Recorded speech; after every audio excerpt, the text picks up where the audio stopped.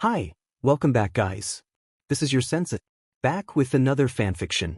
This is the first part of What If Naruto Becomes Son of Lucifer? Now before starting, please give this video a like and subscribe to the channel if you want more videos like this. Now let's get into the fanfic. On October 10th, a powerful creature with immense strength roared through the skies, causing the earth to tremble with the swipe of one of its 9 tails. This being was known to all as the QB, the nine-tailed fox, the most powerful of the bijus. On that same day, the creature attacked the village, and 3 children were born, a girl and 2 boys, the children of the village leader and his wife, the last inhabitant of a forgotten land.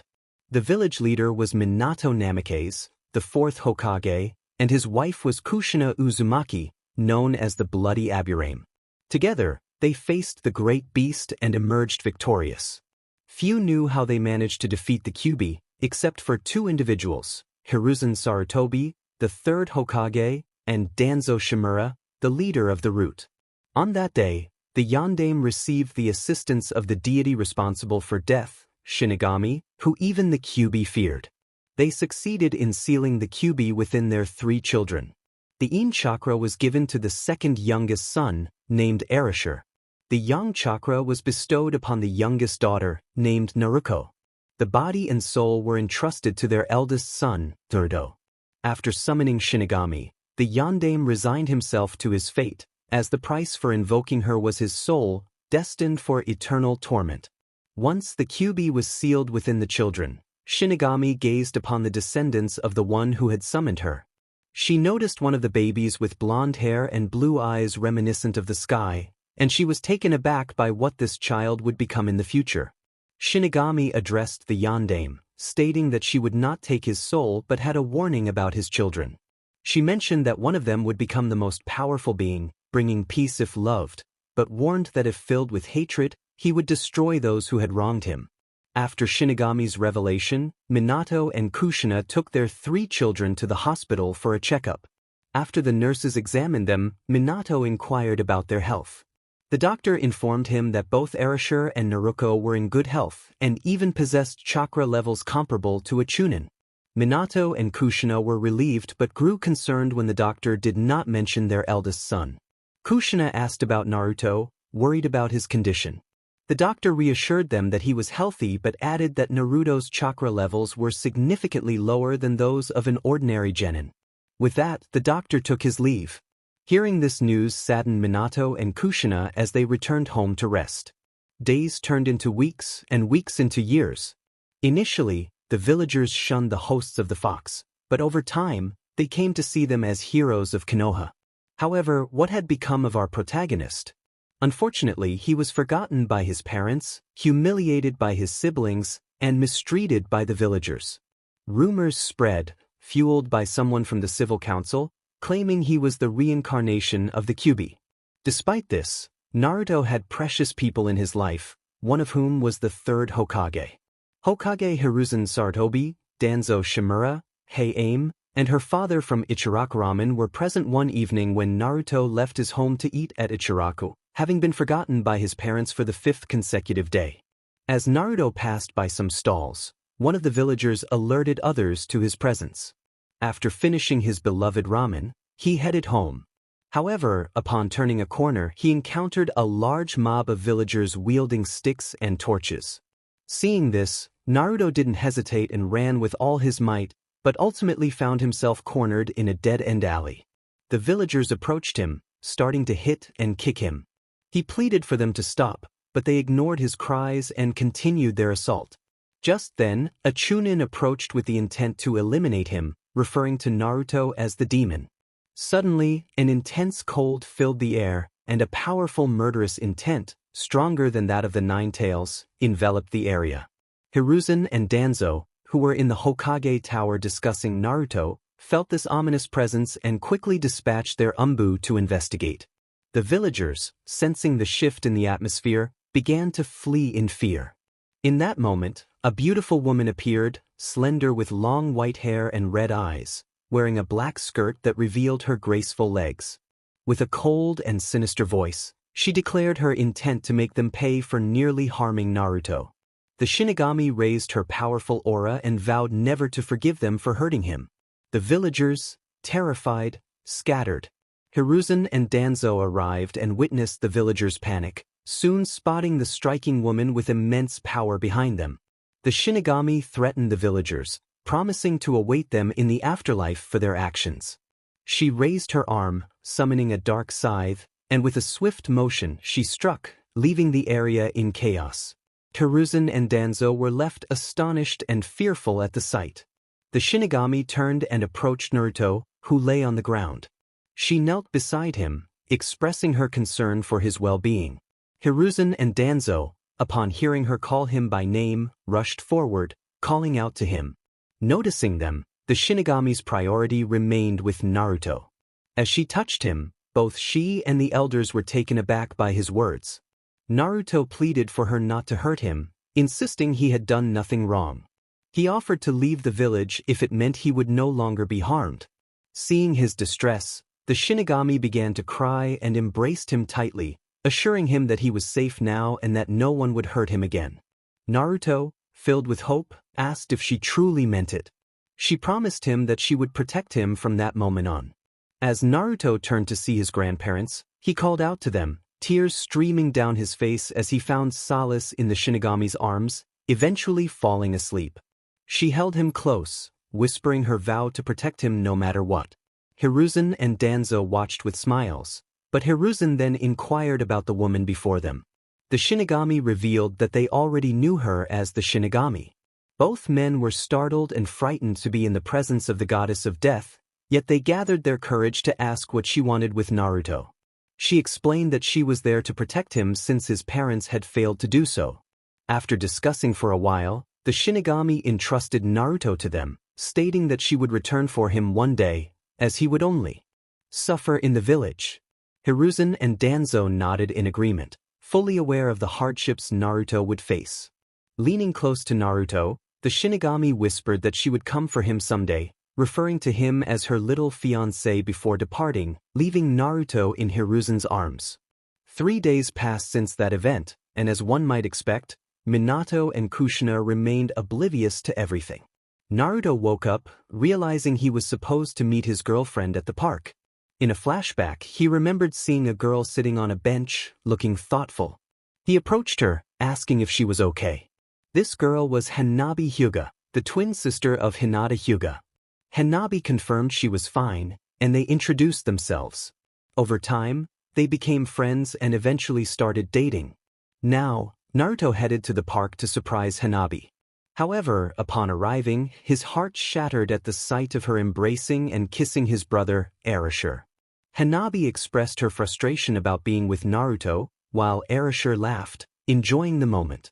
Hearing this, Naruto felt a wave of sorrow and anger wash over him. He turned away, leaving the scene, while Hanabi waited for him, unaware that he would never arrive. Hanabi felt a surge of anger as she recalled how she had been stood up, vowing that when she saw him again, he would pay for it. Days turned into weeks, and Hanabi was relieved that she hadn't seen Naruto. She no longer wanted to be around him.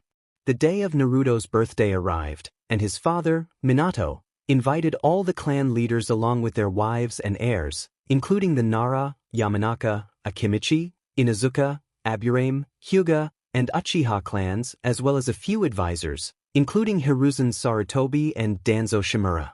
As night fell, everyone gathered at the Namikaze's residence for the celebration. Minato expressed his gratitude for everyone's presence at the party for his 2 children, Erashur and Naruko, and invited them to come forward to receive their gifts. Erashur and Naruko responded with enthusiasm, acknowledging their father.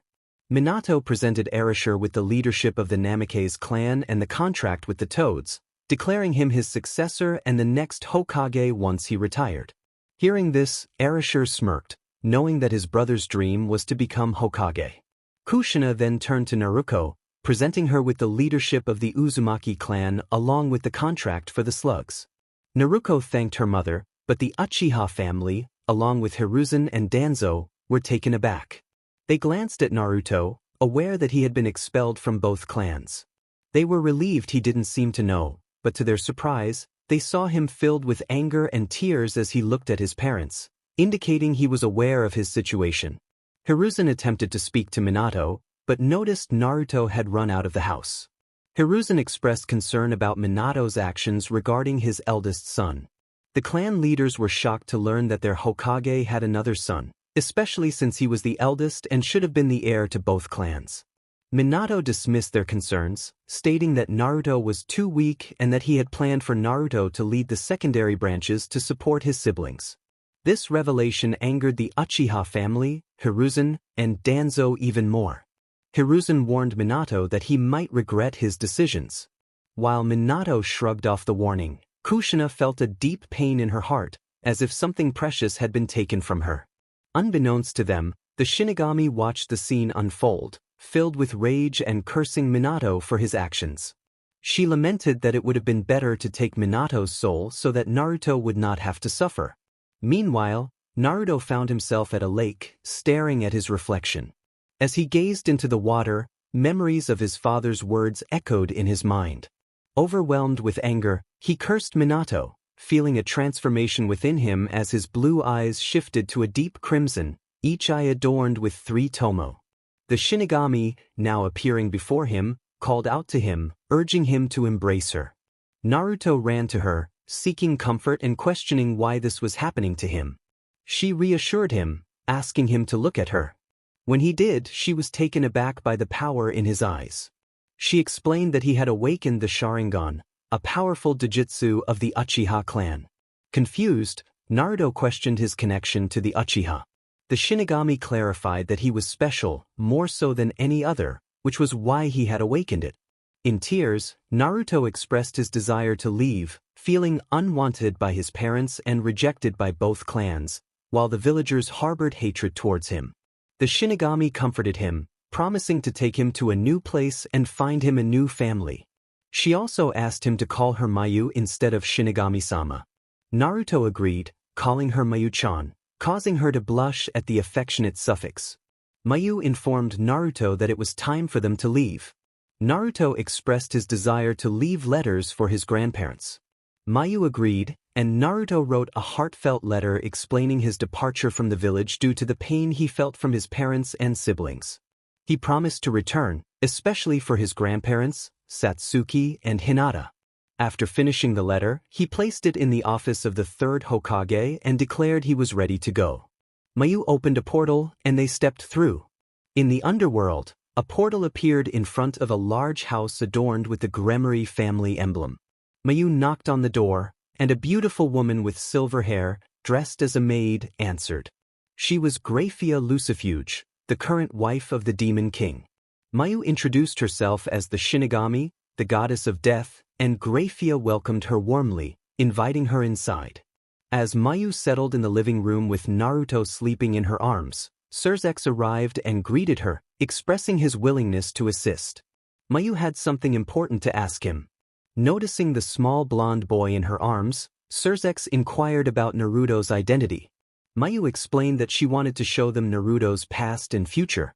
They gathered around Naruto, and Mayu cast a genjutsu, revealing the boy's painful past of rejection and mistreatment by his family and village.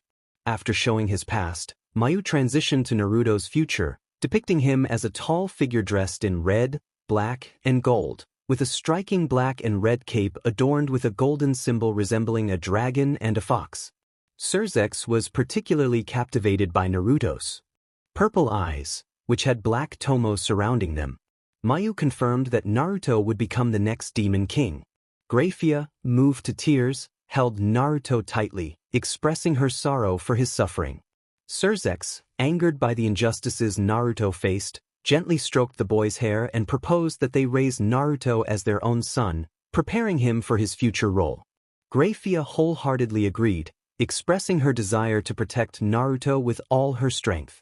Mayu revealed that she had a proposal for them. Naruto was the heir to the Uzumaki clan, and due to his mother's abandonment, he would be recognized as the true heir. She offered to make them his true parents by changing their blood to Uzumaki blood and Naruto's blood to theirs. Both Surzex and Graphia accepted the proposal. Mayu summoned her power to change their blood, causing them to glow. While Surzex remained unchanged, Graphia's hair transformed from white to red. Then, Mayu turned her attention to Naruto, who began to shine as his appearance changed. His blonde hair became red, his blue eyes transformed into jade, and the marks on his cheeks disappeared. Mayu confirmed that Naruto was now their legitimate son, and Graphia expressed her gratitude. Meanwhile, in Konoha, Kushina felt a sudden pain in her heart, as did Minato. Mayu had one final note for Surzex. Naruto, as the last male Uzumaki heir, would need multiple wives, and she revealed that she was one of them. Surzex and Graphia were taken aback by this revelation. At that moment, Surzex's parents arrived, bringing along his little sister, who was the same age as Naruto and asleep in her mother's arms. Venelana Bale, Surzex's mother, greeted Mayu respectfully, and Xiaticus Gremory, his father, did the same. Venelana asked what brought Mayu to their home. Mayu explained that she had already informed Surzex, who would share the details with them. She also mentioned that Naruto would possess divine eyes, evolving from the Sharingan to the eternal Mangekyo Sharingan. Mayu promised to leave scrolls for training and instructed them to contact her when Naruto awakened his powers. She also expressed a desire to meet their daughter, Rias. As Venelana approached with Rias, Mayu was surprised and delighted to touch the girl's head, recognizing her significance. Venelana mentioned that the name was Rias Gremory. Mayu then addressed everyone, sharing a prophecy concerning Naruto. The prophecy foretold that a child would be born with the power and eyes of a god. This child would rise to become a king of kings, but if mistreated he would turn into the world's destroyer. However, the love of a woman would save him from darkness. This woman would have crimson hair and jade-colored eyes, guiding him toward the light he needed to follow. Venelana, realizing the implications, asked if Mayu meant that Rias was the woman from the prophecy. Mayu confirmed that Rias would be the most important woman Naruto would love with all his heart and would also be his first wife. Venelana was taken aback but smiled at the revelation. Mayu added that Rias would not be the only wife Naruto would have in his life, as she herself was one of them. Venelana acknowledged this with understanding. Mayu then stated that she needed to leave, as she had a lot of paperwork to attend to. Digo, I will punish some villagers. Everyone knows who he is referring to. Mayu turns to see Naruto in Graphia's arms. She expresses her concern for him, saying that she will be watching over him from a distance and that she loves him, her little husband. She gives him a kiss on the cheek and bids farewell to the entire Gremory family. Once the Shinigami leaves, Surzex shares everything with his parents about how he is now their blood son, recounting his past and his future. Venelana and Xiaticus are surprised to learn they have a grandson and feel anger towards his former parents and Konoha. Xiaticus reminds Surzex that they must inform the council, as they have the right to know. If they discover it themselves, they will be very upset. Surzex acknowledges this, stating he had already planned to tell them. Graphia then carries Naruto to his room and lays him down to sleep, giving him a gentle kiss on the forehead. She wishes him a good rest, calling him her son. The next day, Naruto wakes up feeling confused and scared, unsure of where he is. He turns to the door as he hears it open and sees a beautiful woman with red hair. She greets him warmly, introducing herself as Graphia Uzumaki, and tells him that from now on, she will be his mother. Naruto is taken aback by this revelation, recalling Mayu's promise to find him a new family. Tears begin to well up in his eyes as he rushes to embrace Graphia, calling her Kun. Graphia holds him tightly, and a red-haired man leans against the door with a smile. Surzex introduces himself as Naruto's new father, assuring him that they will be a family from now on. Filled with joy, Naruto hugs his father, and Graphia joins in, the three of them sharing a moment of happiness as if they had been together for a long time. Graphia comforts Naruto, telling him not to cry because they will love him with all their hearts. 2 weeks pass, during which Naruto gets to know his parents and grandparents better. He also meets Rias, and they both blush upon seeing each other, which does not go unnoticed by the others. Venelana remarks that the Shinigami was right about the two of them. Graphia agrees, expressing joy at seeing her son so happy. The following day, Rias goes to wake Naruto in his room. She knocks on the door, but when there is no response, she opens it and enters. Seeing Naruto, she calls out to him but receives no reply. As she approaches, she notices he is sweating and has a high temperature. Panicking, Rias rushes downstairs, calling for Grafia. Venelana and Grafia hurry to see what is wrong. Rias explains that something is wrong with Naruto. Grafia rushes to his side, feeling his forehead and realizing he has a fever. She calls out for Surzex, urging him to come quickly. Surzex asks what is happening, and Grafia informs him about Naruto's condition. Rias is in tears, seeking comfort from her mother. Grafia tells Surzex to contact the Shinigami for help. Surzex retrieves the wand given to him by the Shinigami and calls out for her urgently. Mayu responds, asking what is wrong. Surzex explains that Naruto has a high fever and is unresponsive. In an instant, a portal appears, and Mayu steps through, immediately noticing Naruto's condition. Touches his forehead, surprised by how hot he is. Mayu channels her energy to him, urging him to wake up. Naruto stirs, awakening in a panic, pleading not to be harmed, expressing his willingness to leave if that is what they want, but begging them not to hurt him. Naruto was curled up in bed. Upon hearing this, everyone began to cry, especially Rias, who couldn't stop her tears as the person she loved was suffering. Grafia hugged him and reassured him that his parents and Rias were there for him. Naruto reacted to hearing Rias's name. He lifted his head, revealing his eyes, and everyone was surprised to see his Sharingan transform from 3 Tomo to an eternal Mangekyo Sharingan. Unlike the normal Mangekyo Sharingan, which could cause blindness from overuse, Naruto, as the reincarnation of the Sage of Six Paths, possessed the eternal version. Mayu exclaimed about Naruto's eyes, and Surzex recognized their significance. Mayu explained that it seemed Naruto's dream had awakened the next evolution of the Sharingan. Naruto, feeling discomfort in his eyes, looked into a mirror and was astonished by the change. Mayu encouraged him to share what he had dreamed. With a heavy heart, Naruto lowered his head, tears of blood beginning to flow from his eyes. Mayu quickly reassured him that he didn't have to share if he didn't want to. However, Naruto decided to tell his family about his dream, revealing that he had seen his former parents and siblings tormenting him, calling him a cursed fox, while villagers beat and tortured him.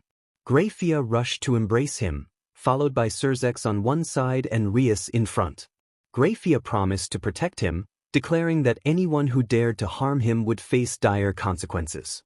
Surzex echoed this sentiment, vowing to do the same. Rias affirmed her commitment to always be by his side, giving him a kiss that made him blush. Surzex and Grafia felt joy for their son, knowing Rias would bring him happiness and support him in everything. Mayu announced that it was time to begin Naruto's training, emphasizing the importance of mastering the unique abilities of his eternal Mangekyo Sharingan. Naruto felt excitement at the prospect of starting his training. Surzex offered to help him alongside his mother. Mayu added that Rias would also train, as a king needed his queen. Rias blushed at this and then adopted a serious expression, vowing to work hard to protect the one she loved. Naruto turned bright red, almost steaming from embarrassment. Mayu then mentioned that as the leader of his clan and the last male, Naruto would need multiple wives to rebuild his clan. Rias pondered this but then approached Naruto, declaring that she didn't mind sharing him because she loved him. She insisted that she would be the first in everything, claiming his virginity and ensuring she would be the first to bear their child, while also assessing any others who might be worthy of him. Naruto was so flustered by Rias's declaration that he fainted. Everyone was taken aback, especially Venelana. Grafia remarked that Rias would be her daughter-in-law. Rias shyly confirmed this. Surzex laughed at his little sister and turned to his mother, suggesting that they announce Naruto and Rias's engagement at the upcoming meeting with the other Mao and advisors. Venelana agreed. 3 days later, the Mao and advisors convened for an important meeting and summoned Surzex.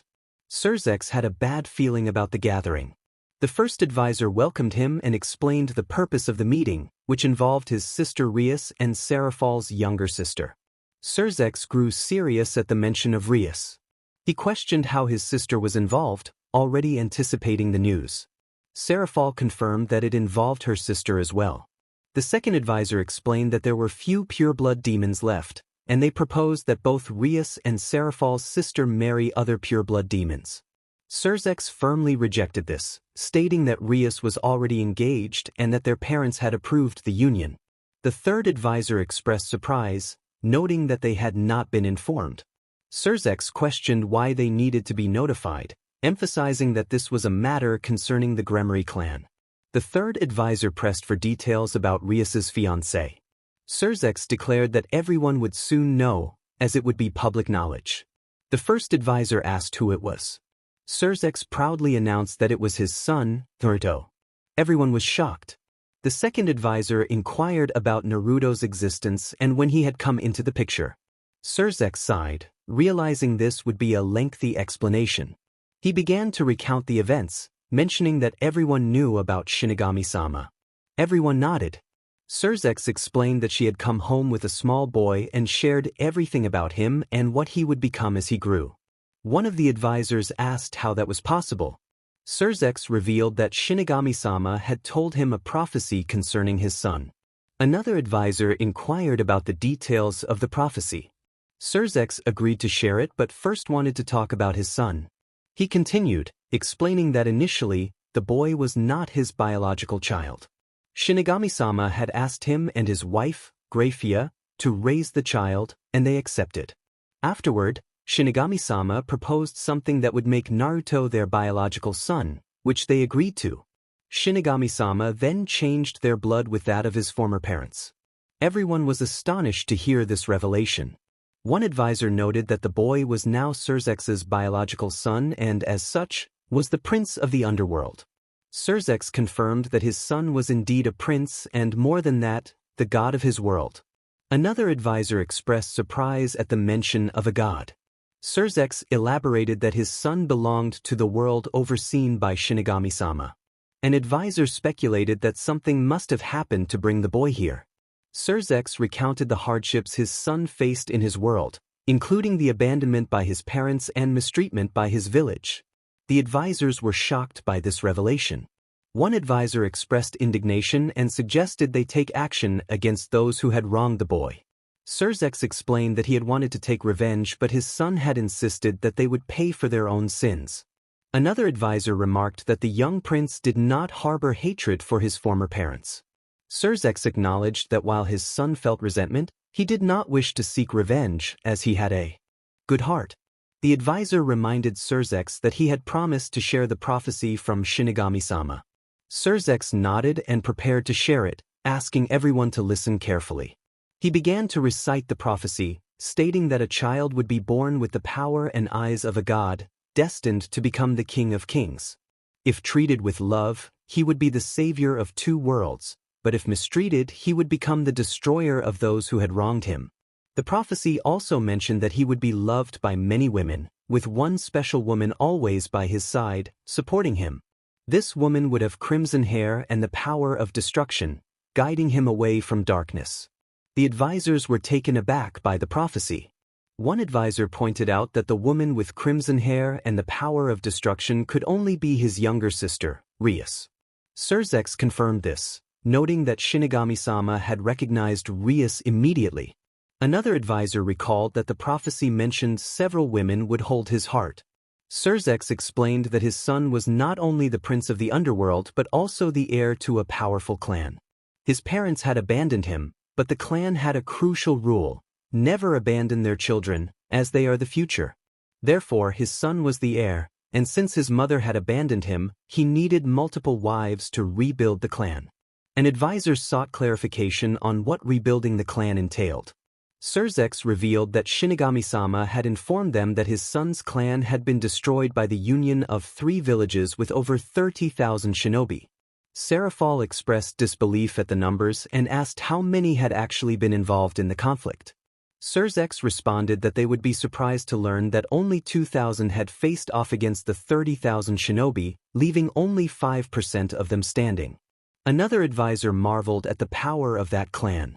Sersex affirmed that it was indeed powerful, and now his son needed to rebuild it, becoming even stronger in the process. Seraphal expressed her desire to meet his son, smiling as she spoke. Sersex agreed, mentioning that Rias planned to take Naruto to Serafal's house the next day to introduce him to Sona-chan. Serafal was pleased to hear this. Surzex concluded the meeting, and upon arriving home, he shared everything that had been discussed. Venelana was upset about the idea of arranging a marriage for her daughter with any pure-blooded demon. Surzex reassured her, explaining that he had already told them Rias was engaged to Naruto. He then asked where Rias and Naruto were. Grafia informed him that they had gone to bed early because they wanted to visit the Citri family, as Rias wanted to introduce Sona-chan to Naruto. Venelana remarked that her daughter seemed to be seeking out her sisters.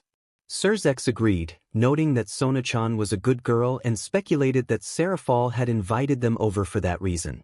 Meanwhile, Naruto was asleep when he felt someone trying to wake him.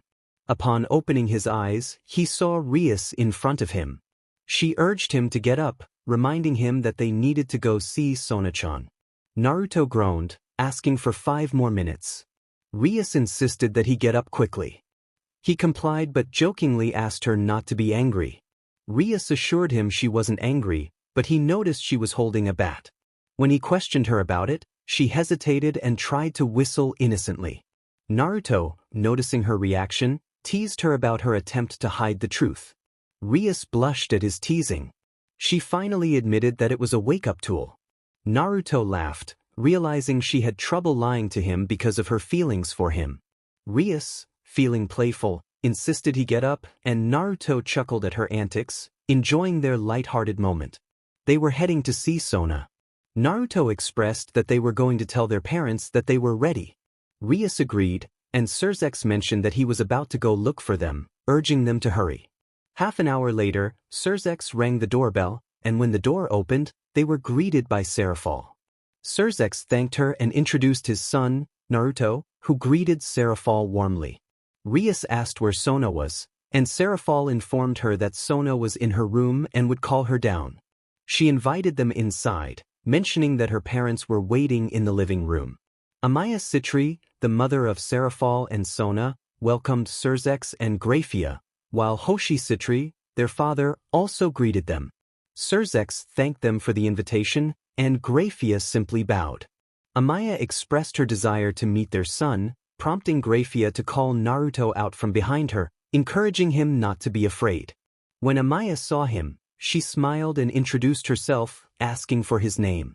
Naruto introduced himself politely, and Amaya was pleased, introducing her husband Hoshi as well.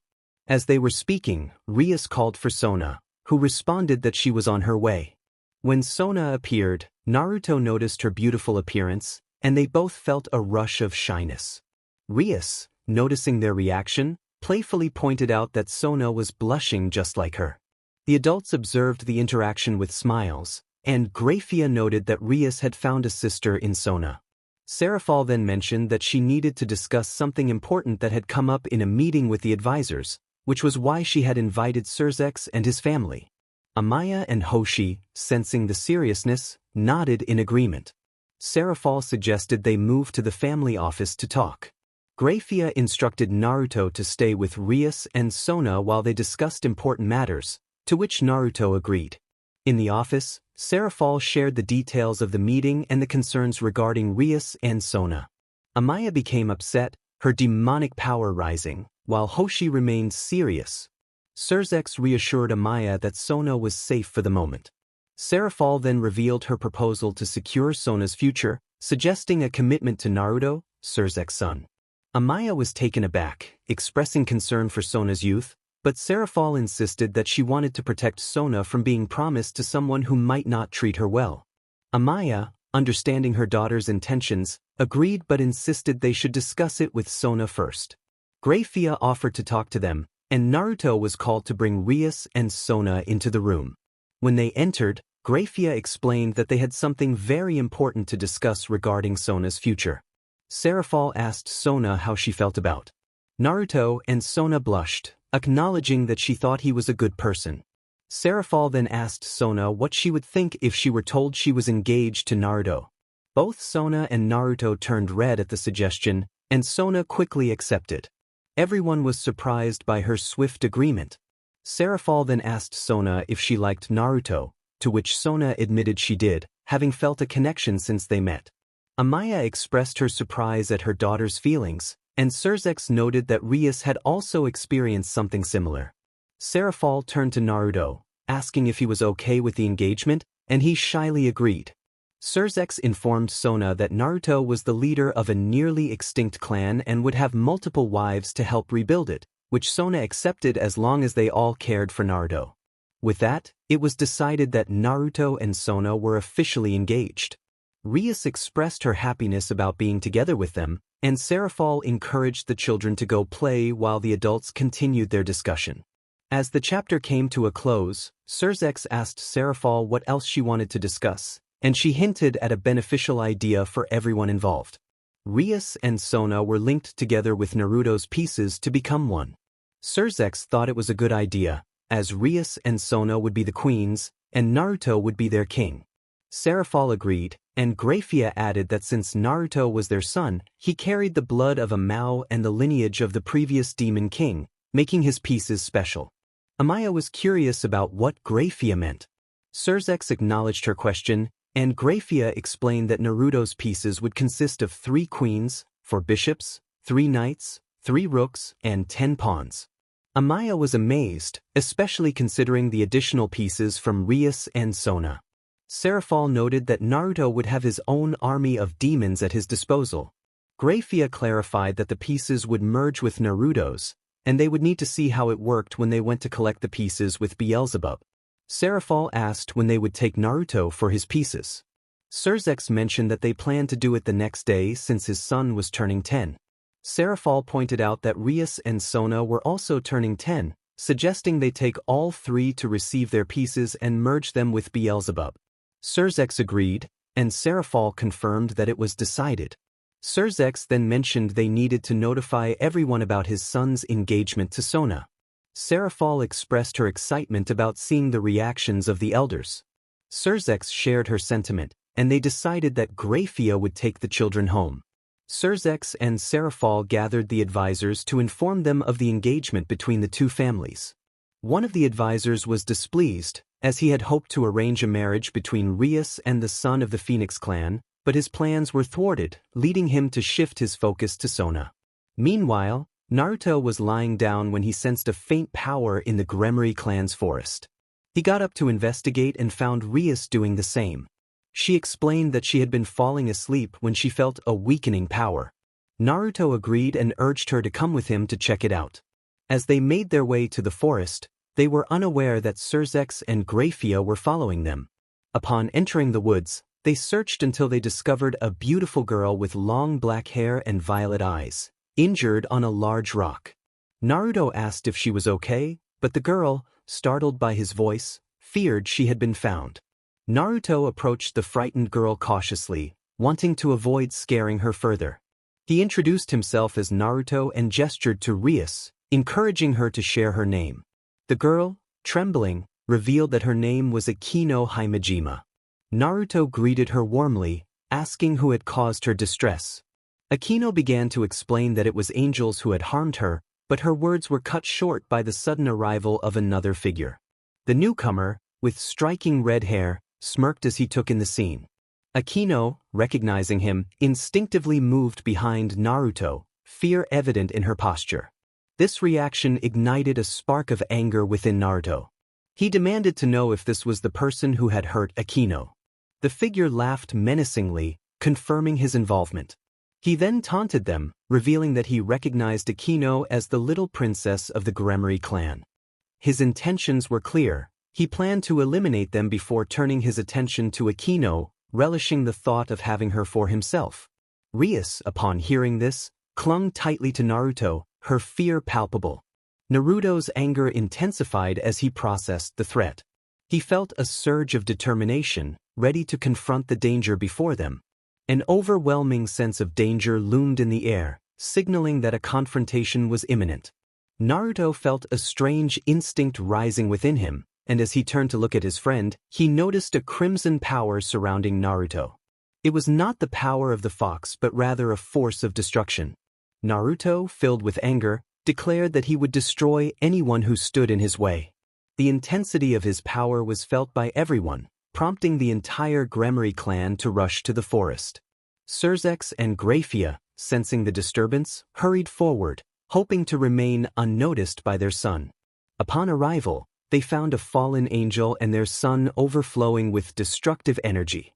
Soon after, Venelana and Zudicus joined them. Zudicus asked what was happening, and Surzex replied that it was Naruto. The newcomers watched in awe as Naruto radiated destruction. As he lifted his head, they were captivated by the sight of his eternal Mangekyo Sharingan glowing fiercely alongside his destructive power. The fallen angel, frightened by the display, attempted to flee. Venelana exclaimed that it was escaping, and everyone watched as Naruto raised his hand toward the fleeing angel. With a commanding presence, he uttered a single word, and a crimson lightning bolt shot forth, striking the angel and disintegrating it into dust. Surzex marveled at his son's power, while Zudicus expressed his amazement at the sheer force of destruction. However, the exertion took its toll, and Naruto fainted. Rias rushed to embrace him, calling out his name. As his brother and parents arrived, Surzex reassured Rias that Naruto would be fine. He was just exhausted. Rias nodded in understanding. Graphia then asked Akino how she had come to be there. Akino explained that her mother had sent her to safety before the fallen angel could harm her. Surzex realized that Akino was half human and half fallen angel, and he assured her that she was now safe. As the day progressed, Naruto awoke to find 2 weights on his arms. He blushed upon seeing Rias and the girl he had saved the night before. Graphia informed him that Rias had refused to leave his side until he woke up, and Akino had trouble sleeping, so Rias suggested they let her stay beside him. Naruto admired their beauty while blushing, realizing that he had spoken aloud. Graphia laughed, teasing him about growing up too fast. Just then, Rias and Akino woke up, with Rias hugging him tightly. Akino, blushing, apologized for being so close. Naruto reassured her that it was fine, and Akino felt flattered by his words. Rias, with a mischievous smile, remarked that she had found another sister for her brother. Graphia then instructed everyone to get up for breakfast. As they gathered in the dining room, Surzex asked Akino if she had family elsewhere. She revealed that her mother was her only family, as her father rarely visited. Rias then asked Akino if she wanted to stay with them, which made Naruto blush, a fact not lost on his parents. Surzex sighed, noting that Rias seemed to have a knack for choosing her sisters wisely. Rias affirmed this, but Surzex reminded her that she couldn't pair every girl with Naruto. Rias insisted that she would only choose those worthy of being by his side. Curious, Akino asked what Rias meant, and Rias directly asked if Akino liked Naruto. Akino, blushing, admitted that she had feelings for him since the moment he saved her.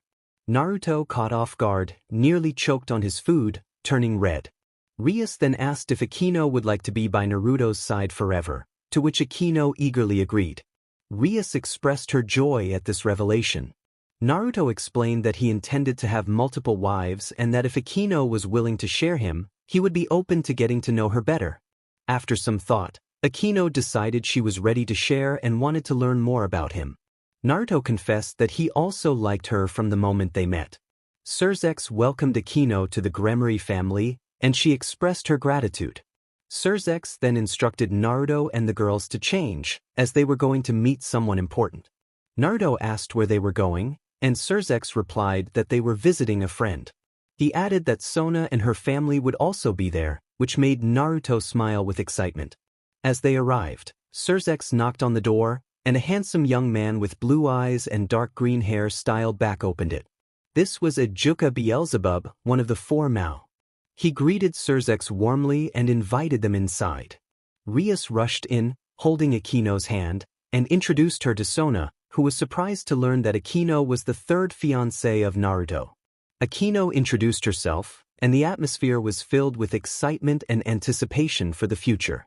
Sona Citri was 10 years old. Hoshi commented on a boy's choice, noting that he would have very beautiful brides. Amaya agreed, adding that their daughter would be among them. Ajuka greeted Naruto with respect, and Naruto returned the greeting warmly. Surzex reminded Ajuka of their purpose for being there, to which Ajuka confirmed that Serafal had informed him of the details and suggested they begin. Surzex agreed, and Ajuka instructed them to bring the children. Naruto, Rias, and Sona approached when called. Surzex informed them that it was time for them to receive their special pieces. The children expressed their excitement, and soon Ajuka arrived with 3 chests. He instructed the children to place their hands on the version pieces. Following his directions, Ajuka pricked a finger of each child, and as their blood fell onto the pieces, they began to glow red. Once the glow faded, the pieces were now a deep crimson.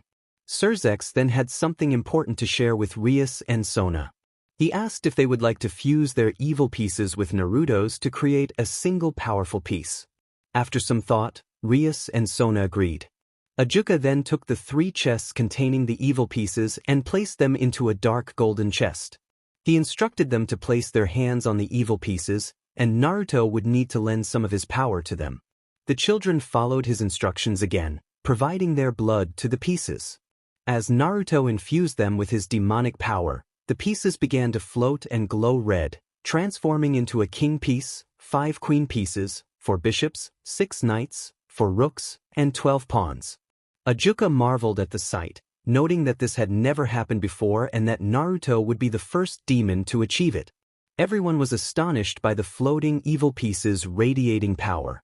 Surzex confirmed that it appeared to have worked, and Serafal expressed her surprise as they witnessed the evil king piece joining Naruto, while 3 queen pieces bonded with Rias, Sona, and Akino. Ajuka explained that while the king piece's choice was understandable, the queen pieces had chosen on their own. Surzex inquired further, and Ajuka clarified that the genuine feelings between Naruto and his fiancées had influenced the pieces' choices. Serafal noted that they had to choose their queen, while Ajuka affirmed that the situation was indeed remarkable. Surzex realized that the stronger his son became, the more powerful the girls would be. Ajuka then presented Naruto with his evil pieces, and Naruto expressed his gratitude. Ajuka instructed Naruto to pay attention as he explained the ranks of the pieces. He detailed that the queen had the rank of rook, knight, or bishop, with each rank representing unique strengths such as immense defense, speed, and magical abilities. Naruto was impressed by the information. Ajuka then shared the incantation for reincarnating his nobility into demons. He explained that when Naruto wished to reincarnate someone, he would need to recite specific words. Naruto understood and listened carefully as Ajuka provided the incantation. Ajuka concluded by stating that this would be Naruto's right, which would allow him to summon individuals to fight alongside him in future battles. Afterward, Surzex and Graphia congratulated Naruto, who thanked them. Venelana suggested they celebrate at home with a grand feast, and everyone cheered in agreement. 2 years later, at the Gremory house, Naruto, Rias, Sona, and Akino, now 12 years old, were training in the Gremory training grounds. Naruto paused his combat practice to watch his beloved fiancés refine their chakra control, smiling proudly at their progress. He had taught them how to use chakra, enabling them to harness 2 types of energy. Rias playfully asked if Naruto enjoyed the view, and he affirmed that he could never tire of watching his 3 goddesses. The girls blushed at his words, and Naruto found them even more beautiful in that moment. He suggested they take a break for ice cream to relax after training, and they eagerly agreed. As they walked, they noticed a girl being chased by one of the Gremory clan guards. The guard shouted for her to stop, but the girl ran as fast as she could, determined not to be caught. In her haste, she collided with someone unexpectedly. The girl quickly stood up and saw the person she had bumped into, feeling a blush rise to her cheeks. Just as she was about to leave, someone grabbed her. The guard held her firmly, stating that he would take her to the dungeons for theft. In that moment, Naruto sensed her pain and sadness. He called for the guard to stop. The guard was about to reprimand him when he recognized who it was. Naruto insisted that the guard release the girl, and although the guard hesitated, he complied, acknowledging Naruto's authority. After the guard stepped back, Naruto approached the girl cautiously. He introduced himself as Naruto Lucifer. Upon hearing his name, the girl's eyes widened, and she instinctively began to kneel, but Naruto gently stopped her. He reassured her that she didn't need to kneel before him and asked for her name. "My name is Kuroka Tuju." Kuroka had long black hair and hazel eyes with feline pupils and ears. Naruto introduced himself, expressing his pleasure in meeting her. Kuroka responded, saying the pleasure was hers. Naruto then introduced his companions, Rias, Sona, and Akino. They greeted Kuroka, who returned the greeting. Naruto, with a serious expression, asked Kuroka why she had stolen medicine. Kuroka, looking sad, explained that it was for her little sister, who was sick at home. Naruto understood and offered to help, asking if she could take him to her sister. Kuroka was surprised but grateful for his willingness to assist. Rias then expressed her admiration for Naruto's noble heart, to which he responded that he loved them all. Sona decided to join them to help Kuroka's sister, and Naruto encouraged Kuroka to lead the way. Kuroka guided them to her home, and upon arrival, Naruto was taken aback by the condition of the place. Kuroka admitted that she and her sister were orphans and poor. Naruto asked to go inside to see her sister, and Kuroka led him in, where he noticed the house was old and crumbling. Kuroka called for her sister, Kaneko, who was weak and coughing. Kaneko had white hair and hazel eyes, with feline features. Naruto quickly approached her to check her condition, and Kuroka watched as Naruto's hand glowed with a green light. He explained that it was medical chakra, which allowed him to assess and heal injuries. Kuroka was amazed that he could use chakra like her. Naruto confirmed that Kaneko only had a high fever and reassured Kuroka that it wasn't serious. Relieved, Kuroka thanked him, but Naruto insisted that he hadn't done much. Kuroka expressed her gratitude again, acknowledging that he had saved them both. Then, Naruto surprised her by asking if she and Kaneko would like to live with him. Kuroka hesitated, unsure of accepting an offer for shelter after their past experiences. Noticing her apprehension, Naruto reassured her that they would be safe with him. Kaneko encouraged Kuroka to accept the offer, saying that Naruto was different from others. Kuroka agreed, and Naruto asked his companions for their thoughts. Rias, Sona, and Akino all agreed to the plan. Naruto declared that it was decided, and Kuroka mentioned needing to gather her and Kaneko's belongings. Naruto reassured her that they would have everything they needed. Later, at the Gremory house, a servant informed Surzex and Grafia that Naruto had returned with his fiancées and 2 young girls. They went to greet him at the door, and Naruto smiled upon seeing his parents. He apologized for being late, explaining he had been busy with something important. Surzex asked about his companions, and Naruto introduced Kuroka and Kaneko, who were recognized by their demonic traits. Surzex noted that one of them was a renegade, surprising Naruto. When asked why Kuroka had left her master, she felt scared, fearing they would send her back.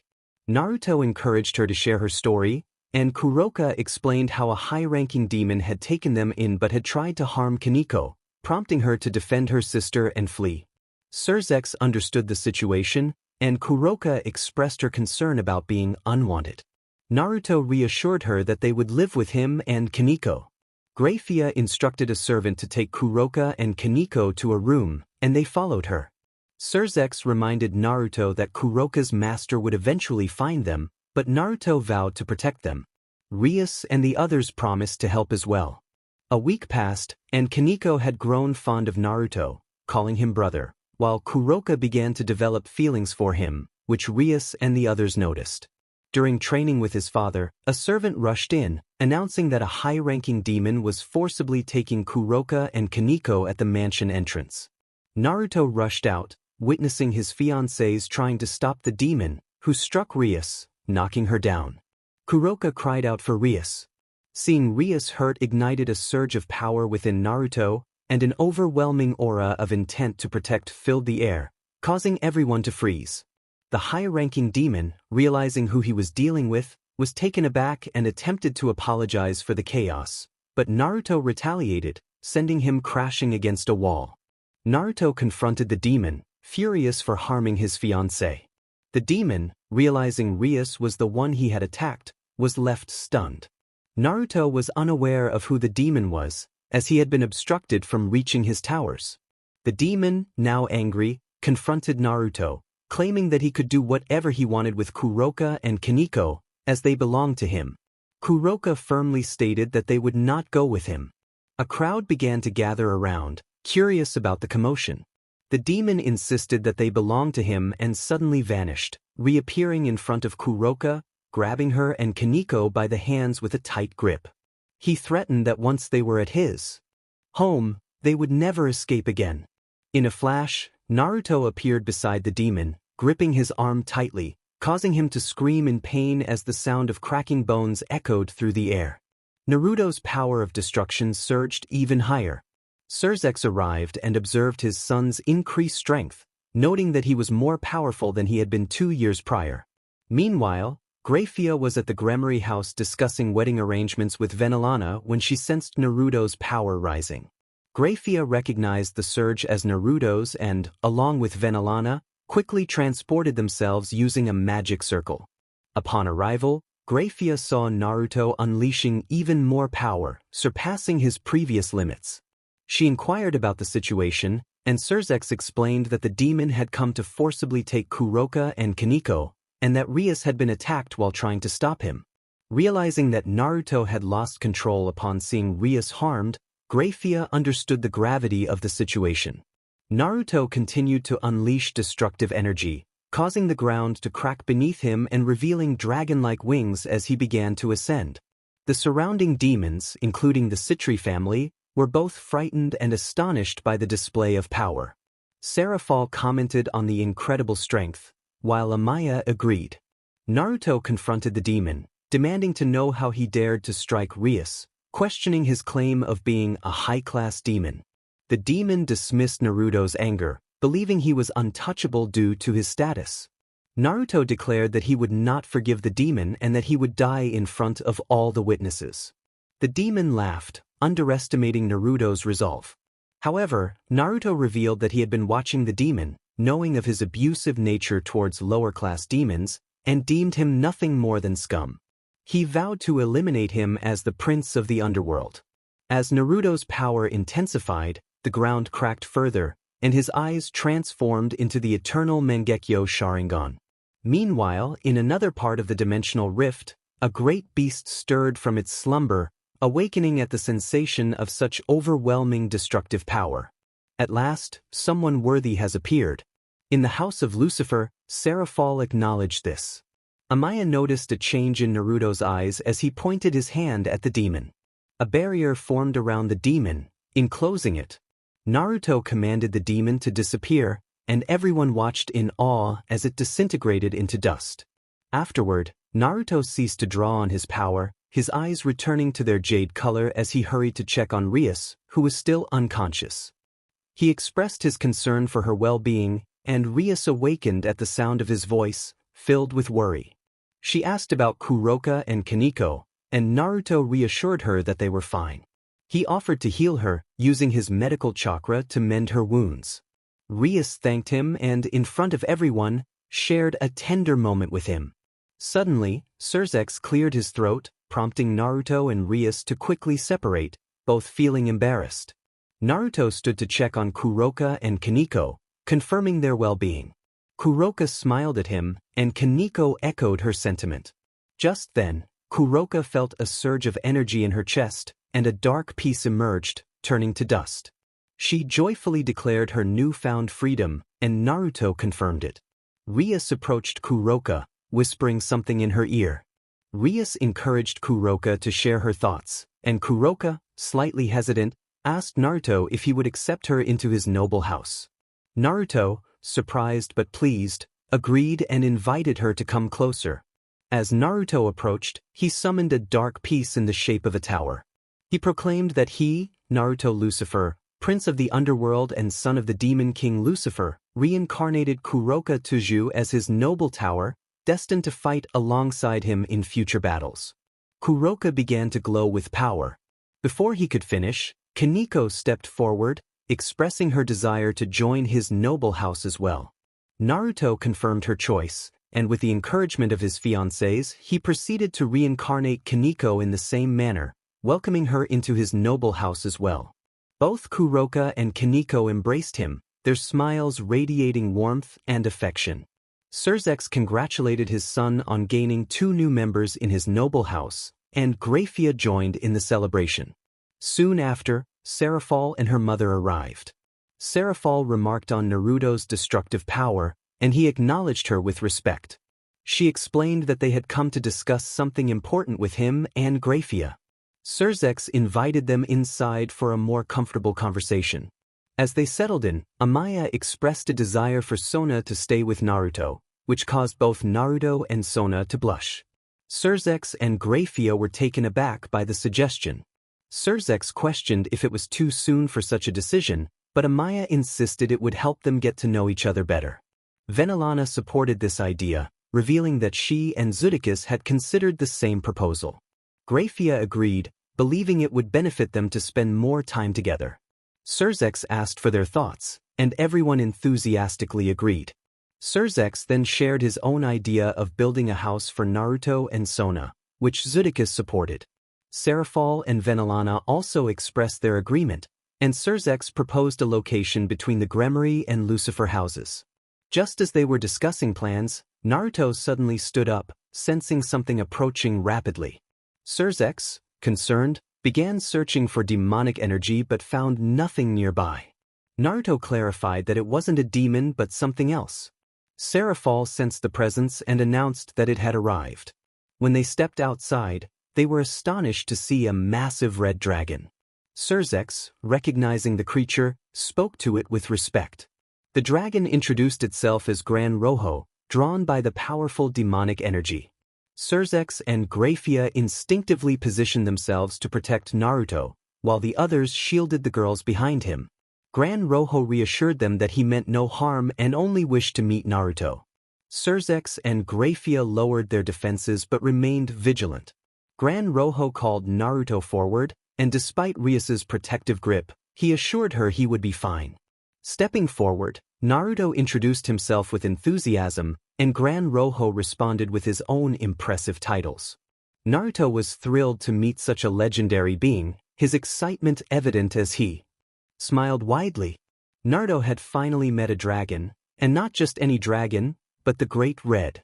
The Great Red observed that Naruto did not seem frightened. Naruto, feeling a sense of calm, noted that he sensed no hostility from the dragon. The Great Red acknowledged this and explained that he had felt Naruto's immense power from the dimensional breach. Those who were aware of the breach were astonished to hear that the Great Red had sensed Naruto's strength from such a distance. The dragon further remarked that Naruto's power felt warm and aggressive. Curious about the dimensional breach, Naruto made a mental note to ask his father about it later. The Great Red then posed a question to Naruto, asking what he would do if he possessed a power greater than the dragon's. After contemplating for a moment, Naruto responded that great power came with great responsibility, and many used such power for evil. The Great Red was impressed by Naruto's maturity and asked him what he would do with such power. Naruto explained that he would use it to protect his family and loved ones, striving for peace across the 3 realms. He emphasized that achieving peace required not only dialogue but also strength, as enemies might betray you if you let your guard down. The Great Red and the others were taken aback by Naruto's wisdom. The Great Red then offered Naruto a proposal, asking if he would like to be the bearer of his sacred gear. Everyone familiar with the sacred gears was left speechless, including Naruto, who felt honored by the offer. The Great Red began to glow red, forming a red orb with a golden sacred gear at its center, which then moved toward Naruto and merged with his body. As this happened, Naruto experienced intense pain and began to cry out. Graphia, hearing her son's cries, rushed to embrace him, concerned for his well-being. She urged him to hold on, while Surzex expressed his frustration, knowing they had to wait for the fusion to complete. Rias and the others watched helplessly, tears in their eyes as they witnessed Naruto's suffering. In Naruto's mental space, he awoke in a dark place surrounded by water. Confused, he began to walk, realizing he was in a sewer. To his shock, he encountered a large golden gate with a ceiling symbol and an enormous 9-tailed fox behind it. The fox opened its red, slit eyes and greeted Naruto, revealing itself as the Kyuubi, the bijou of the 9 tails. Naruto was taken aback, realizing that the Kyuubi had been sealed there by his father. anger surged within him, and he vehemently denied any connection to the man he referred to as his father. The Kyuubi, surprised by Naruto's fierce rejection, asked where they were, as this was not Konoha. Naruto explained that they were in the underworld. The Kyuubi, alarmed by this revelation, panicked, fearing he was dead. Naruto, exasperated, clarified that they were not dead yet. The Kyuubi, still in disbelief, demanded to know why they were in the underworld if they were alive. Naruto recounted his past, sharing the pain of being forgotten by his parents and mistreated by villagers, as well as his encounters with the Shinigami. The mention of the Shinigami visibly affected the Kyuubi, and Naruto concluded by explaining his new life and family. The Kyuubi, trying to process this information, asked if it was true that Naruto was now living in the underworld with a new family, that his father was the Demon King, and that he was engaged to the Shinigami. Naruto confirmed this, and the Kyuubi fainted from the shock. As the Kyuubi began to regain consciousness, he heard Naruto calling out to him, insisting that it was not a dream but reality. The Kyuubi opened his eyes, realizing the truth of Naruto's words. Kyuubi expressed disbelief, calling Naruto a brat and questioning the truth of his claims. Naruto suggested that Kyuubi look into his memories if he doubted him. Kyuubi slapped his own face for not considering that possibility sooner and focused on Naruto's memories, gradually turning pale. He stammered that it was impossible, to which Naruto replied that it was indeed true. Just as Kyuubi was about to respond, he sensed another power, one he recognized, unlike Naruto. Gran Rojo, the Dragon of Apocalypse, appeared, expressing frustration at the state of Naruto's mental space, likening it to a filthy sewer. Kyuubi was taken aback, having thought dragons were extinct. They pointed at each other, with Kyuubi asserting that Gran Rojo was invading his private territory. Gran Rojo raised an eyebrow and glanced at Naruto, who simply shrugged in response. Gran Rojo introduced himself as the true Dragon Emperor, while Kyuubi introduced himself as Kurama, the Nine Tails. Naruto, amused by their posturing, requested their real names, noting that the titles they held were not their true identities. Both Kyuubi and Gran Rojo dismissed his request, claiming he was not worthy of knowing. Naruto informed them that they were now a team, prompting them to sigh and nod in agreement. Kurama revealed his name, and Gran Rojo followed suit, introducing himself as Draco. Naruto smiled and declared himself Naruto Lucifer, eager to fight alongside them. Suddenly, Naruto began to fade away, confused about what was happening. Kurama explained that he was waking up. As Naruto vanished, he found himself in his mother's arms. Graphia, his mother, expressed relief that he had finally awakened, while Surzex, his father, asked how he felt. Naruto responded that he was fine. As he attempted to rise, he was tackled by his fiancés, who expressed their worry for him. He apologized, promising not to cause them concern again. The next day, Naruto woke up but found he couldn't get up. He noticed his fiancés sleeping beside him and carefully moved to avoid waking them. Upon leaving the room, he spotted his father in the living room, sipping coffee. Naruto greeted Surzex, who returned the greeting. Naruto then mentioned a question he had about something Gran Rojo had said. Surzex invited him to sit down for an explanation. He explained that the dimensional rift existed between the three realms, Earth, Heaven, and the underworld, and was considered a void where nothing could survive without magical or demonic power. Naruto was astonished by this revelation, and Surzex confirmed that he had been there before. Meanwhile, in Konoha, Kushina Uzumaki was preparing a pink room for her baby. She reflected on the significance of her white hair, a result of breaking the Uzumaki clan's first rule: never abandon or forget one's children. She spoke to her unborn child, Mito, while gently caressing her belly. As she exited the room, she felt a strange calling. Curious, she decided to investigate. Upon opening a creaky door, she discovered a neglected room with an old bed and a worn wardrobe. Searching the wardrobe, she found clothes with a name tag that sent her into shock. Naruto. She frantically pulled out more clothes, all bearing his name, and realized she could not forget her own child. In the back of the wardrobe, she found a bag filled with blood-stained clothing. Overcome with horror, she cried out for her baby. Minato, her husband, rushed upstairs upon hearing her scream. Kushina embraced him, feeling like a terrible mother. Minato reassured her that she was the best mother. She pointed out the blood-stained clothes, and Minato's expression turned grave as he recognized the name. Memories flooded back, and they both realized they had not seen Naruto at home for a long time. They hurried downstairs to search through family albums, but found no pictures of Naruto until Kushina discovered an old photo of 3 babies in her arms. They were devastated, realizing they had forgotten their son. Just then, their other children, Naruto and Arashir, entered and noticed their parents crying. Kushina asked if they had seen Naruto, and the siblings' eyes widened in realization.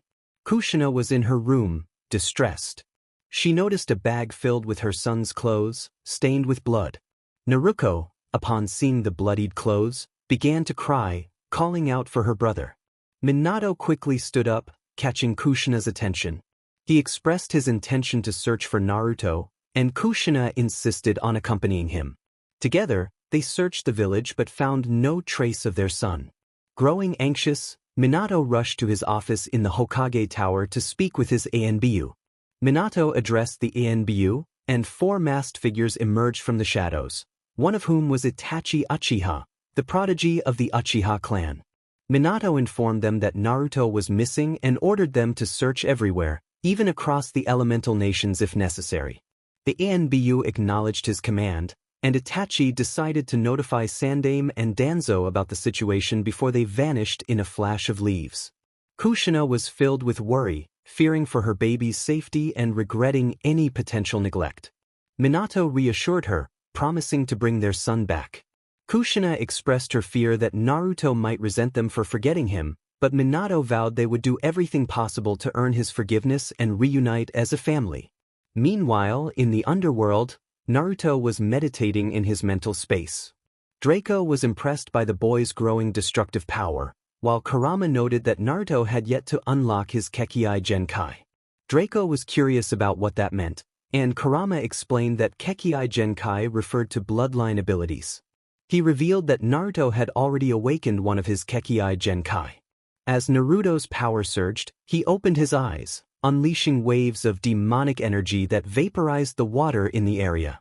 Kurama identified this new power as the Sharingan, also known as the Copying Eye. Draco was astonished, and Kurama explained the evolution of the Sharingan, detailing how it matured from 1 tomo to 3, and then to its advanced forms, the Mangekyo Sharingan and the Eternal Mangekyo Sharingan. Draco was amazed at Naruto's progress and the potential powers of his eyes. Kurama informed Naruto that he and Draco had decided to train him to control his powers and his sacred gears. Naruto was eager but understood the seriousness of the training, especially since it would require a 5-year journey to a dimensional training ground. Despite his reluctance to leave his friends behind, Naruto accepted the need for sacrifice to protect them. He felt sadness at the thought of telling his loved ones about the upcoming separation. The next day, as Naruto celebrated his 13th birthday, he was greeted with congratulations from his parents and fiancés, though he wore a forced smile. Graphia urged him to get ready for the day, and as he descended the stairs, he saw the servants preparing for the party. Surzex, his father, suggested they go shopping for formal attire after breakfast, which Naruto agreed to. As the guests began to arrive, including leaders from various important clans, Naruto and his fiancés made their entrance. Dressed in a formal red suit with a black shirt and tie, he caught the attention of everyone in the room. His fiancées, in matching long red dresses, blushed at his appearance, while the male guests admired the girls, particularly one blonde who seemed captivated. As he watched them, he already had a plan to take them from Naruto. He just needed to wait until he had all his pieces in place. Surzex began to tap his glass, and everyone gathered in front of him. He expressed his gratitude for attending his son Naruto's 13th birthday and invited Naruto to stand by his side for the celebration. With a smile, Naruto approached his father. Surzex wished him a happy birthday, hoping that the day would be special and filled with joy, and that his life would be long and full of happiness alongside his fiancées. He wished him the best because he truly deserved it. Surzex expressed how proud he and Naruto's mother were to have him by their side, acknowledging his kind heart. Never stop fighting for your dreams, nor let failures bring you down. If that ever happens, remember that you have us, your parents, and we will always believe in you and support you in everything. Naruto expressed his gratitude to his father, embracing him as the guests applauded. The celebration continued until it was time to dance. Naruto extended his hand to Rias, who accepted it with a beautiful smile. He then turned to his other fiancés and announced that he would dance with each of them that night, which filled them with joy. As the party came to an end and the guests departed, Naruto addressed his entire family, including the Citri and Gremory clans, whom he considered family. Surzex inquired about the gathering, and Naruto revealed that he had something very important to share. Graphia noticed her son's slight sadness and encouraged him to speak. Naruto admitted that he was indeed feeling a bit down. Graphia reassured him that they would support him no matter what. Naruto then revealed that he planned to train with Great Red in the dimensional gap. Everyone was taken aback, especially his fiancés. Surzex expressed concern about the dangers of such a place. Just as Naruto was about to respond, Draco spoke to him telepathically, asking to explain the situation.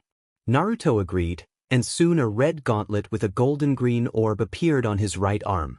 Surzex recognized the significance of this and was surprised to learn that Naruto had awakened his Longinus.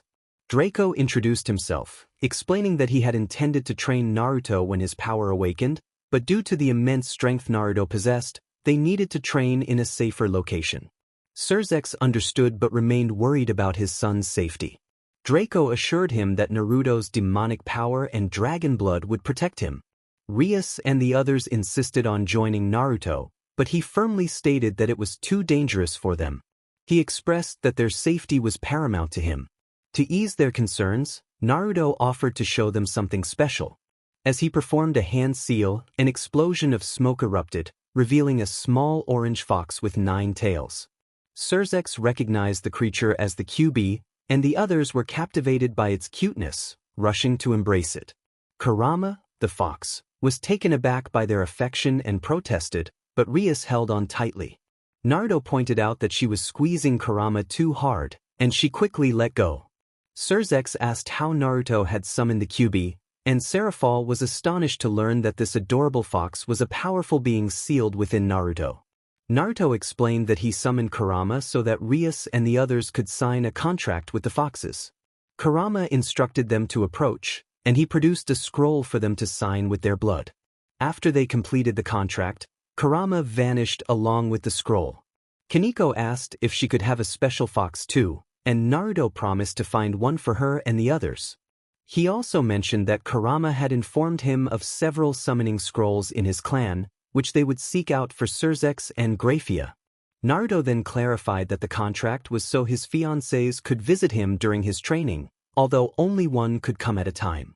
When Rias asked how long his training would last, Naruto replied that it would be 5 years.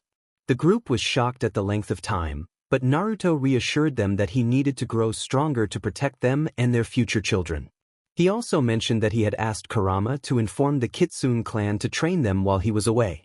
Naruto then entrusted his fiancés with the task of finding strong members for their noble house, knowing they would choose wisely. Surzex asked when Naruto would leave, and he confirmed it would be the next morning. The following day, everyone gathered together for the next chapter of their journey. Naruto was saying goodbye to his loved ones.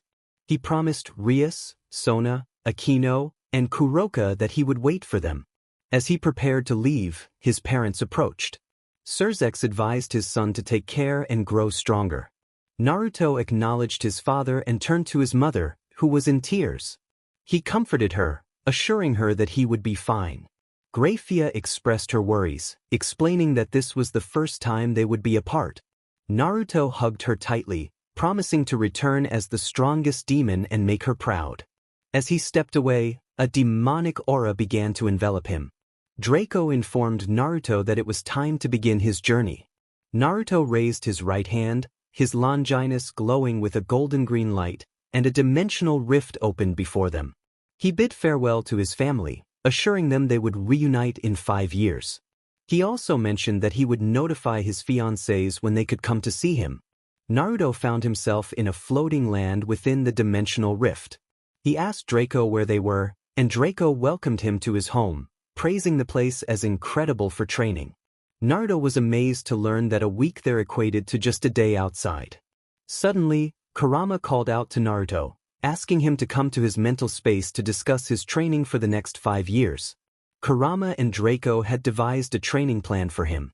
As they prepared, Naruto focused on his training regimen. In the first year, Naruto pushed his physical body to its limits, achieving a perfect physique to handle his immense power. Draco had previously mentioned Naruto's potential, especially after granting him his sacred gear. The second year was dedicated to mastering his sacred gear, where he attained the boosted gear scale male in its first and second phases, along with the Juggernaut drive. However, upon gaining this power, he lost control and transformed into a mini-dragon resembling Draco.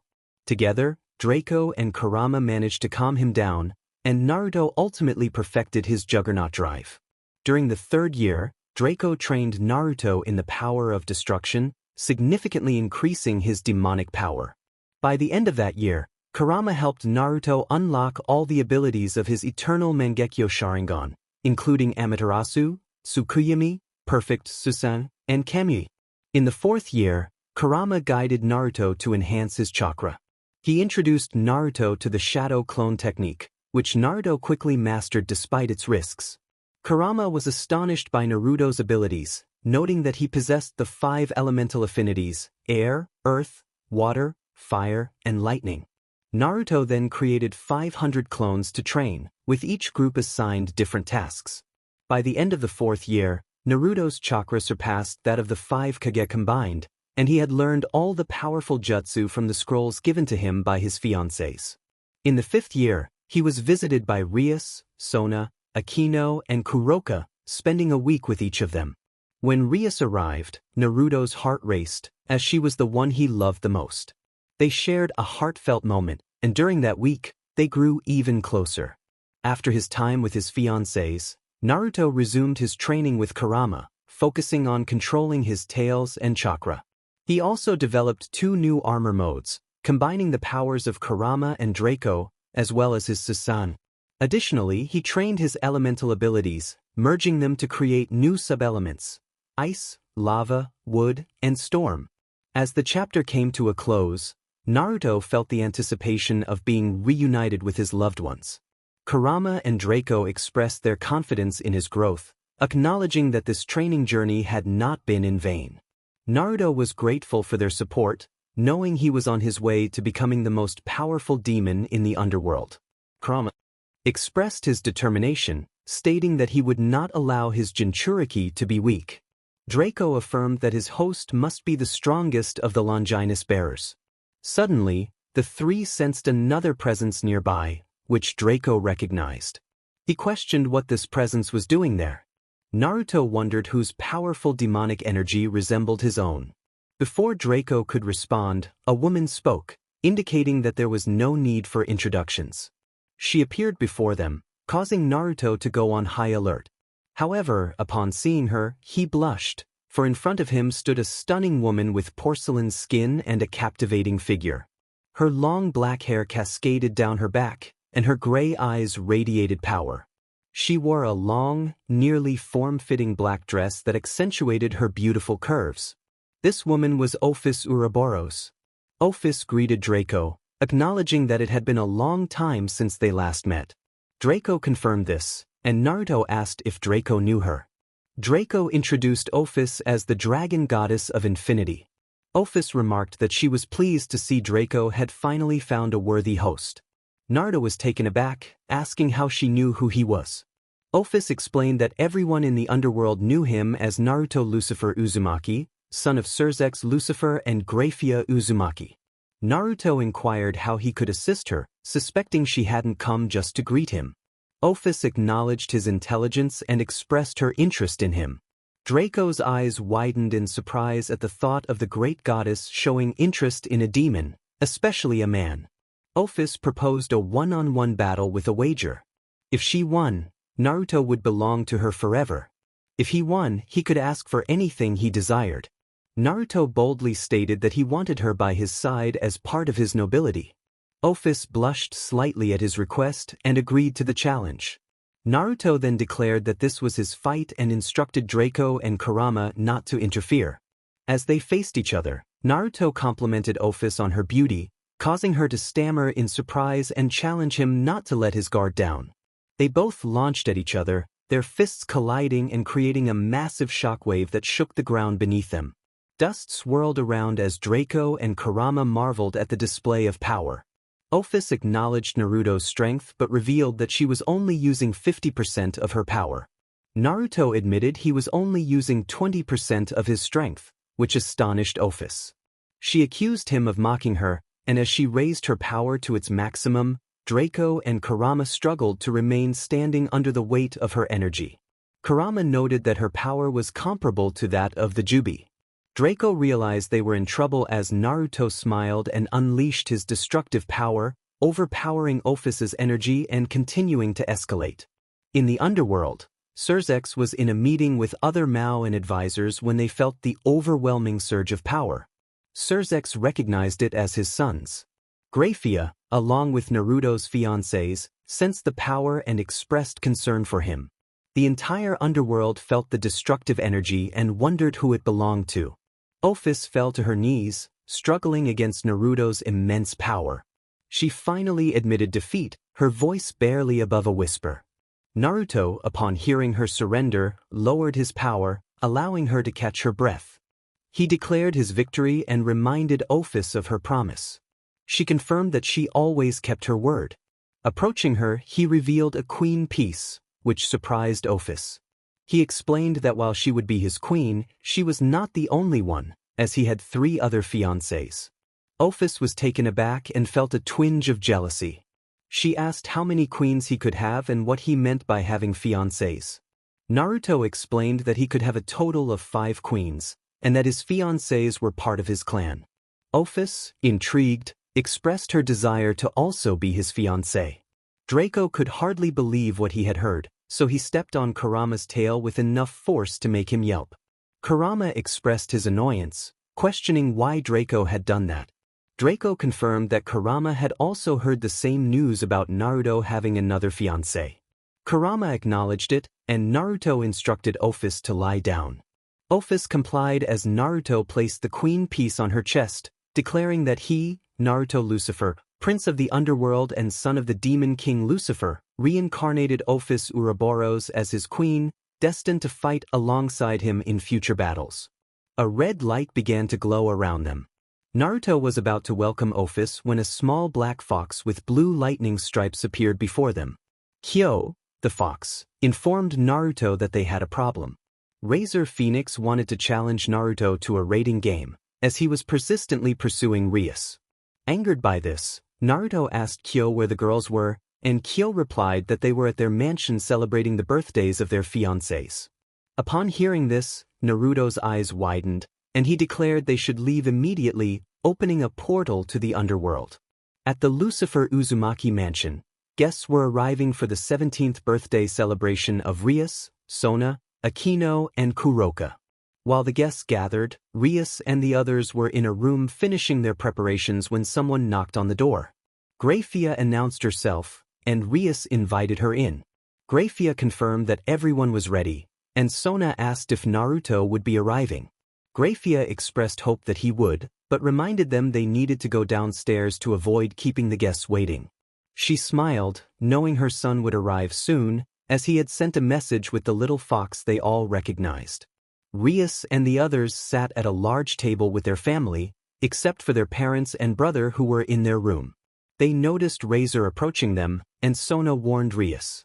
Rias acknowledged it, expressing her annoyance and wishing Naruto were there to confront Razor. Razor wished Rias a happy birthday and asked for a dance, but Rias declined, insisting she didn't want to. Razor persisted, mocking Naruto for not being present at his fiancée's birthday, but Rias silenced him with a slap, warning him not to insult her husband. Razor threatened her, rising to strike back. Hearing the commotion, Surzex emerged from the room he was in with his wife and parents, just in time to see Razor about to hit Rias. A chilling aura of menace swept through the underworld, freezing everyone at the party. Except for Rias and her family. Naruto's voice echoed, warning Razor not to touch a single hair on Rias's head, or he would face dire consequences. As the party continued, a portal opened, revealing Naruto, Office, Draco, and Kurama. Rias and the others shouted in joy upon seeing Naruto, while the guests were astonished by the sight of a dragon and a nine-tailed fox beside him, along with a beautiful woman. Naruto confronted Razor, demanding to know what he had been attempting to do to his wife, his anger palpable as he unleashed more of his destructive power. Razor recognized the intensity of Naruto's power, which had grown significantly since their last encounter. Naruto vanished and reappeared in front of Razor, gripping his neck tightly in front of all the guests. Everyone was taken aback by Naruto's speed, which even the most powerful high-class demons could not perceive. Razor struggled, demanding to be released, but Naruto tightened his grip, watching as Razor gradually ceased to move. Suddenly, Lady Phoenix, Razor's mother, knelt before Naruto, pleading for her son's forgiveness. Relenting, Naruto released Razor, slamming him against the wall with force. He warned Lady Phoenix that this would be the last time he would let such behavior slide, as no one was allowed to threaten his wife. Razor, recovering, challenged Naruto to a death match in a raiding game. The guests gasped in surprise, especially when Naruto accepted the challenge. He clarified that it was Razor who had issued the challenge, and if either of them died, there would be no repercussions for either family. Rias expressed her concern, but Naruto reassured her that he would be with them soon. Just then, Ravel Phoenix, Razor's younger sister, spoke up, revealing herself as a beautiful young woman with dark blue eyes. She had long, blonde hair tied in two ponytails with large, spiral curls and red ribbons keeping them in place. The front of her hair featured several bangs hanging over her forehead. Ravel expressed her disbelief at Naruto's confidence, stating that he could never defeat her brother, who held full nobility, while he had no one to support him, despite being the son of the Demon King, Lucifer. She found it pathetic that no one knew about Naruto's noble lineage. In response, Naruto declared that he didn't need nobility to defeat her brother or eliminate her entire family. Ravel shivered at his words.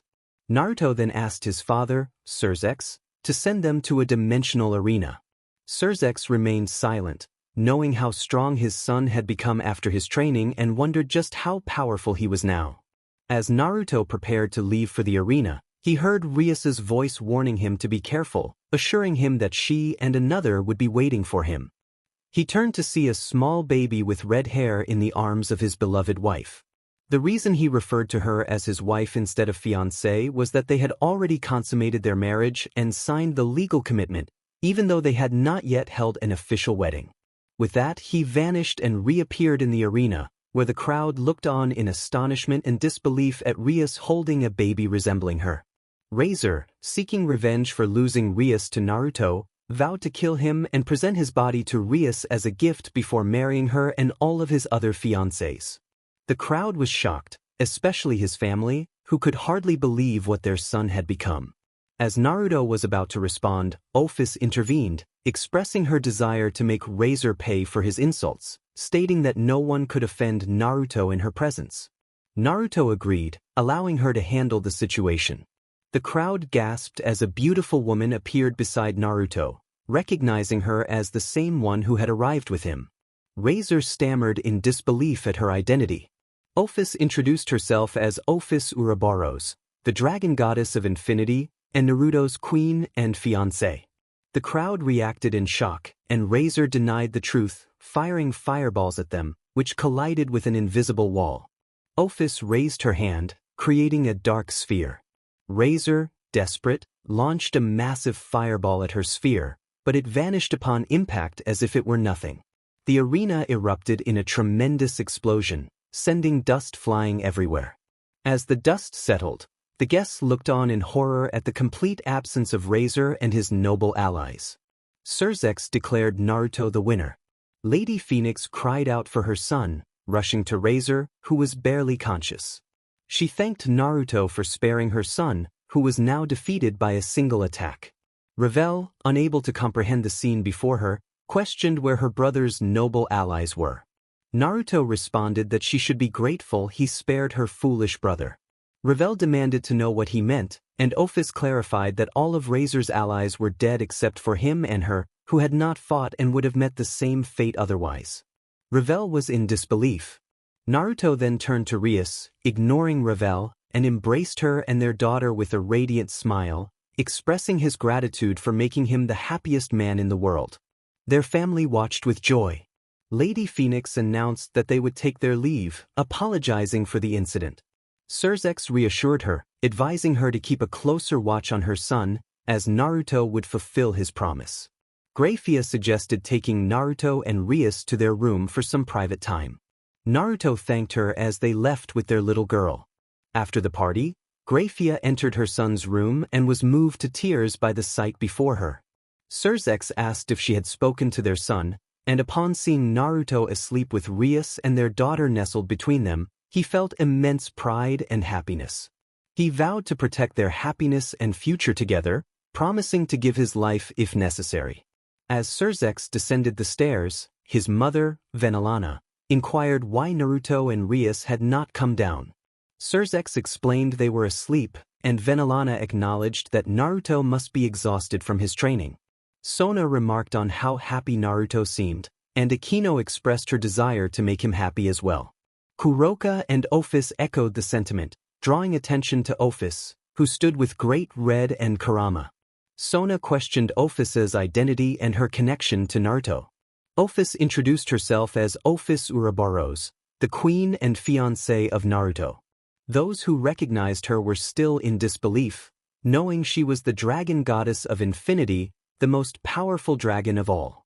Surzex inquired how Ophis and Naruto had met, and she began to recount their story. Ophis had become the queen and fiancée of Surzex's son. Surzex expressed his surprise at his son's choices, while Draco announced their departure, disappearing in a puff of smoke alongside Kurama. Surzex suggested that it would be good to rest, planning to discuss matters more calmly the following day. Grafia instructed a servant to take the new fiancée to one of the rooms, addressing Ophis with respect. Ophis requested to be called simply by her name, as they were now family. Grafia confirmed that Ophis would be taken to her new room to rest, and they all retired for the night. The next day, Naruto awoke to find his beloved wife sleeping beside him. He turned to see his daughter grasping his finger, and a smile of joy spread across his face. He gently touched her delicate cheeks, tears welling in his eyes as he watched her smile. He promised to protect her at all costs, calling her his little whirlwind. Rias assured him that she knew he would keep that promise, smiling beautifully as she held his cheeks. Naruto then asked if they had thought of a name for their daughter. Rias suggested Akane, explaining that it meant bright red. Looking at their daughter, Naruto declared that from now on, she would be called Akane Lucifer Gremory.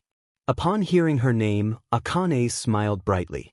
Rias expressed her happiness that Akane liked her name, and Naruto thanked Rias for giving him the best gift of his life.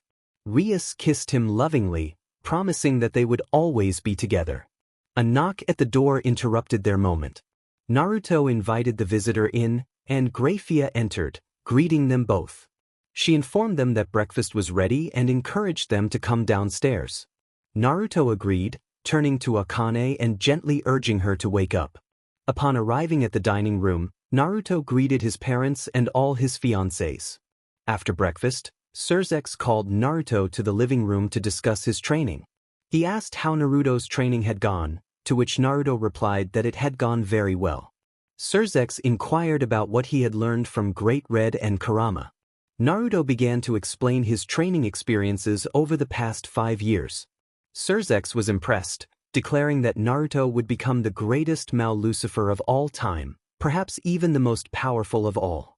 Naruto felt a bit embarrassed by the praise and turned the conversation to his fiancés, asking how their training had gone. Rias shared that she had been training with Kurumi, who had helped her enhance her destructive power. She demonstrated her newly learned technique, a spinning crimson sphere of destruction, which she named the Destructive Rasengan. She also mentioned her training in taijutsu and chakra enhancement. Sona then spoke about her training with Kyo, who had assisted her in improving her demonic water power. She showcased her version of the Rasengan, a water sphere with a small dragon swirling around it, calling it the demonic dragon Rasengan. She too had learned taijutsu and chakra enhancement. Akino mentioned her training with Hiromi, who had helped her control her powers as a half-demon and fallen angel. She demonstrated her control over both dark and golden lightning, impressing Naruto with her abilities. Kuroka revealed that she had trained with Hitomi to enhance her demonic power of darkness and lightning. She showcased her own version of the Rasengan, a spinning sphere of blue lightning surrounded by a dark sphere, which she named the Dark Demonic Rasengan. Finally, Kaneko shared her training with Ken, focusing on her strength, taijutsu, and air jutsus. She demonstrated her air Rasen Shuriken, a spinning sphere with air blades surrounding it, producing a strong sound. Naruto expressed his pride in their accomplishments, and they all thanked him. He then shifted the topic to finding new members for their noble house, and the girls confirmed they had information.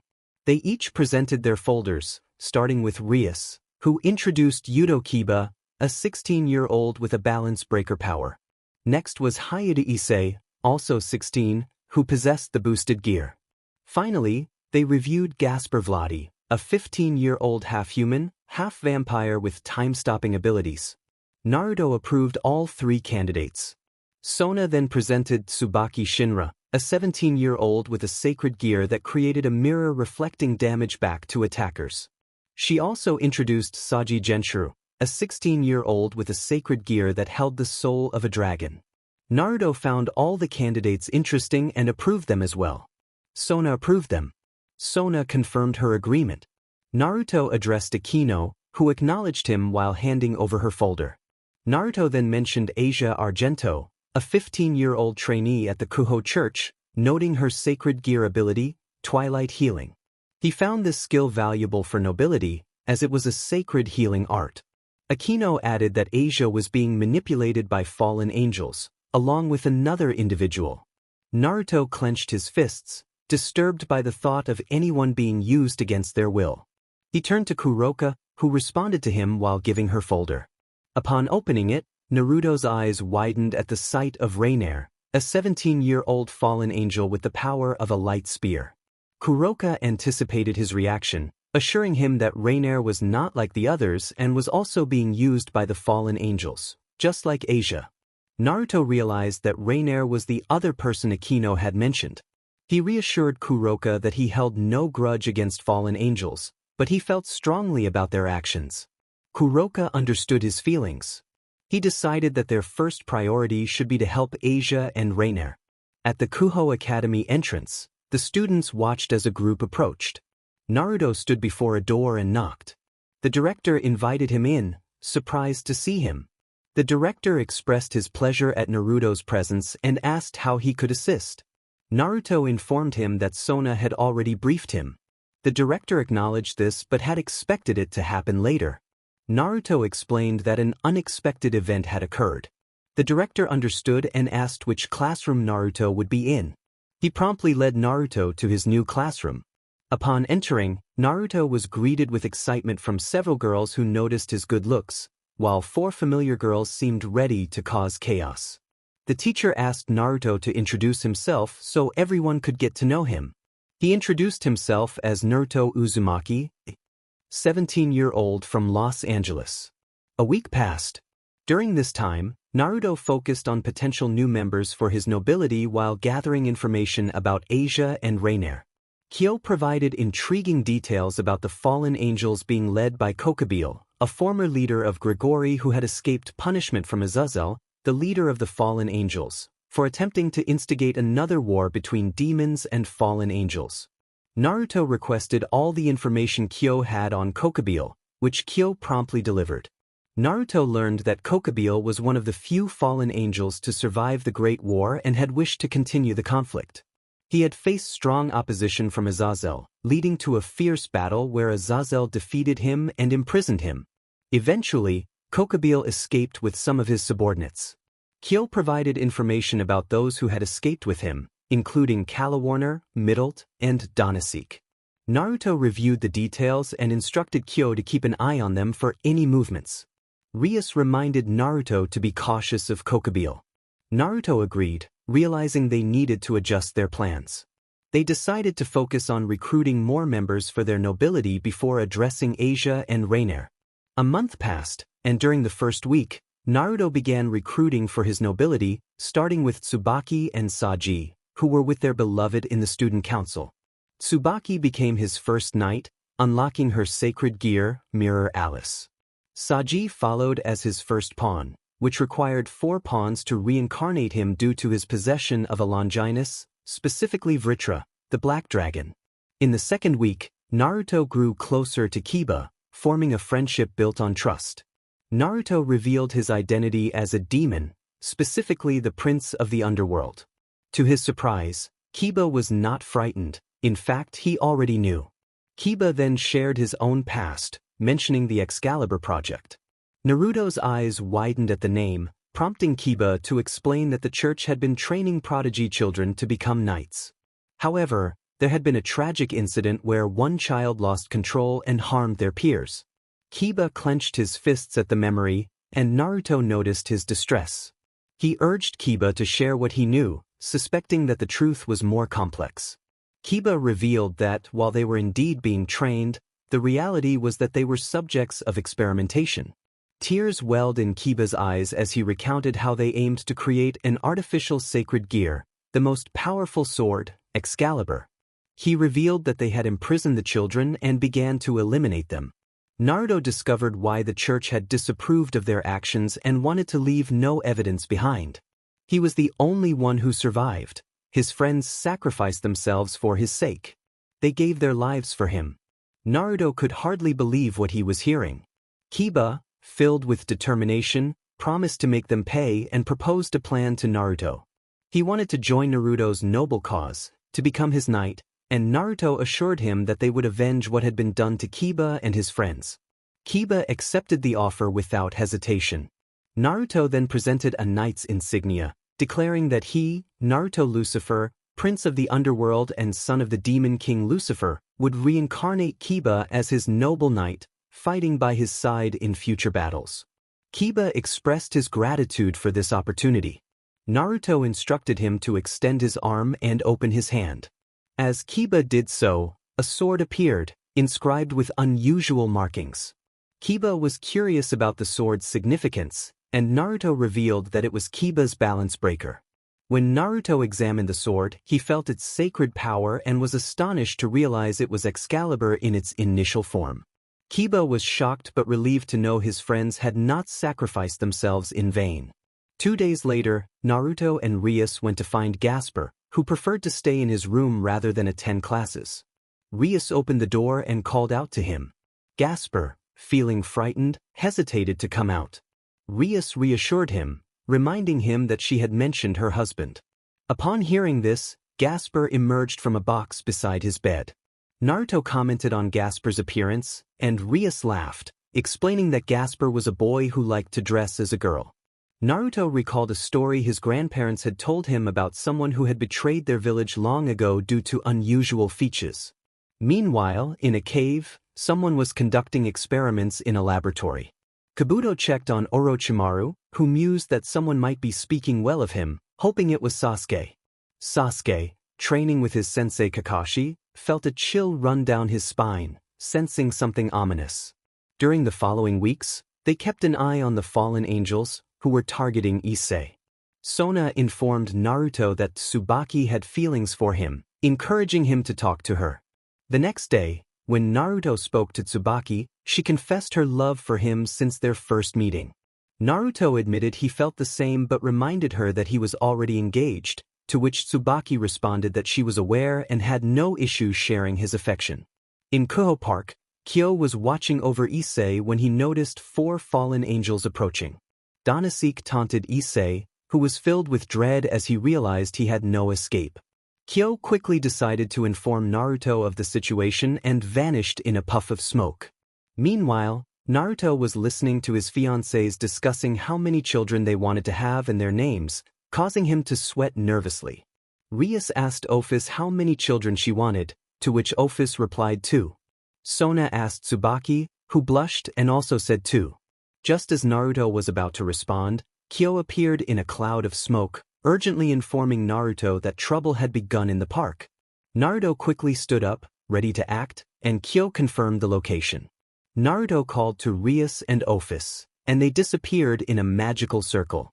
Issei was running for his life in the park, glancing around as he heard laughter.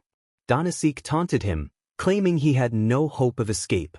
Issei cried out for help, but one of the fallen angels, Reiner, felt powerless to assist him.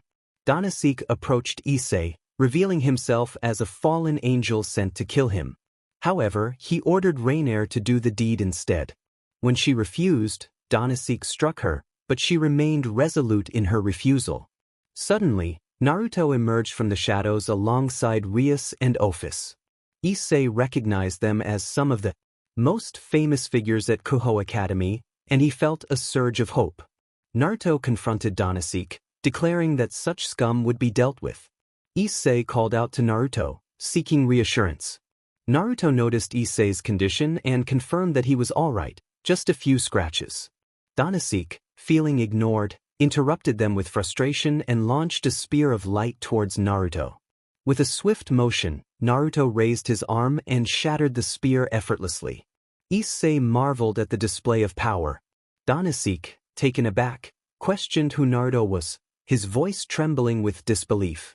One of the fallen angels recognized him. Calawarner stammered in shock, while Middle confirmed her recognition. Danasik, confused, demanded to know more about Naruto. Calawarner explained that Naruto was the son of Surzex Lucifer, the current Demon King, and introduced his companions, Rias Gremory, the heir of the Gremory house, and Ophis Ouroboros, the Dragon Queen of Infinity. Danasik's fear grew as he realized the magnitude of the situation. Calawarner urged them to leave, warning that Naruto was incredibly powerful, rumored to surpass even his father. Naruto acknowledged her knowledge and confidently stated that she was correct. He was indeed stronger than his father. Danasik, panicking, grabbed Reiner tightly, planning to retreat and report to Kokabile. Reiner pleaded for release, but Naruto, sensing her distress, moved with incredible speed, appearing before Danasik and gripping his hand firmly, causing him to cry out in pain. Calawarner and Middle realized the danger they were in and prepared to flee, but were suddenly knocked to the ground by a powerful strike. Rias questioned their intentions, while Ophis confronted them. Danasik struggled against Naruto's grip, but Naruto tightened his hold until Danasik released Reiner. He instructed her to find safety, and she complied, her cheeks flushed with embarrassment. In a desperate attempt to regain control, Danasik summoned another spear of light, aiming to stab Naruto.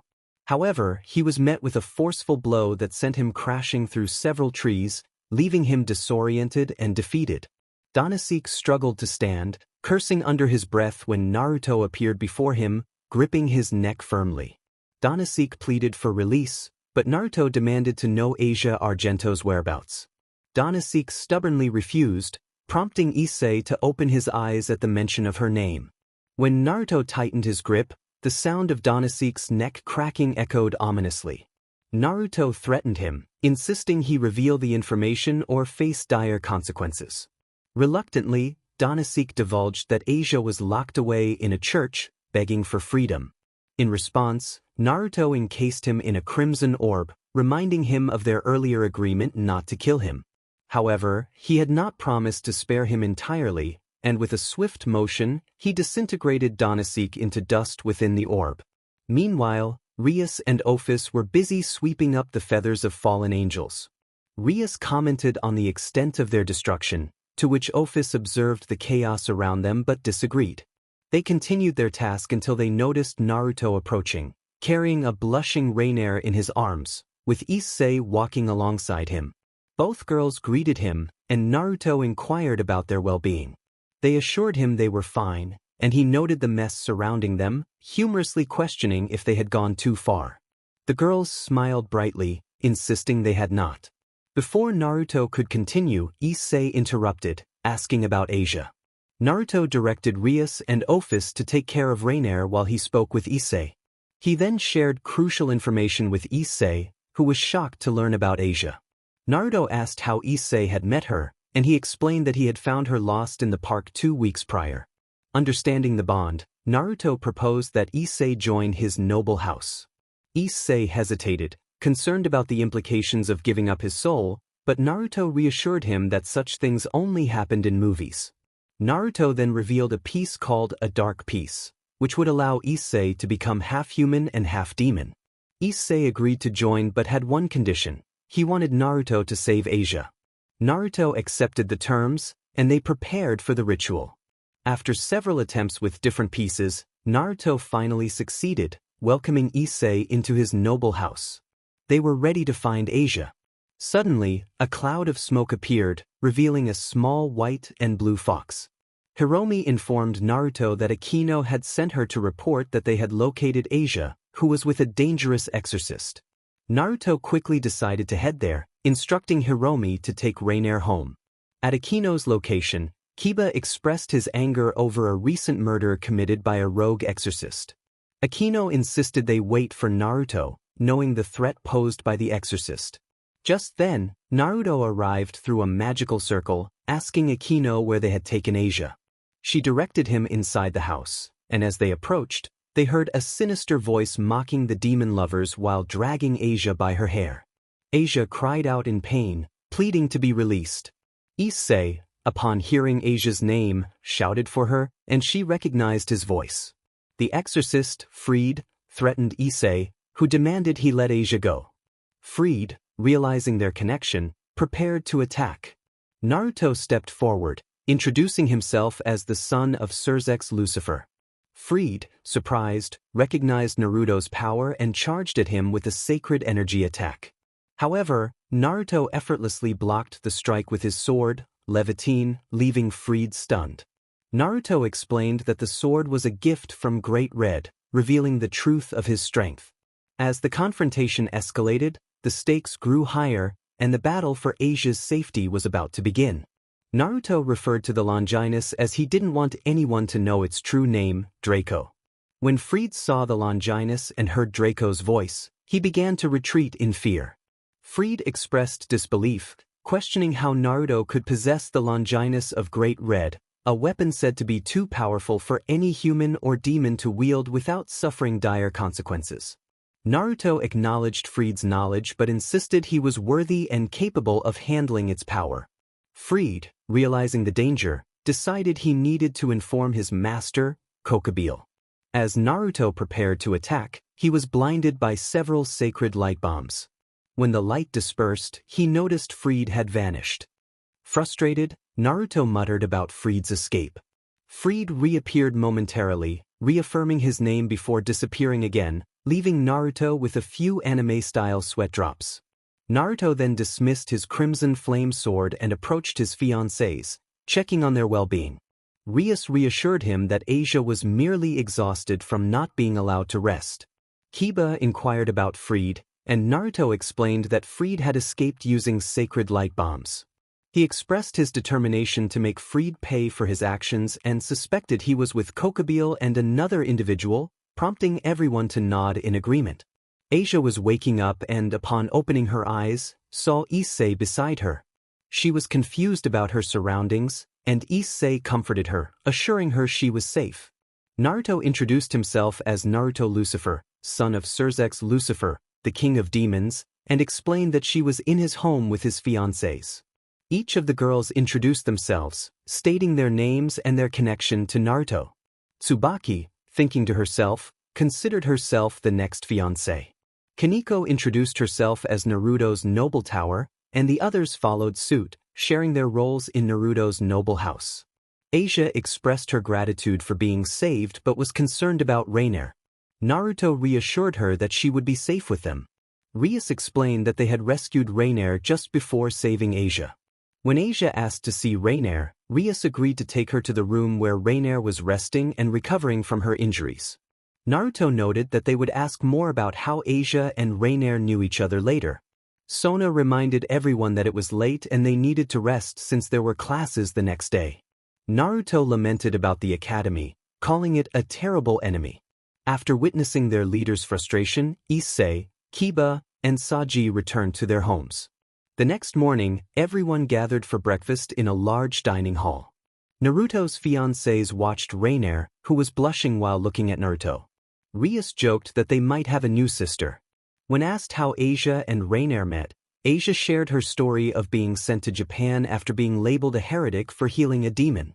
She recounted how Issei helped her find the church, only for her to be imprisoned alongside Reiner.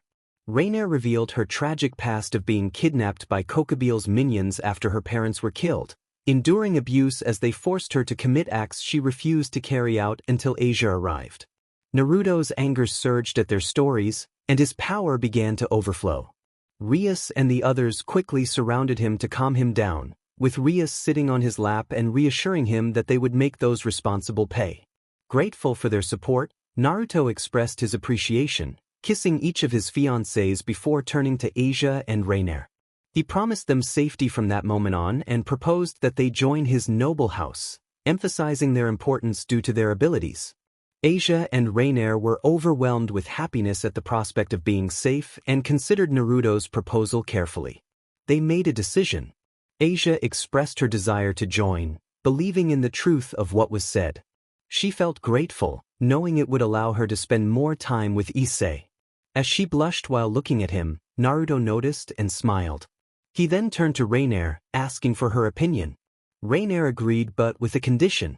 Naruto inquired about the condition, and Reiner stated that she would accept membership in his noble house only if he promised never to force her to harm innocent people. Naruto assured her that he would never ask such a thing, as she would now be part of the Lucifer family. Reiner expressed her trust in him, calling him Naruto-sama, but he quickly requested she drop the honorific, emphasizing that they were all family. She complied, blushing as she called him Naruto-kun. Naruto turned his face slightly to hide his own blush, but his fiancées noticed and smiled knowingly. At the end of the chapter, Naruto had successfully integrated 3 valuable new members into his noble house. He had used 6 pieces of pawn to reincarnate one into a half-demon, fully aware that the investment was worthwhile. This addition would strengthen his ranks with the Security, the Red Emperor Dragon, and an important bishop possessing a powerful sacred gear known as Twilight Healing. Layers of healing for humans, demons, angels, and fallen angels, and finally, another knight, a fallen angel with strong control over the Lance of Light. One might wonder why Naruto reincarnated as Issei with 6 pieces of a pawn instead of 8, as Rias did in the anime. This was because when Naruto, Sona, and Rias fused their pieces, they became more powerful. A week passed, during which Reiner got to know Naruto better and realized that her feelings for him were genuine. However, she was afraid to express them, fearing rejection since he was already engaged and had a beautiful baby girl with Rias. Reiner sat on one of the sofas in the grand hall, sighing as she pondered her situation. She wondered what she would do. At that moment, she felt hands on her shoulders. Turning around, she saw Rias with little Akane in her arms and Ophis beside them. Rias noticed Reiner's unease and asked what was wrong. Although she already had an idea, having observed how Reiner looked at her fiancé. Reiner confessed that she didn't know how to say it and was scared. Rias sighed and advised her not to suppress her feelings for Naruto, as it was only causing her pain. Reiner's eyes widened in surprise upon hearing this. She couldn't believe she had been so obvious about her feelings. As she reflected on her past interactions, memories flooded her mind. She recalled having breakfast with the others and blushing upon seeing Naruto. Another memory surfaced of her chatting with the others when Naruto returned from training, drenched in sweat, his shirt clinging to his physique. She blushed again and tried to act nonchalant, but failed. Reiner berated herself for being so obvious. Rias encouraged her to speak with Naruto, just as the others had done. Reiner hesitated, but Rias revealed that Naruto was the prince of the underworld and the last male of an almost extinct clan, which meant he needed many wives to rebuild his clan. This revelation shocked Reiner, prompting her to decide to confess her feelings to Naruto. Determined, she asked Rias where she could find him. Rias informed her that he was training in the courtyard. Reiner thanked Rias before heading off to find Naruto. Ophis remarked to Rias that she knew something, and Rias merely smiled, hinting that they would soon be more. Rainier made her way to the courtyard and found Naruto practicing kata with his sword. In his left hand, he held a dark sword gifted to him by his father long ago. A flashback revealed the moment Surzex presented the sword to Naruto, explaining its significance and the responsibility that came with it. The sword, named Flamberge, had once belonged to the original demon king, Lucifer. Returning to the present, Rainier approached Naruto, feeling a mix of nerves and excitement. She expressed her desire to talk about something important, her cheeks slightly flushed. Naruto welcomed her and encouraged her to share. In a rush of emotions, Rainier confessed her feelings, stating that she loved him. Naruto was taken aback, surprised by her declaration. Seeing his silence, Rainier began to worry that he would reject her, but Naruto stepped closer and embraced her, assuring her that he felt the same way. Rainier looked into his beautiful jade eyes, filled with hope. Naruto explained that while he had feelings for her, he also had other engagements. Rainier accepted this, declaring her love and desire to be by his side forever. Naruto promised to make her happy, sealing their bond with a tender kiss. Unbeknownst to them, several beautiful girls watched with smiles, witnessing the blossoming relationship. The next day, Naruto was seen dragging a poor soul along, ready for whatever adventures awaited them. Issei and Naruto were preparing for training, with Naruto urging Issei to stop fooling around. Issei hesitated, recalling how Naruto, a demon, had nearly defeated him during their last training session. Naruto insisted that Issei needed to train harder, especially since he now had someone to protect, pointing toward Asia. Issei glanced at Asia, who looked at him with concern. He started to respond but was interrupted by Saji, who called Issei the weakest among them and urged him to train harder. Naruto laughed at Saji's comment, which made Saji sweat nervously. Naruto then declared that Saji would join their training as well, prompting Saji to protest and attempt to escape. However, Naruto swiftly caught Saji and began dragging him out of the house. Both Issei and Saji cried out for help, but Naruto silenced them with a light strike to their necks, causing them to faint. He then hoisted them over his shoulders like sacks of potatoes. Asia expressed her concern for Issei and Saji, but Rias reassured her that they would be fine. After a short while, Naruto returned to the house, where he found his companions in the living room. When Asia asked about Issei, Naruto simply pointed behind him. Everyone turned to see Issei and Saji, pale and bruised, on the floor. Asia rushed to their side, worried about their condition. Naruto dismissed her concerns, stating they were just tired and urged them to get up. Issei and Saji complained about Naruto's treatment, calling him a monster and threatening to report him to the demon police for abuse. Naruto, confused by their claims, asked the others if they knew who the demon police were, but they all shook their heads. He then suggested they all relax in the hot springs, lifting Issei and Saji by their feet and carrying them on his back toward the springs. Nearby, in the darkness, a large silhouette with 10 wings observed them. Kokobile, a powerful being, anticipated their meeting soon. As Naruto and his companions made their way to the academy, Naruto was deep in thought, discussing with Kurama and Draco the presence they had sensed near their mansion. He had sensed Kokobile's presence but did not yet know who he was. Turning a corner, Naruto bumped into 2 girls cloaked in white from head to toe. Upon realizing who he had collided with, he quickly apologized and offered his hand to help them up. The first girl assured him it was their fault as well, but when they looked up and recognized him, they quickly drew their swords. Naruto and his friends prepared for a fight. The first girl identified herself as Zenobia and stated they had been sent by the church to find the remaining Excalibur swords. Kiba, overhearing this, felt a surge of anger. Naruto agreed to talk but suggested they move to a safer location, sensing Kiba's rising anger. Zenobia complied, and Naruto turned to Kiba, urging him to calm down.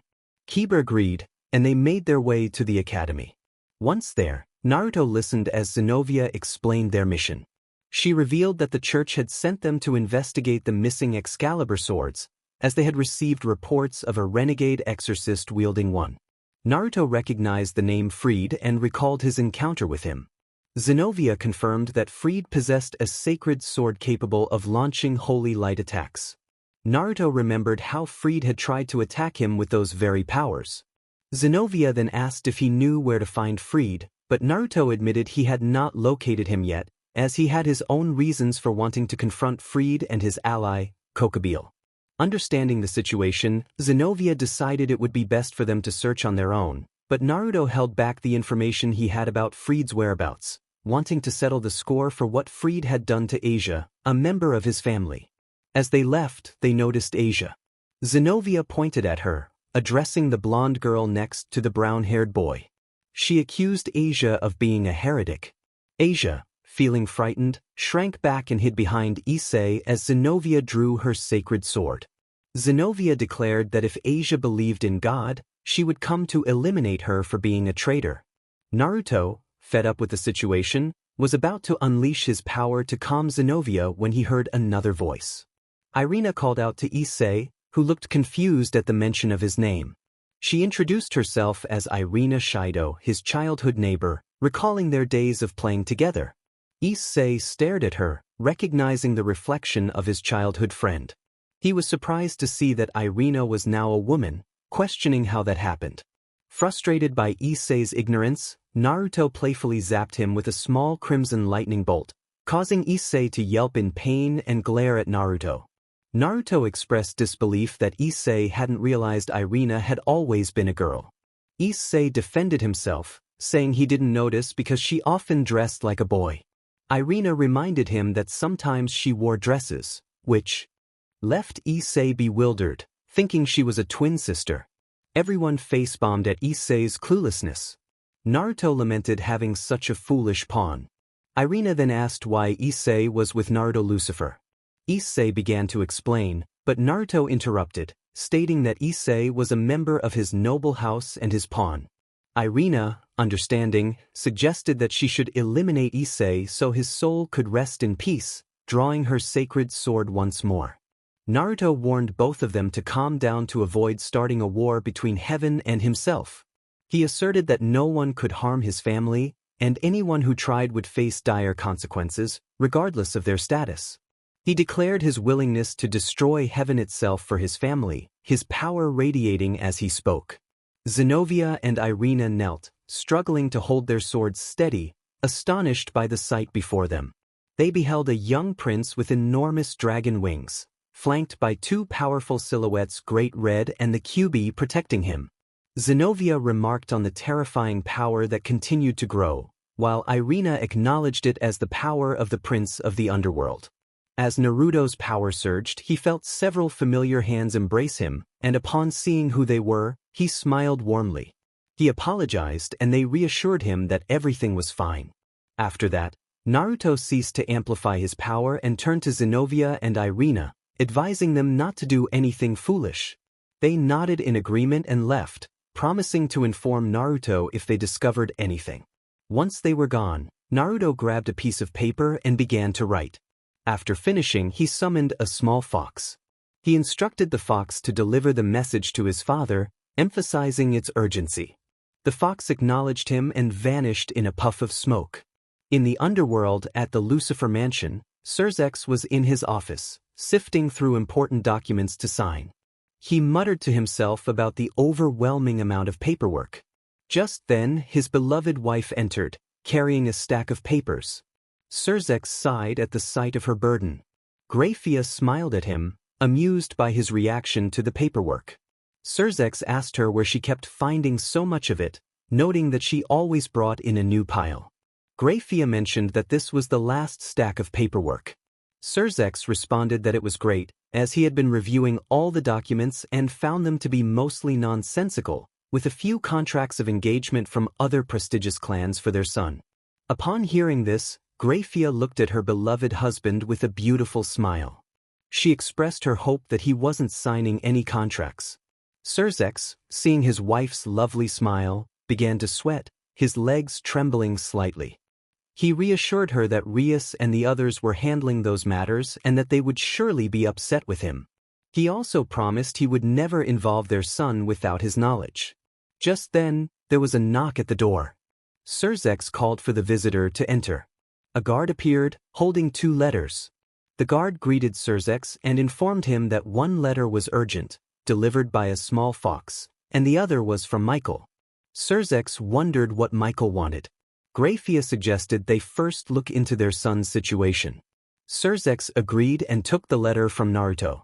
The letter contained an important message from Naruto, warning that Kokubile, one of the former leaders of Grigori, was planning to incite a war among demons, angels, and fallen angels. He mentioned that Kokubile was allied with others, including a renegade exorcist who possessed one of the Excalibur swords. Naruto also noted that the church had sent people to search for the swords, indicating that someone had stolen one from them, suggesting a traitor among them. After reading the letter, Surzex handed it to Grafia, who became worried about their son and daughters-in-law. She asked what they would do, knowing their son was in danger. Surzex acknowledged her concern but wanted to read Michael's letter first before they went to see Naruto. Grafia agreed. Surzex opened the other letter and, upon finishing it, quickly stood up, looking serious. He instructed Grafia to find their son and bring him back. When she asked what the letter said, he replied that he would explain everything once she returned with Naruto. Grafia nodded and vanished in a magical circle. Meanwhile, Naruto and his friends were at the park, having felt a surge of energy. They went to investigate and found Irina unconscious, her clothes torn. Issei recognized her and they rushed to check on her. Naruto examined her and blushed slightly at her appearance but quickly focused on helping her. He called for Asia to come and heal her. As Irina slowly regained consciousness, she noticed Naruto close by and blushed when she realized where she was. She thanked him and asked to be let down, which he did gently, aware she was still weak. He inquired about what had happened and where Zenobia was. Irina's eyes widened in alarm at the mention of her best friend, and she pleaded with Naruto to save Zenobia, tears streaming down her face. She explained that after their conversation, they had gone to the church to rest but were attacked by the renegade exorcist and another person in priestly attire. They had fought separately to gain an advantage, but the exorcist was too strong, and he had taken her sacred sword, which was part of Excalibur. When Naruto asked about Zenobia, Irina, with tears in her eyes, admitted she didn't know what had happened to her after they separated. Naruto reassured her that he would find Zenobia and instructed his friends to take care of Irina. He then summoned Kyo, who appeared and confirmed he remembered the exorcist. Naruto asked if Kyo could track him, and Kyo affirmed he could. They set off together, with Naruto leading the way through the trees. As they departed, a magical circle appeared before the girls, and Grafia emerged. She inquired about her son, and Rias informed her that he had just left to pursue Kokubile's allies. Grafia realized she was late and insisted they needed to find him urgently. After some time searching for Zenobia, Kyo finally located her. He informed Naruto that she was about 30 meters ahead. Naruto thanked Kyo, who then vanished in a puff of smoke. Upon arriving, they found Zenobia on her knees, gravely injured and barely holding onto her sword. Freed, the exorcist, laughed maniacally at her state and lunged toward her, intending to finish her off. Seeing this, Naruto vanished and reappeared with his sword, blocking Freed's attack just in time. Zenobia opened her eyes in surprise, realizing that someone she never expected was there to protect her. Freed glared at her, expressing his frustration. Naruto approached, asking if she was all right, to which she confirmed she was fine. He assured her that he would take care of the situation. Seeing Naruto's smile made Zenobia blush slightly. Naruto teased Freed, pointing out his tendency to attack women, but Freed remained silent, captivated by the sword Naruto held. Freed expressed disbelief, recognizing the weapon as the one wielded by the first Demon King. Naruto casually mentioned that he received it as a gift when he was a child, leaving Freed astonished. Suddenly, a voice interrupted from behind Freed, urging him to stop playing around and focus on the real threat, as Naruto posed a danger to Kokubile's plans. The newcomer introduced himself as Valper Galilei, the former archbishop of the church. Naruto quickly realized that this was the man who had stolen the Excalibur swords, a fact that Kiba confirmed upon seeing him. Naruto confronted Valper, accusing him of the theft, to which Valper acknowledged Naruto's intelligence, attributing it to his lineage as the son of Surzex Lucifer. Kiba, filled with anger, recognized Valper as well. Kiba revealed that the one responsible for creating Excalibur was also the one who had ordered the deaths of all his friends. Valper, noticing the survivors, expressed his surprise. Freed, seeing that Naruto was distracted, quickly jumped back to stand beside Galilei. Freed recognized Valper and noted that this young man was the one who had escaped before. Naruto positioned himself next to Kiba and glanced at Saji and Issei, instructing them to take care of Zenovia while he and Kiba handled the situation. Kiba readied himself, drawing his sacred sword, Excalibur, which astonished Valper. Valper could hardly believe it, realizing that the sword was indeed the authentic Excalibur. Freed, unable to believe that these two young demons possessed three of the most powerful swords in the supernatural world, grew increasingly angry. He declared his intent to defeat them and take their swords, but Valper stopped him before he could attack, urging him to use the swords instead. Freed quickly understood and smiled, revealing more swords hidden in his coat. Naruto's eyes widened in surprise as Freed began to combine the swords, which started to glow with a golden light, forming a single sword in his hands. Freed introduced the sword as Excalibur, laughing maniacally. With a swift motion, he extended the sword like a whip toward Naruto and Kiba, who quickly moved to evade. Naruto turned to Kiba, instructing him to handle Freed while he took on the larger opponent. At that moment, Graphia appeared alongside Issei, Saji, and Zenovia just as Naruto raised his sword to the sky. He proclaimed his intent to demonstrate the power of his sword, calling upon the forces of darkness to prevail over light. As he finished speaking, a powerful wave of energy erupted, and the sword began to emanate dark destructive power, creating a pillar of dark light that sent crimson rays in all directions, causing the ground to tremble and crack beneath Naruto's feet. Everyone watched in awe as Naruto unleashed his power, and his mother looked on with pride. Freed, seeing this display, summoned his own power, which radiated a golden holy light. The two faced each other, launching their attacks simultaneously, their swords clashing with a tremendous sound that sent waves of dark and sacred energy rippling outward. Everyone quickly shielded themselves from the force of the collision. Zenovia marveled at the incredible power on display, while Rias and the others looked on with concern for their friend. Graphia reassured them, confident that her son would return to them. Naruto and Freed continued to push against each other, neither willing to yield until Naruto amplified his power, causing Freed's sword to begin cracking. Freed, terrified by the sight, lost focus, allowing Naruto to unleash even more energy, sending him flying backward into several trees. Valper was astonished when he saw the broken sword on the ground. He quickly retrieved a small vial containing a blue substance, which angered Naruto, who sensed it held human essence. Valper grasped the two swords and opened the vial, but as he did, Kiba heard the voice of a girl he recognized, pleading for help. In a fit of rage, Kiba charged at Valper, cutting his arm and causing the vial to shatter upon hitting the ground.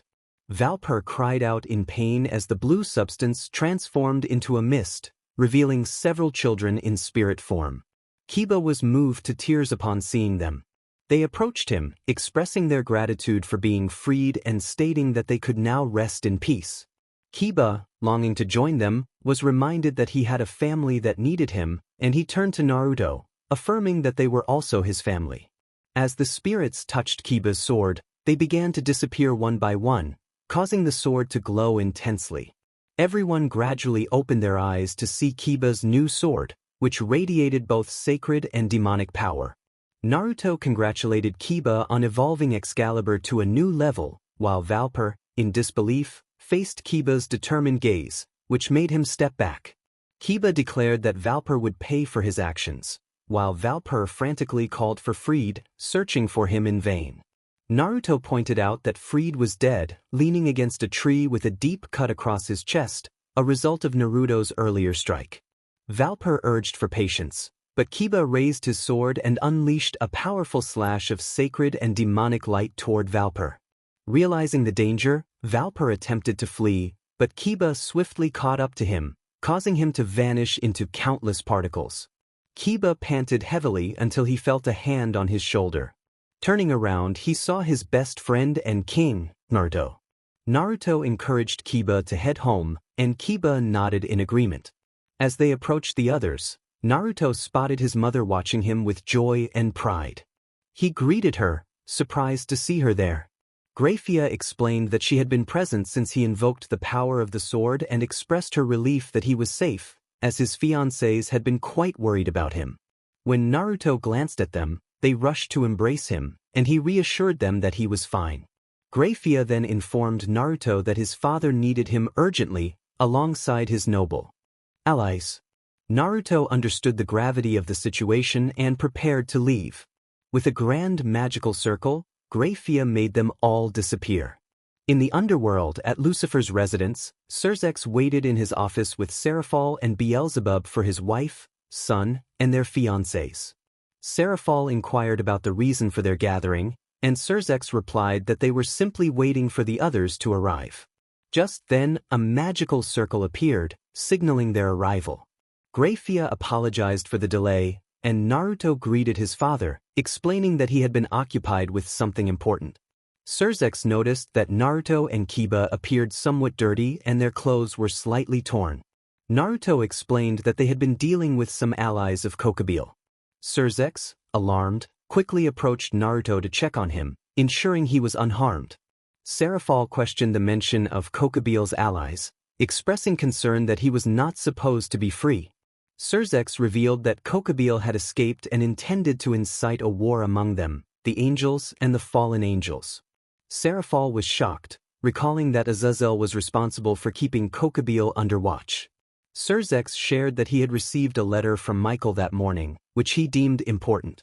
Beelzebub asked about the contents of the letter, and Serzex explained that Michael wanted them to convene with Azazel, the leader of the fallen angels, and the leader of the yokai clan. Seraphol expressed disbelief, noting that the four factions had never gathered together in history. Serzex speculated that Naruto might know something, as he appeared deep in thought. Graphia prompted Naruto, who snapped back to attention and apologized for his distraction. Serzex encouraged him to share any insights he might have. Naruto hesitated, stating that he had a theory but wasn't sure if it was accurate.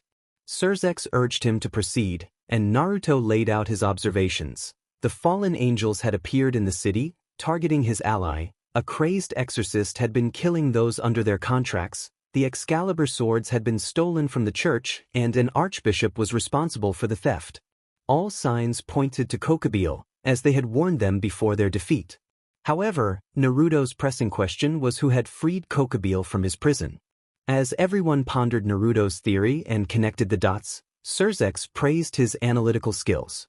Seraphol and Beelzebub agreed, questioning who might be responsible for Kokubile's release. Naruto suggested that it was likely a group rather than an individual, explaining that breaching the prisons of Grigori was nearly impossible for one person alone. Serzex acknowledged Naruto's reasoning and agreed that they should consider a meeting with the other factions. Seraphol expressed uncertainty but supported the idea, and Beelzebub offered his support as well. Serzex declared the decision made, and Naruto suggested that the meeting should take place in a secure location, as holding it there would be risky due to their unfamiliarity with the other faction's motives. Serzex was impressed by his son's suggestion and smiled, affirming that he would make a great king in the future. The others nodded in agreement with Serzex's words. Naruto thanked his father, and they began brainstorming potential meeting locations. Sona approached Naruto with an idea of where they could gather. Naruto expressed his thoughts to Sona, who shared her idea, and he agreed it was a good plan. He then mentioned to his father, Serzex, that he knew a suitable place for their gathering. Everyone turned to look at him, intrigued. Serzex encouraged him to share more. Naruto suggested that they could hold the meeting at Kuho Academy, where he had set up numerous security seals to ensure their safety. This revelation surprised Serzex and the others, prompting them to glance back at Naruto, who felt a bit embarrassed by their attention. He explained that he was only trying to protect them, as he didn't want anything to happen to them. Serzex and Graphia smiled at him, with Graphia acknowledging that they understood his intentions. Serzex then declared that it was decided, and he would send a response confirming their meeting in 3 days. As everyone began to leave, Naruto approached Sona and whispered something sweetly in her ear, making her blush. She responded affirmatively, and the others noticed, sharing knowing smiles, aware of the special rewards Naruto often gave her after his training sessions. As they were departing, Surzex called out to Naruto, noting that it was a bit late but he had noticed more members in his noble house. Naruto introduced his new companions, starting with Hyodo Issei, who was his pawn and held the Longinus of the Red Dragon Emperor. Issei greeted Surzex respectfully, and the introductions continued. The next morning, Naruto woke up to find Sona beside him, smiling. He greeted her with a cheerful morning wish, and she responded with a cute yawn that made him smile even more. After a brief moment, he suggested they get up to join the others for breakfast. During breakfast, Naruto was feeding his little princess, and his fiancés watched him with smiles, happy to see him so joyful with their daughter. Surzex and Grafia also observed him with pride. Surzex vowed to protect Naruto's happiness and ensure nothing would happen to him or his family. Grafia noted how much he had changed, highlighting that his smile was a reflection of the love he shared with Rias and their daughter. On the day of the meeting at Kuho Academy, Naruto announced that it was time to activate the seals. Surzex, Seraphol, and Beelzebub quickly focused on him, eager to see the seals in action. Naruto began forming seals with his hands, culminating in a rabbit seal, and declared the activation of a 5-seal barrier. Everyone watched in awe as a massive crimson dome barrier rose over the academy. Surzex was impressed and inquired where Naruto had learned such a technique. Naruto explained that it was from one of the scrolls left to him by Mayu. Ophis, curious, asked who Mayu was, to which Rias replied that she was the Shinigami and Naruto's fiancée. Ophis was surprised to learn that Naruto was engaged to Shinigami-sama. As they discussed this, Naruto sensed something approaching and alerted them. Seraphol asked how he knew, and Surzex explained that Naruto had the ability to sense energy, a skill unique to his clan. Seraphol remarked on how useful that ability was. The conversation was interrupted by a brilliant light appearing before them, blinding everyone except one. When the light faded, 3 figures emerged, 2 men and a stunning woman. The woman quickly noticed someone watching and turned to see who it was. One of the men had an androgynous appearance, with long snow-white hair, green eyes, and a golden halo floating above his head. Dressed in a red and white tunic adorned with cross-shaped engravings and a cape featuring wide, disproportionate shoulder pads, he had 12 golden wings growing from his back. This man was Michael, the leader of the angels and seraphim. The other man was tall, with violet eyes and black hair, except for the front, which was yellow. He wore a light brown kimono and had a neatly trimmed black beard, along with 12 pairs of black wings on his back. This man was Azazel, the leader of the fallen angels. The young woman had a voluptuous figure, long blonde hair that matched her eyes, delicate facial features, and short, rounded eyebrows, a symbol of nobility. Her hair was tied in a loose ponytail that spiraled down to her legs, secured with tight bindings. She wore a traditional shrine maiden outfit, topped with a white robe fastened with a red ribbon and a golden crown. What stood out most to Naruto, however, were her 9 foxtails. This woman was Yasaka, the 9-tailed fox yokai and leader of the yokai. Naruto sensed Kurama's awareness of the situation. Kurama acknowledged that he could feel her presence and advised Naruto to stop staring as she might notice. As they exchanged glances, Naruto felt her gaze sweep over him. He turned away when he felt his mother's hand on him. Grafia asked if he was all right, to which he replied affirmatively.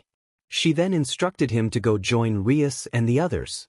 Surzex welcomed Michael, Azazel, and Yasaka, expressing gratitude for their presence and noting that the meeting place was chosen by one of his son's fiancées. He offered to introduce them to his family. He presented his beloved wife, Grafia Uzumaki, who greeted them warmly. Surzex introduced his son, Naruto Lucifer Uzumaki, and his fiancées, followed by the introduction of his granddaughter, Akane Lucifer Gremry. Michael complimented Surzex on his lovely family, and Surzex thanked him. Suddenly, everyone felt Azazel unleashing his power towards Naruto, causing Akane, who was in Rias's arms, to cry. In response, Naruto quickly amplified his destructive power to the maximum, causing Azazel to step back in surprise as he met Naruto's furious gaze, illuminated by the eternal Mangekyo Sharingan. Azazel remarked on Naruto's destructive power, while Michael and Yasaka were astonished by the display. Michael noted Naruto's youth and immense strength, while Yasaka expressed her amazement at his power and the nature of his eyes. Surzex demanded to know what was happening, and Azazel apologized, explaining that he was merely testing Surzex's son. As Azazel retracted his power, Naruto continued to increase his destructive energy, angered by Azazel's actions that had upset his little princess.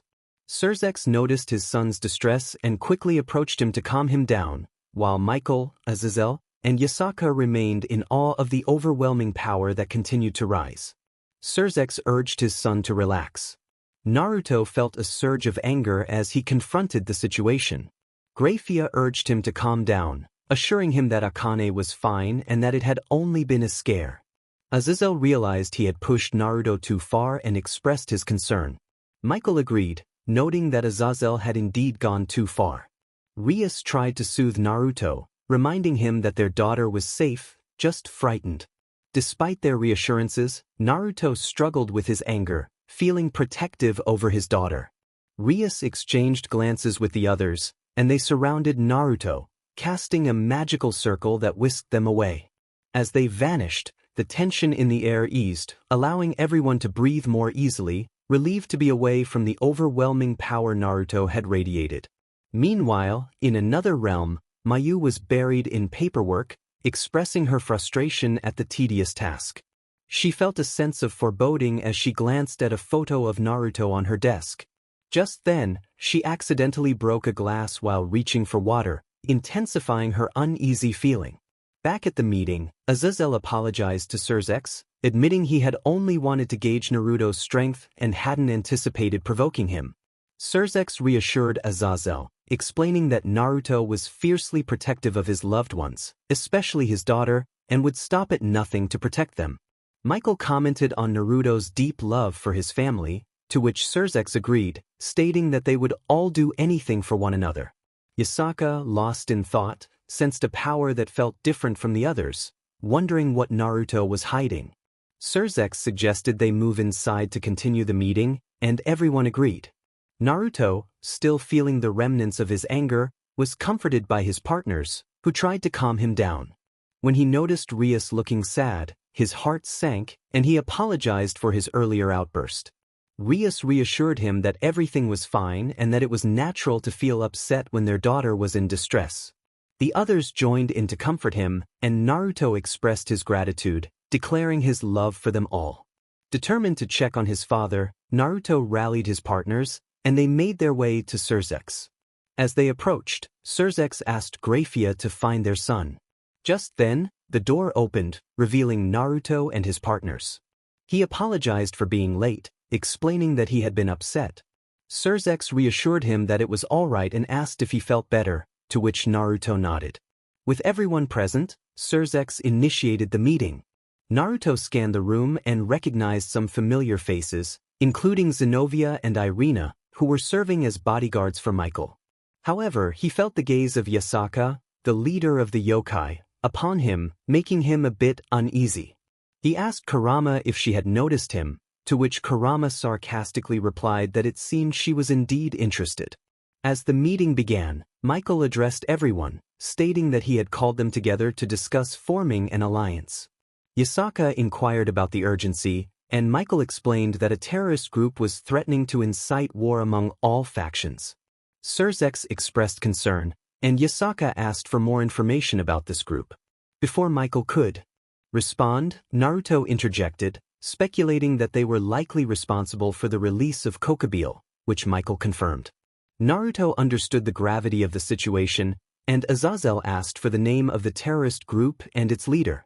Michael revealed that the group was called Cow's Brigade, comprised of powerful members from various races, but their leader remained unknown. Surzex agreed that this was serious, and Michael proposed an alliance to prevent further conflict, emphasizing the importance of unity for future generations. Surzex, Yasaka, and Azazel all voiced their support for the alliance. A sacred contract appeared on the table, and Michael explained that they would seal the agreement with their blood. Each leader took turns cutting their fingers and signing the contract. Surzek suggested a celebration in 3 days to mark the new alliance, which everyone agreed to. Suddenly, a loud crash interrupted them. Yasaka asked what had happened, and Naruto realized someone had broken through the barrier he had set. Everyone quickly stood up and rushed outside, where they found Kokubile seated on a floating throne, flanked by several renegade fallen angels. Azazel confronted Kokubile, demanding to know why he was there. Kokubile taunted Azazel, reminding him of their past and suggesting they could have been unstoppable together. Azazel firmly rejected the idea, stating that Kokubile's intentions were clear and dangerous. They were now the strongest race, as both God and the Demon King had perished in the last Great War. Everyone was shocked to hear of God's death, especially Zenobia and Irina. Zenobia found it impossible to believe, while Irina, with tears in her eyes, insisted it couldn't be true.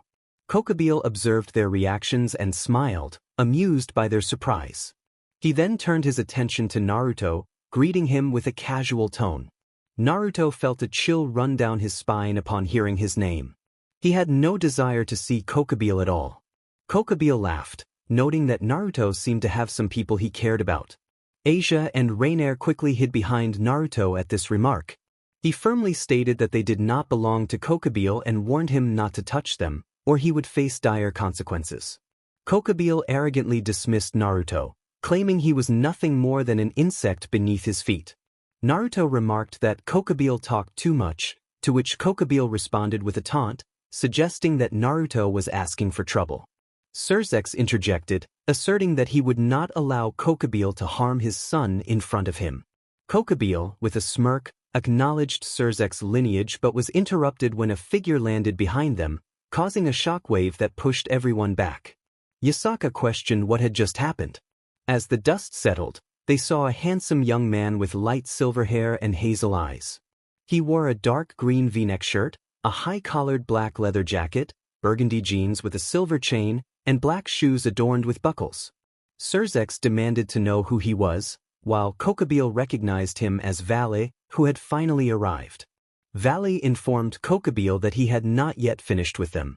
Kokubile, slightly annoyed, was about to respond when Valle insisted they needed to hurry, as their leader was waiting for him. Kokubile dismissed the urgency, but Surzek pressed Valle for his identity. Valle turned to face him, revealing that he was the false Lucifer, claiming something that did not belong to him. Surzek was confused and demanded clarification. Valle introduced himself as Valle Lucifer, the son of the previous Demon King and the wielder of Albion, the White Dragon Emperor. In that moment, Valle transformed into his divine dividing scale male, sprouting 8 bat-like wings. Kokubile laughed, suggesting they finish off their opponents, starting with Rias, who was slightly separated from the group. He aimed a large holy lance at her, prompting Naruto to rush forward in alarm. Kokubile laughed maniacally as he launched the lance toward Rias. The others gasped in horror as Naruto shouted for her to stop. Rias, seeing the lance approaching, turned to the person she loved most and smiled, asking him to take care of their daughter. An enormous explosion followed, and Naruto fell to his knees, devastated by the loss. Kokubile mocked Naruto's despair, watching as he knelt with his head bowed, tears falling to the ground. Naruto vowed to kill Kokubile, who feigned ignorance, claiming he couldn't hear him. As Naruto raised his head, his eternal Mangekyo Sharingan glowed with fury, causing Kokubile to take a step back in surprise. In a moment of anguish, Naruto screamed in pain, clutching his eyes, which burned intensely. As he stood, blood streamed from his eyes, and everyone watched in shock. Graphia, worried for her son, urged him to stop, but he was beyond hearing her or even Kurama and Draco, who tried to calm him. Surzek, concerned, asked what was happening, but Graphia remained silent, horrified at the sight of her son's suffering. In a flashback, it was revealed that Naruto possessed a powerful Dojutsu, so potent that its bearer was revered as a god in his homeland. However, to awaken these legendary eyes, one must suffer the loss of someone deeply important. As the memory faded, Surzek noticed Naruto's eyes transforming from the eternal Mangekyo Sharingan to the Rinne Sharingan, now adorned with 9 tomo. A sense of impending doom filled the air as the sky darkened with ominous red clouds, crackling with crimson lightning that obliterated everything in its path.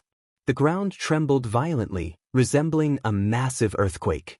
Naruto, consumed by grief, cried out for Rias, his voice distorted and filled with rage. He declared himself the one who would awaken all the dragon gods that had stolen the essence of divine domination, vowing to become the great red dragon of the apocalypse and plunge Kokubile into the depths of the dimensional dark world. As he unleashed a cry of anguish, a crimson and gold armor enveloped Naruto, sending a towering pillar of dark fire into the sky, shattering the last barrier protecting the academy. The onlookers were gripped by fear, fleeing in panic as the ground shook beneath them. In his sorrow, Naruto's power surged to unimaginable levels, overwhelming everyone with his destructive instinct. Suddenly, a massive shockwave erupted from Naruto, devastating the ground around him. As the dust cleared, he stood fully clad in his juggernaut drive, radiating an aura of overwhelming power. It was not crimson red but a dark hue with golden accents, accompanied by long red hair. Behind him, 9 dark chains swayed like fox tails, and at his side was his flamberge sword, radiating immense dark power. Naruto was determined to eliminate everyone. Mayu appeared at the scene, shocked to see a massive lance aimed at Rias. She raised her hand to open a portal beneath Rias, allowing her to fall into it and escape. Mayu thought to herself that it was a close call. However, she suddenly felt a powerful killing intent and turned to see its source. Her eyes widened in concern as she witnessed her beloved losing control of his emotions. She realized she had to intervene. Naruto stood there, fixated on Kokubile and his men, his voice distorted as he declared his intent to destroy them all. Valle could hardly believe the power he was witnessing and thought he needed to inform the leader about this development. Kokubile, paralyzed by fear, recalled a previous warning and dismissed Naruto as merely an insect beneath his feet. Yet, now the insect stood before a true monster, one who would not rest until he had eradicated Kokubile and his group. Naruto vowed that Kokubile would perish alongside his men, and then he would pursue the rest, ensuring they all paid for their actions. Valle, hearing this, stepped back, locking eyes with Naruto. Naruto warned him to flee if he wished, but it would be futile, as he would find him no matter where he went. Kokubile, enraged, hurled a lance larger than the one aimed at Rias, declaring Naruto would die. Naruto raised his hand and halted the lance mere inches from him, leaving Kokubile in disbelief. Mayu watched in astonishment, recognizing that this ability belonged to the Rinnegan. Suddenly, Kokubile ducked, narrowly avoiding the lance as it soared overhead, only to witness several of his men fall victim to their own light lances. In a flash, Naruto vanished from sight, reappearing behind Kokubile. He warned him not to be distracted and delivered a powerful axe kick that sent Kokubile crashing into the ground, creating a massive crater. Kokubile's men charged at Naruto, only to be met by the furious movement of the 9 dark chains, which eliminated them all. Everyone was taken aback by such power, while others mourned Rias's fate, as she was one of Naruto's promised ones. Grafia realized the situation was dire. Her son would not stop until he had destroyed them all, and they needed to act before he harmed himself. Mayu claimed she had a solution. Surzex and Grafia recognized her voice and turned to her. Grafia addressed her as Shinigami-sama. Mayu explained that she had sensed something was amiss but had arrived just in time to save Rias, opening a portal through which Rias emerged. Everyone rushed to Rias, checking if she was all right. Sona called out to her, and Mayu handed Rias over to her other harem sisters, who embraced her tightly, some in tears. Surzex expressed relief that his sister was safe, while Mayu reassured them that Rias was merely unconscious. However, her concern shifted back to Naruto, and everyone turned to look at him. He was holding Kokubile by the neck. Kokubile struggled, trying to break free, but it was futile. He called out for Valle to help him. Albion warned Valle that it was better to leave, as the situation was dangerous. Valle insisted he knew what he was doing and ignored Albion's plea, launching himself at Naruto to attack. Naruto, seeing this, swiftly threw Kokubile towards Valle, causing a painful impact. Valley felt a sharp pain in his body and watched in horror as parts of his armor were destroyed. He cursed Naruto, expressing his disbelief at being touched. Naruto remained silent, slowly approaching them. Valley, feeling overwhelmed, began to retreat, realizing it was better to escape. However, just as he attempted to flee, Naruto appeared behind him, grabbing his wings. Valley felt a surge of fear at Naruto's words, realizing the gravity of his situation. He pleaded for Naruto not to do what he feared. The onlookers gasped as they witnessed Naruto tear Valley's wings away. Valley cried out in agony, and Naruto declared that this was where Valley would meet his end, but not before he made a point. With a powerful stomp, Naruto created a small crater beneath Valley. He then summoned a golden light in his hand. Valley, terrified, questioned what Naruto intended to do. Naruto explained that Albion was not to blame and that he would free Albion from Valley's grasp. Valley begged for his orb back, but Naruto insisted he was unworthy of it and that he would not need it where he was going. As Valley succumbed, Naruto turned to Albion, asking if he could hear him. Albion confirmed he could. Naruto offered to free Albion if he would help him learn about the group. Albion agreed, but only after Naruto dealt with someone else. Meanwhile, Kokobile was attempting to escape, knowing he was in danger. He realized that Valley had been killed and needed to report this. Suddenly, he felt a sharp pain in his stomach as dark chains pierced through him. Naruto taunted him, asserting that he would not escape. Kokobile fell near the others, embedded in a small crater. As Kokobile slowly opened his eyes, he saw Azazel nearby and reached out for help. Azazel moved closer, but Naruto intervened, crushing Kokobile's hand, causing him to scream in pain. Azazel tried to stop Naruto but was sent flying back by a mere flick of Naruto's power. Naruto warned him not to interfere and drew his sword, placing it against Kokobile's neck, demanding to know where the others were. Kokobile defiantly refused to answer, choosing death instead. Without hesitation, Naruto ended Kokobile's life in front of everyone. Once the confrontation was over, he discarded his sword and stepped back, looking for his beloved before succumbing to the weight of the moment. Graphia, seeing her son calm down, moved to approach him, but Mayu stopped her, insisting it was too dangerous and that she would handle it. Mayu approached Naruto gently and embraced him. He looked down, recognizing her, and returned the embrace tightly. Mayu removed his dragon helmet, gasping as she looked into his eyes. She reassured him not to be sad. Naruto expressed his pain over losing someone dear to him, feeling overwhelmed with grief. Mayu held him tightly and kissed him softly, trying to comfort him.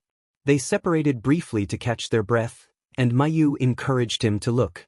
As he turned his gaze, he saw the woman who had brought light into his darkness. He moved slowly, feeling weak, and suddenly clutched his chest in pain, coughing up blood, which alarmed everyone, including his mother. Graphia expressed her concern, but he was focused solely on his beloved, who lay asleep in Sona's arms. His father and the other leaders stepped aside to let him through.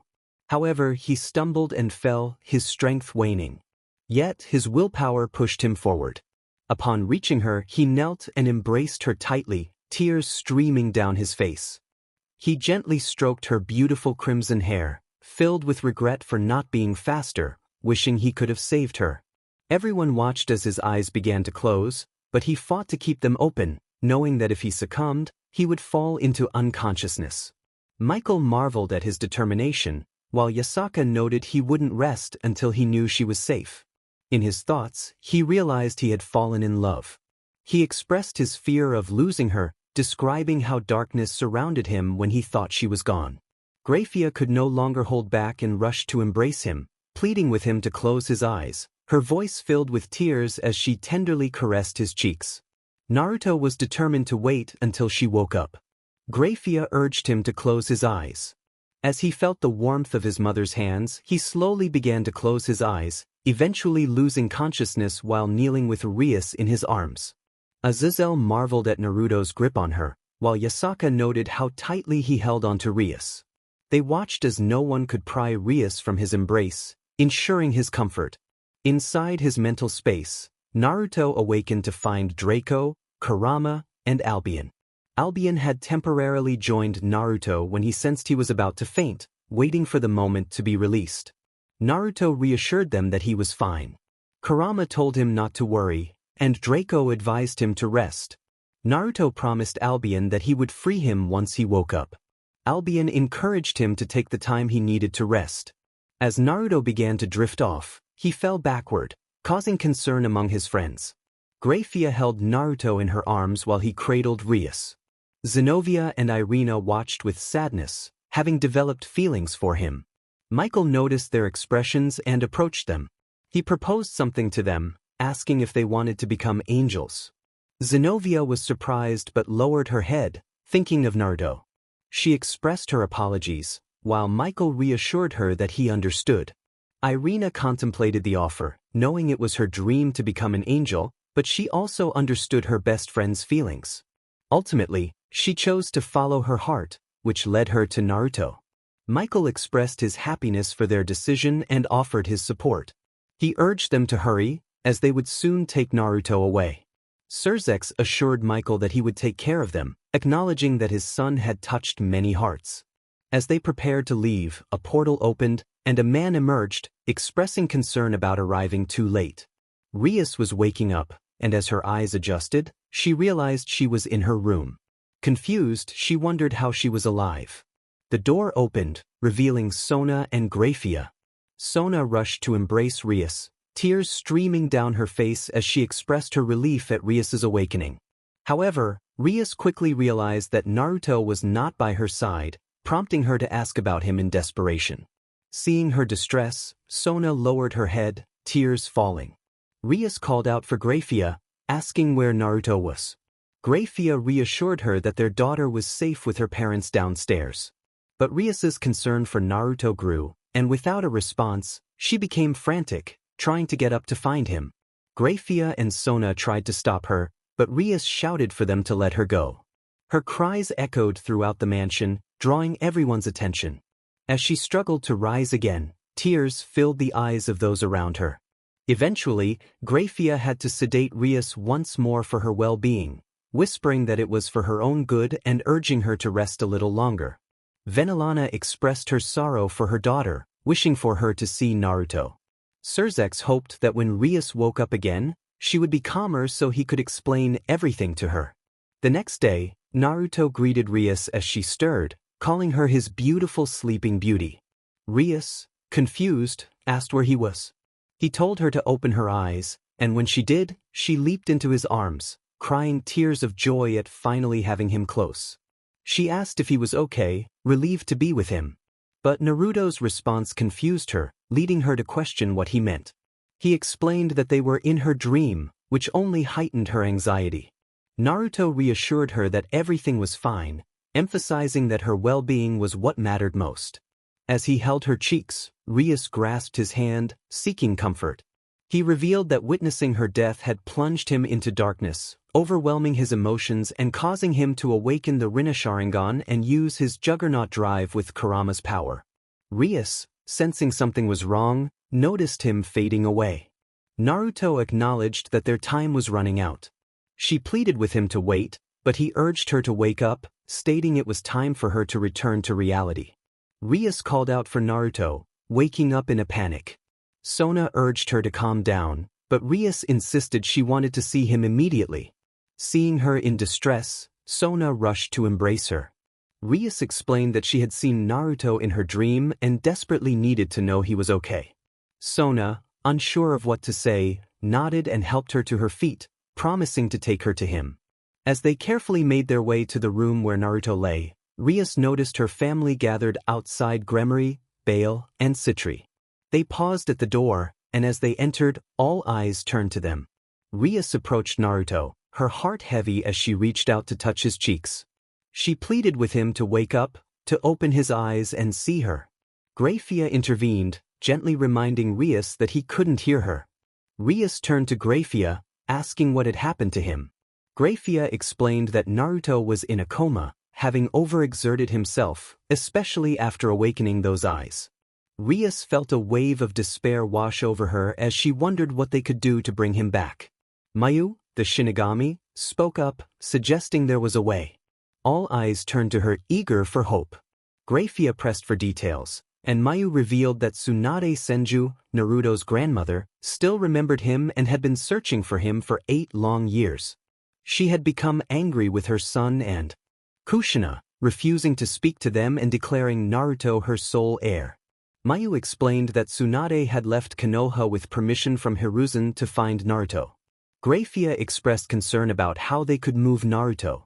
Mayu insisted that the only way was to find Tsunade and bring her back. Surzex entered just in time to hear this and agreed that if it was the only solution to help Naruto wake up, he was on board. Mayu stated they could only take 3 people, and after some discussion, it was decided that she, Grafia, and Surzex would go. Surzex mentioned they needed to inform the others to take care of Naruto while they were gone. After sharing their plan, everyone nodded in agreement and wished them luck. Mayu opened a portal, and the 3 stepped through, arriving in the Land of Fire. In a small village, Tsunade Senju, the matriarch of the Senju clan, sat alone, drowning her sorrows in drink. She was devastated after 8 years of searching for her beloved grandson, Naruto. Tears streamed down her face as she called out for him, expressing her anguish. Shizune, Tsunade's apprentice since childhood, watched her mentor with concern. She suggested that Tsunade should stop drinking for her health, but Tsunade replied that it was the only way she could momentarily forget her pain. Suddenly, a voice interrupted them. A man with long white hair, black eyes adorned with red markings, and dressed in green with a red cloak approached. He carried a large scroll on his back, marked with the symbol of the Toad contract. This was Jiraiya, one of the legendary Sannin. Tsunade's expression turned to one of anger upon seeing him, knowing he was part of the pain her grandson had endured. Jiraiya greeted her, but Tsunade cut him off, demanding he get to the point. He became serious, stating he was there to talk about Minato. Tsunade rejected the notion, reminding him of the pain caused by Minato and Kushina's actions. Jiraiya sighed, trying to explain that Minato was remorseful and had been searching for Naruto as well. Tsunade dismissed his words, expressing her anger over their betrayal. Jiraiya insisted that Kushina had already paid for her mistakes, but Tsunade was not swayed. She felt that losing her chakra chains and hair color did not absolve them of their actions. Jiraiya clarified that he was only there for Minato, asking if she knew anything about Naruto. Tsunade firmly stated that she had been searching for him for 8 long years without success. When Jiraiya pressed for information, she refused to share, feeling they had no right to know. As Jiraiya prepared to leave, he expressed his own suffering, revealing that Naruto was also his godson. Tsunade's anger flared again, reminding him of the pain he had caused her family. This tense exchange was witnessed by Mayu, Surzex, and Grafia, who stood nearby, observing the confrontation. They approached her. Mayu greeted Tsunade, who turned to look at her. Tsunade was surprised to see the companions of this beautiful young woman, both of whom had red hair. Tsunade asked what she could do to help and inquired about her name and her companions. Mayu introduced herself, and Surzex introduced himself as Surzex Lucifer, stating that his wife was Grafia Uzumaki. Tsunade and Shizune were taken aback upon hearing the surname Uzumaki. Mayu mentioned that she might be familiar to Tsunade. Tsunade expressed her confusion, stating she did not recall having seen her before. Mayu revealed her name was Mayu Uzumaki and that she was known as the Shinigami. Upon hearing this, Tsunade quickly stood from her seat and bowed respectfully, apologizing for her manners. Mayu reassured her not to worry. Tsunade then asked how she could assist her. Mayu explained that she had come to seek Tsunade's help. Tsunade was intrigued, and Mayu continued, stating that her fiancé had been in a fight that pushed his body to its limits, causing him to lose control of his emotions and fall into a coma. She admitted that her energy was too dangerous for him, and she could not help him herself. Tsunade understood the gravity of the situation. Grafia pleaded for assistance, revealing that the young man was her son. Tsunade acknowledged this and expressed her willingness to help but requested a favor in return. Mayu smiled, anticipating Tsunade's request. Tsunade explained that 8 years ago, her grandson had gone missing, and she had searched throughout the elemental nations without success. She asked if Mayu could assist in finding him, stating she would be deeply grateful and would even offer her soul as compensation if necessary. Surzex and Graphia were astonished by her willingness to sacrifice so much for her son, who was now in a coma. Mayu, however, felt she could not assist with that request. Tsunade's expression turned sorrowful as she understood.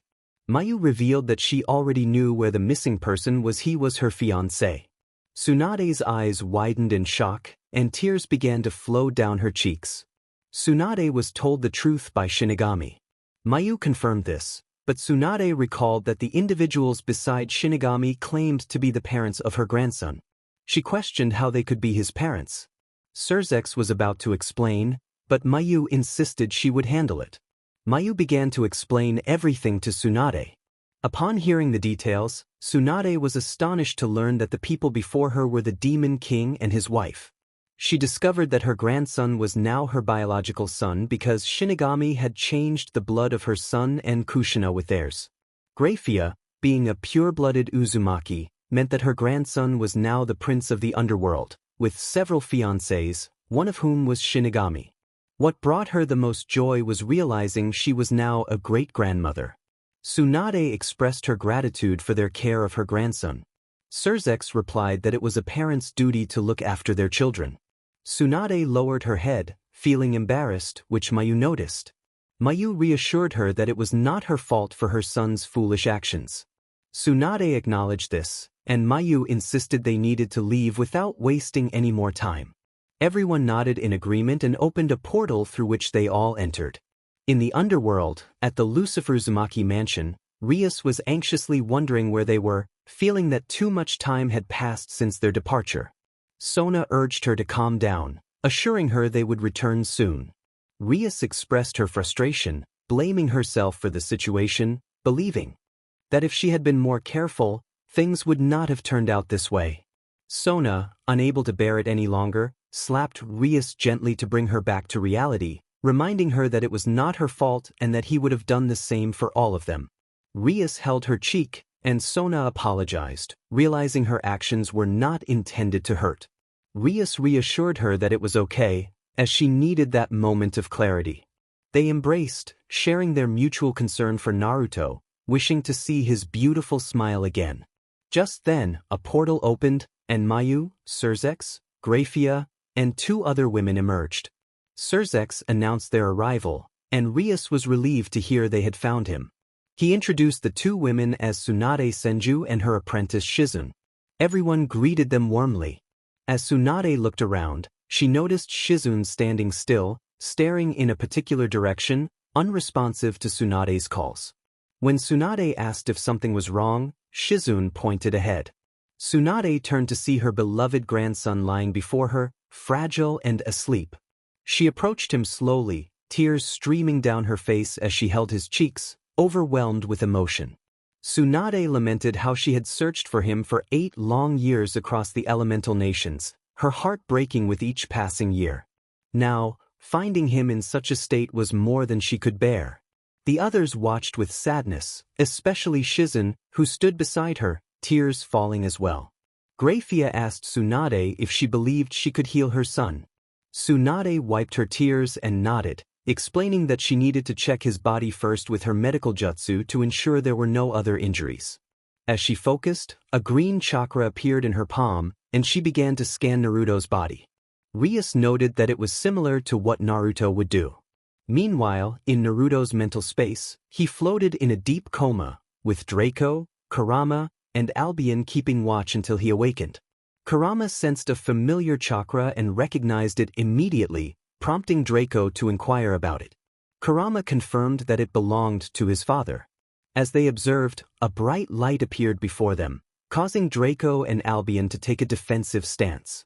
When the light dissipated, they saw a tall man with gray skin and ringed gray eyes, aged with deep wrinkles and short, reddish hair, along with a long beard.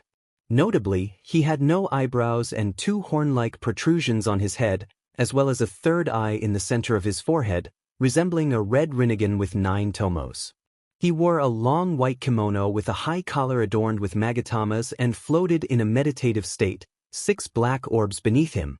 This man was Hagoromo Otsutsuki, Also known as the Sage of Six Paths, the savior of the ninja world, the god of shinobi, and the ancestor of all shinobi. Hagoromo greeted Kurama, acknowledging the time that had passed. Kurama responded in kind, and Draco realized that Kurama was referring to him as his father, confirming the connection. Hagoromo observed that Kurama had made friends. Kurama, slightly annoyed, asked what Hagoromo was doing there. Hagoromo's serious expression mirrored Kurama's concern. He explained that he had come to help Kurama.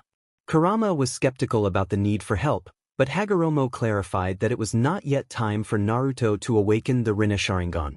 Kurama understood that the timing was not right, but he wanted to know how Hagoromo planned to assist. Hagoromo revealed that he knew the reason for Naruto's coma. He was trapped in his own mind, reliving the death of someone dear to him. Kurama realized it was Rias. Hagoromo confirmed this, explaining that witnessing her death had plunged Naruto into a deep darkness. Kurama was anxious to know how they could wake Naruto, as his family and fiancés were deeply worried. Hagoromo reassured Kurama that he knew how to awaken Naruto. He approached Naruto and placed his left hand on his head, revealing a mark on his palm that resembled a sun. A radiant glow enveloped them. Kurama, Draco, and Albion watched as Naruto opened his eyes, but they lacked their usual brightness. He was confused and looked at Hagoromo, asking who he was. Hagoromo introduced himself as Hagoromo Otsutsuki, the Sage of Six Paths. Naruto was taken aback, recognizing the legendary figure from stories told by Rias. Curious, Naruto inquired why Hagoromo was there, noting that divine visits were rare. Hagoromo explained that it was not yet time for him to appear before Naruto. He revealed that witnessing the death of his beloved had triggered Naruto's awakening of the Rinne Sharingan, which was not supposed to happen yet. Thus, Hagoromo was there to impart his knowledge of the Rinne Sharingan and the Sage Mode of Six Paths. Naruto was surprised to learn that he was Hagoromo's reincarnation. As he processed this revelation, Hagoromo instructed him to come closer so he could share his wisdom. Naruto complied, and Hagoromo placed his hand on Naruto's forehead, transferring his knowledge. Once completed, Hagoromo indicated that it was now up to Naruto to train on his own. Naruto nodded in understanding. As Hagoromo began to fade, Naruto called out to him, realizing their time together was ending. Hagoromo acknowledged this and expressed pride in Kurama, urging him to protect Naruto and his family. Kurama promised to safeguard them. With a final farewell, Hagoromo vanished. Kurama then informed Naruto that not much had happened while he was in a coma, but everyone was worried about him, and there was a surprise waiting outside. Naruto, intrigued, prepared to leave his mental space. Meanwhile, Tsunade placed her palm on Naruto's forehead, channeling chakra to awaken him. Slowly, Naruto opened his eyes, shielding them from the bright light. Once accustomed, he turned to see his mother, Graphia, crying beside him. He gently touched her cheeks, urging her not to cry. Graphia gasped upon seeing the dullness in his eyes, lamenting the loss of their brightness. Surzex, feeling the weight of the moment, lowered his head, noting the absence of light in Naruto's gaze. As Naruto scanned the room, his eyes landed on Rias, and tears began to flow. He attempted to rise from the bed but fell to the floor, pain coursing through his body. Rias rushed to him, and as they embraced on the ground, both wept openly. The sight moved everyone present to tears. Naruto repeatedly apologized, his voice filled with sorrow. Rias reassured Naruto, saying everything had passed and that she was fine. Naruto, feeling guilty for not being faster, insisted it was his fault. Rias shook her head, denying it was true.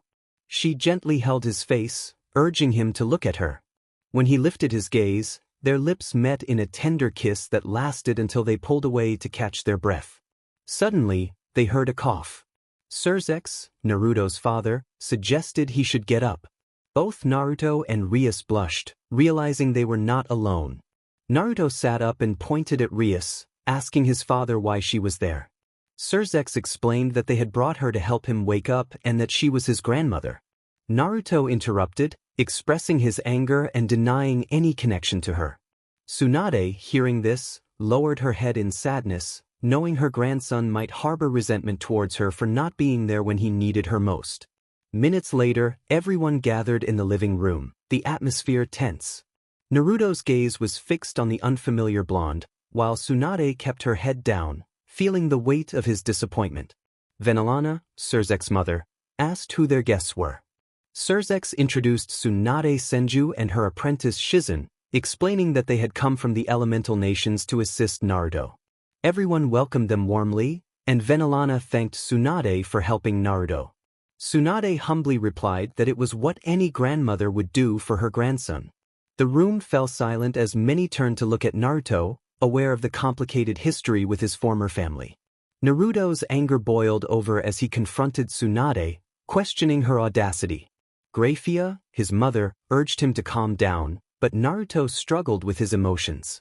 Mayu approached him, suggesting he listen to Tsunade, and he reluctantly agreed, doing it for his fiancés. Tsunade then began to share her truth. She expressed her deep love for him, explaining that she had tried to visit but was often told he wasn't home.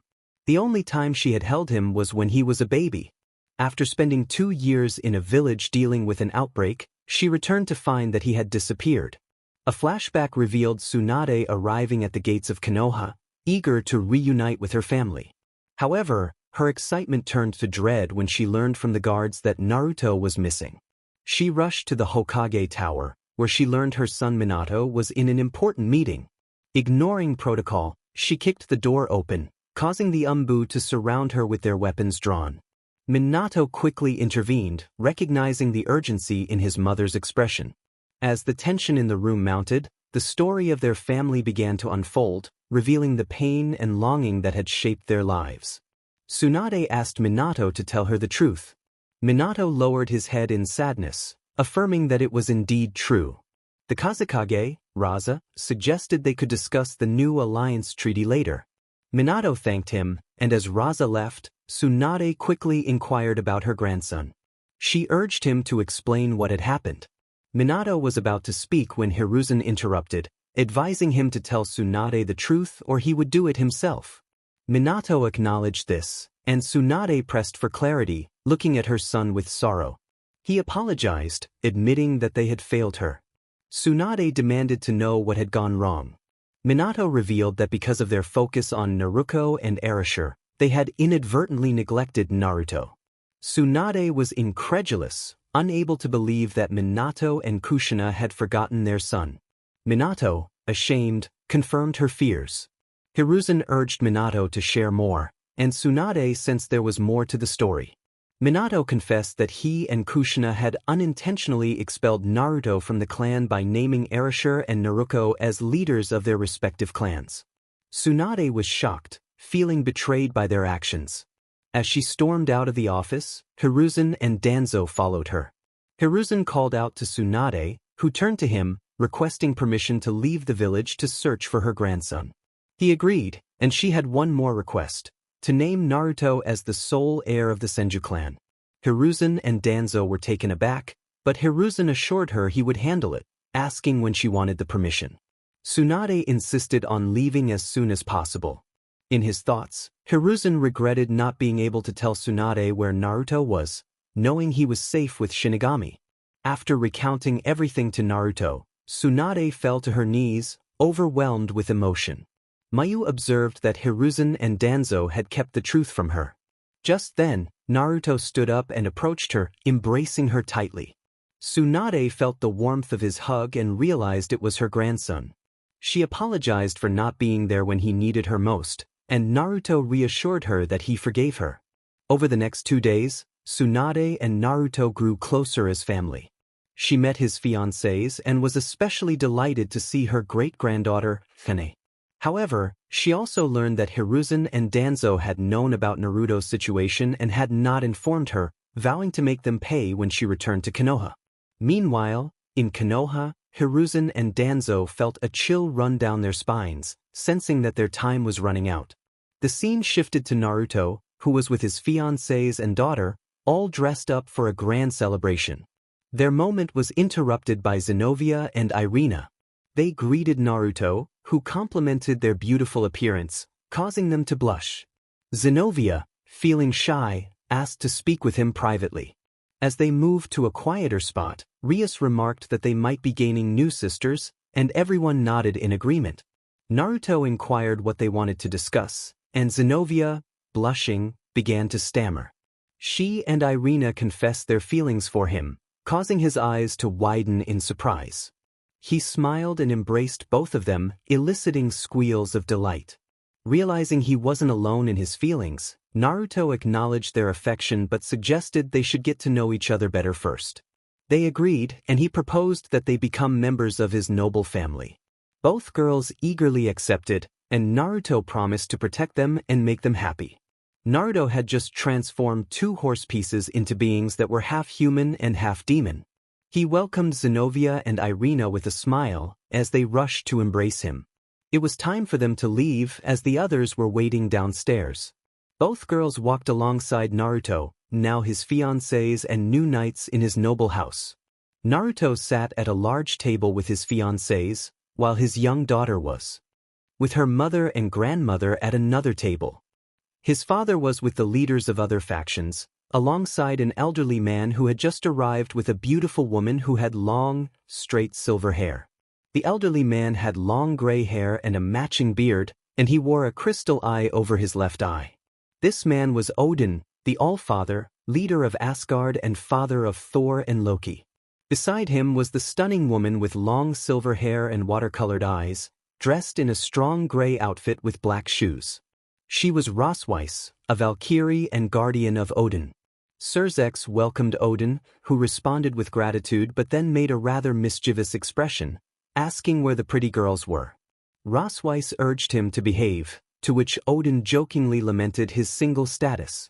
Rosweiss, with tears in her eyes, expressed her frustration, knowing well why she was still single. Odin acknowledged that he was aware, noting how men tended to run away from her, fearing her fierce demeanor. Rosweiss, feeling hurt, began to cry. The other leaders watched with anime-style sweat drops, but then someone approached Rosweiss, offering her a handkerchief. She accepted it and dried her tears, thanking the kind stranger. Naruto had offered the handkerchief, and when Rosweiss looked up to see him, her eyes widened in surprise at his handsome appearance. He gently told her that a beautiful lady like her shouldn't cry, causing her to blush deeply. Surzex then called Naruto over to introduce him to Odin. Rosweiss realized he was Surzex's son, and Surzex formally introduced Naruto to Odin. Upon seeing Naruto, Odin sensed a great power within him but smiled, recognizing his pure heart. Odin greeted Naruto warmly, who returned the greeting respectfully. Odin remarked that he could tell Naruto was a good young man just by looking at him. Naruto humbly credited his fiancées for his character. Odin acknowledged this, noting that he was curious about Naruto's past, especially since he had not always been Surzex's son. With a nod from his father, Naruto agreed to share his story, and the other leaders gathered closer to listen. Naruto recounted his life from birth to the present, and as he spoke, the atmosphere grew tense with anger among the listeners, particularly Yasaka, who was furious at the injustices Naruto had faced as a child. She silently vowed to make those responsible pay. Naruto expressed gratitude for his fiancées, who had kept him in the light. Odin praised Naruto for not succumbing to the path of vengeance, to which Naruto admitted he had been close to doing so but had found love that changed everything. Odin nodded knowingly, understanding the duality of love as both joy and chaos. Naruto reflected on his past struggles, particularly the pain he felt when he lost control during a traumatic event involving Rias. Rosweiss noticed his somber mood, prompting Surzex to change the subject. He asked Naruto if he had spoken with Albion about the Cows Brigade. Grateful for the distraction, Naruto replied that he wanted to discuss it with everyone present. Surzex suggested they postpone the conversation until the next day and encouraged everyone to enjoy the festivities. Naruto agreed and noticed Rias signaling for him to come over. He bid farewell to the others and approached her, asking what was wrong. Rias informed him that her cousin Serorg was looking for him, seemingly with something important to discuss.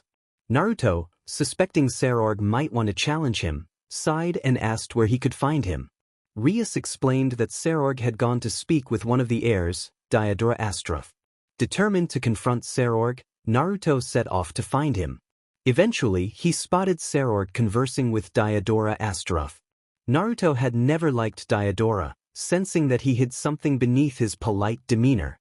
He approached Sarorg, who greeted him with enthusiasm, stating he had been searching for him. Naruto clarified that he had been with his father and the other leaders. Sarorg smiled and fist-bumped Naruto, signaling the beginning of their conversation. Solo smiled, already knowing what Sarorg meant. Naruto acknowledged that Sarorg was a battle addict and a maniac. Sarorg laughed, stating that he could fight at full capacity with Naruto. Naruto agreed, noting their similarities, and they both smiled before bumping fists again. Sarorg then remembered to introduce Diodora Astaroth, the heir of the Astaroth family. Diodora greeted Naruto, expressing pleasure in meeting him. Diodora was a young man with blue hair, always keeping his eyes closed. He wore a black shirt beneath a long white cloak that nearly reached his feet, paired with black pants and shoes. Diodora expressed a desire to discuss something important with Naruto. When asked what it was, Diodora revealed he wanted to talk about someone Naruto considered a sister. Naruto raised an eyebrow, curious about who Diodora meant. Diodora mentioned Asia Argento, prompting Naruto to ask what he wanted to say about her. Diodora proposed a trade, his piece for Asia. Naruto was taken aback, questioning why he would trade Asia for a piece of Diodora's. Diodora insisted that she was perfect for him, and Naruto's irritation began to grow. Sarorg noticed Naruto's rising anger. Naruto demanded to know who Diodora thought he was.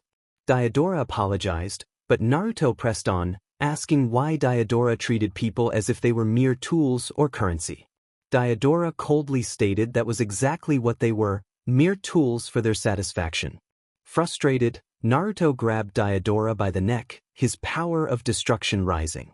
Everyone sensed the immense power and widened their eyes in shock. Oden remarked on Naruto's incredible power. Rias and the others, along with Diodora's noble family, arrived to see what was happening, preparing to defend Diodora. Rias asked Naruto what was wrong, but he remained silent. She warned her companions that if they attacked, they knew what to do, and they all raised their demonic power in response. Diodora demanded to be released, but Naruto questioned why he should. Diodora laughed, claiming Naruto recognized Asia's great power. Naruto affirmed his awareness of her abilities. Diodora accused Naruto of stealing Asia from him, revealing that he had orchestrated her expulsion from the church, branding her a heretic. Rias was shocked and demanded clarification.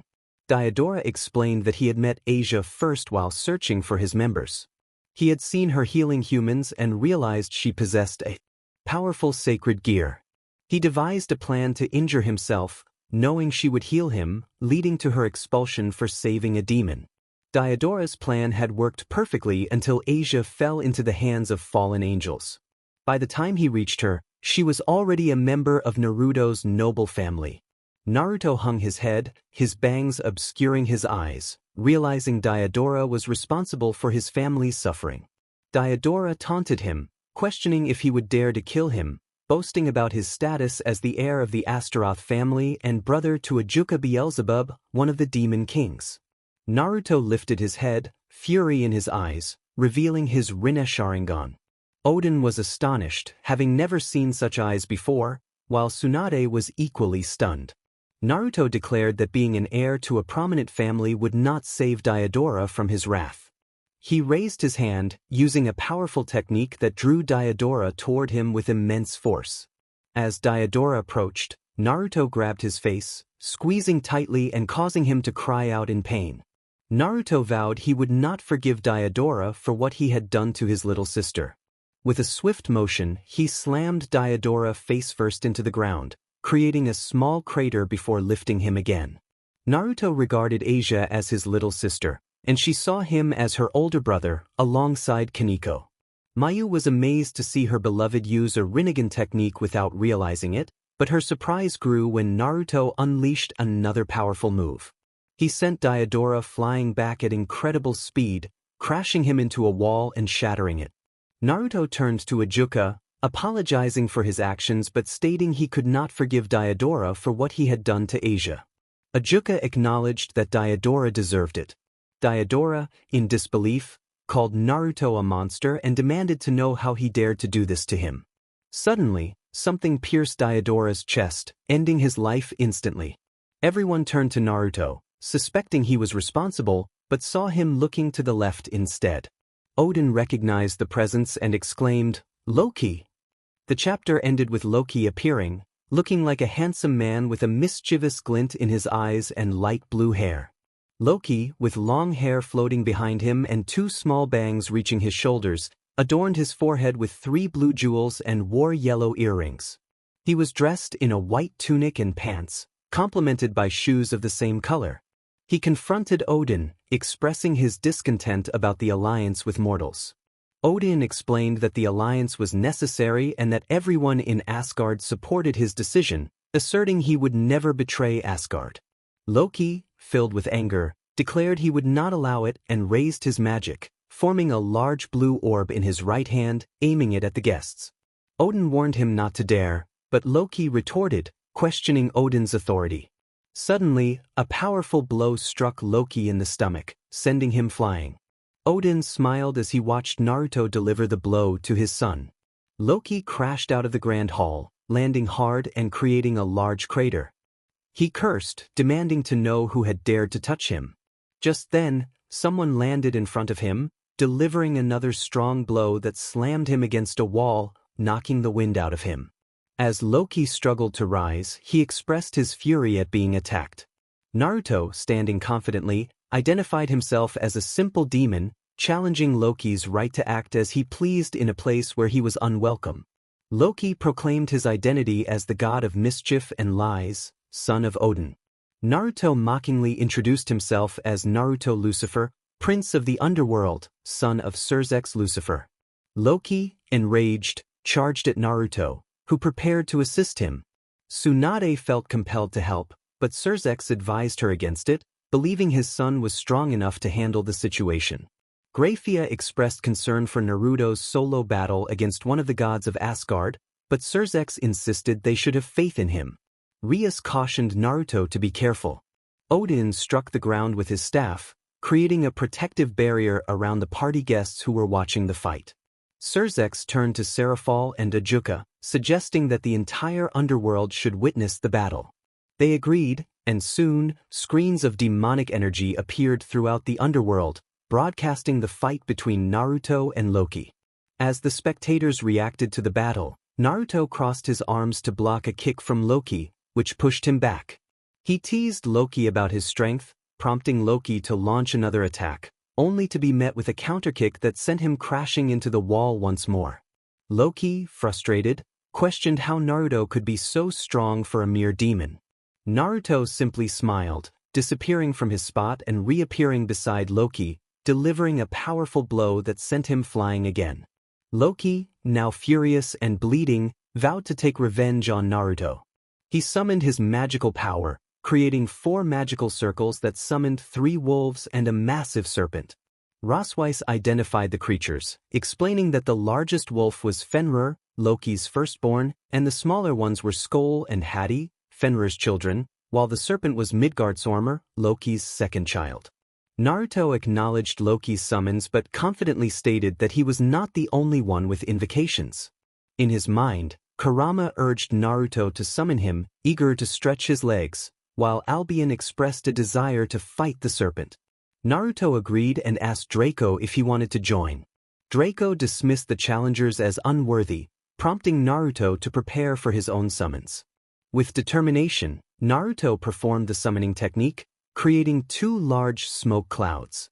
As the smoke cleared, the magnificent Kyuubi with its 9 tails and a great white dragon appeared. Tsunade was astonished to see the Kyuubi, while Rias confirmed its true name was Kurama. Yasaka sensed a familiar power and expressed disbelief at the sight. Odin contemplated the potential of having Naruto as an ally rather than an enemy, while Michael and Azazel shared their admiration for the young warrior. Greg, feeling Albion's power, recognized that Naruto had fulfilled his promise.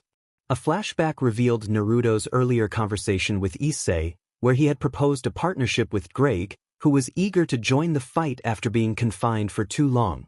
Greg instructed Naruto to unbutton his shirt. Following the command, Naruto watched as Greg gently traced the side of his heart with a bloodied. When Greg removed his nail, Naruto felt a sharp pain and noticed a dragon head tattoo appearing on his skin. Greg explained that Naruto would gain part of his power, which would enhance his own abilities and those of others, contrasting with Albion's power that diminished opponent's strength. Naruto expressed his gratitude. In the midst of the battle, Loki cursed, recognizing Naruto as one of the Dragon Emperors. Naruto introduced his allies, Albion and Kurama, the nine-tailed fox. Filled with rage, Loki commanded his minions to attack. Kurama was ready to engage, and Albion prepared to confront a serpent. The spectators were captivated by the clash of these mighty beasts. While Kurama and Albion fought, Naruto vanished from his position and reappeared above Loki, delivering a powerful axe kick that sent Loki crashing into the ground, creating a large crater. Naruto warned Loki not to get distracted. As Loki began to rise, he muttered angrily. He charged at Naruto, who met him with a punch, creating a massive shockwave that astonished everyone watching. Loki increased his magical power, putting up a stronger fight against Naruto. Naruto smiled and leaped backward, acknowledging Loki's strength and declaring that he would show him his new form. The leaders paid close attention as Naruto began to gather chakra alongside Kurama. Naruto announced that he was entering his new nine-tailed chakra mode. As he concentrated, his chakra enveloped him in yellow flames, his eyes transformed into orange with vertical slits like Kurama's, and his yellow hair spiked up, forming two horns. Patterns emerged on his body, extending to his arms and legs. Finally, a chakra cloak appeared, splitting into 9 tails that waved behind him, revealing a black outfit adorned with 3 magatamas on both sides of his high collar and on his chest. The sight left everyone in awe, radiating immense power. Surzex marveled at the transformation, while Azazel questioned the extent of Naruto's power. Michael expressed his surprise at the boy's strength. Yasaka blushed at the sight, which did not go unnoticed by Rias, who smiled.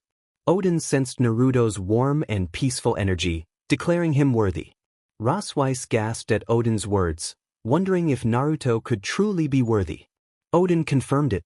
Loki, in disbelief, questioned why Naruto was stronger. He conjured several magical circles around him, launching ice spikes toward Naruto. As Naruto walked slowly toward Loki, the 9 tails of chakra shielded him, deflecting the ice. Loki cursed but was interrupted by a powerful blow that caused him to double over and spit blood. He refused to accept defeat, vowing not to lose to a mere child. A large blue magical circle appeared above them, unleashing a fierce lightning bolt. Loki laughed, declaring that Naruto would pay for provoking him. Naruto responded, noting that Loki had yet to learn his lesson. He delivered a powerful kick that sent Loki crashing into Odin's barrier, the impact resonating throughout the area. Naruto quickly shielded himself with his 9 tails as the lightning struck down. The explosion echoed, creating a massive crater, and as the smoke cleared, Loki's maniacal laughter filled the air. He taunted Naruto, claiming he deserved the outcome for thinking he was stronger than a god. Naruto acknowledged the close call, realizing he had narrowly escaped a fatal blow. Loki, still laughing, was taken aback when he heard Naruto's voice. He exclaimed that it was impossible for Naruto to still be standing. Naruto reminded him that time was running out for Kurama and Albion.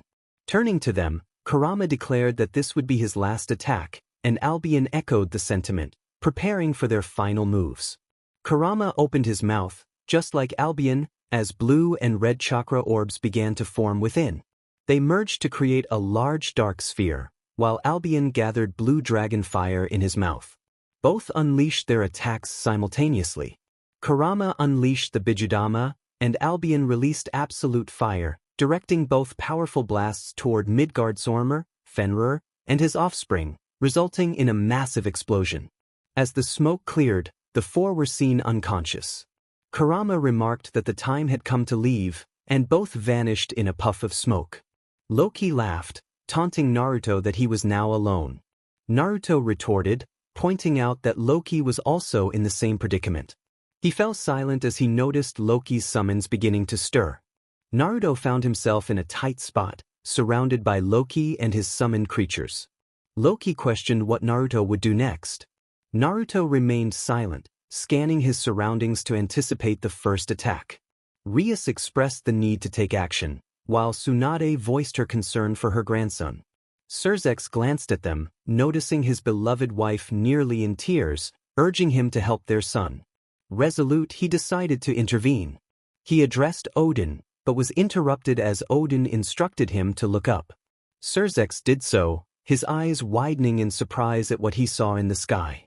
Meanwhile, Loki acknowledged Naruto's strength, admitting that he might even be stronger than himself, which infuriated him further as he saw in Naruto the image of his foolish brother.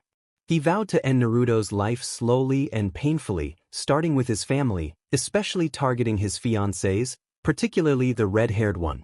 Those who knew Naruto could only hope for a swift end to his suffering.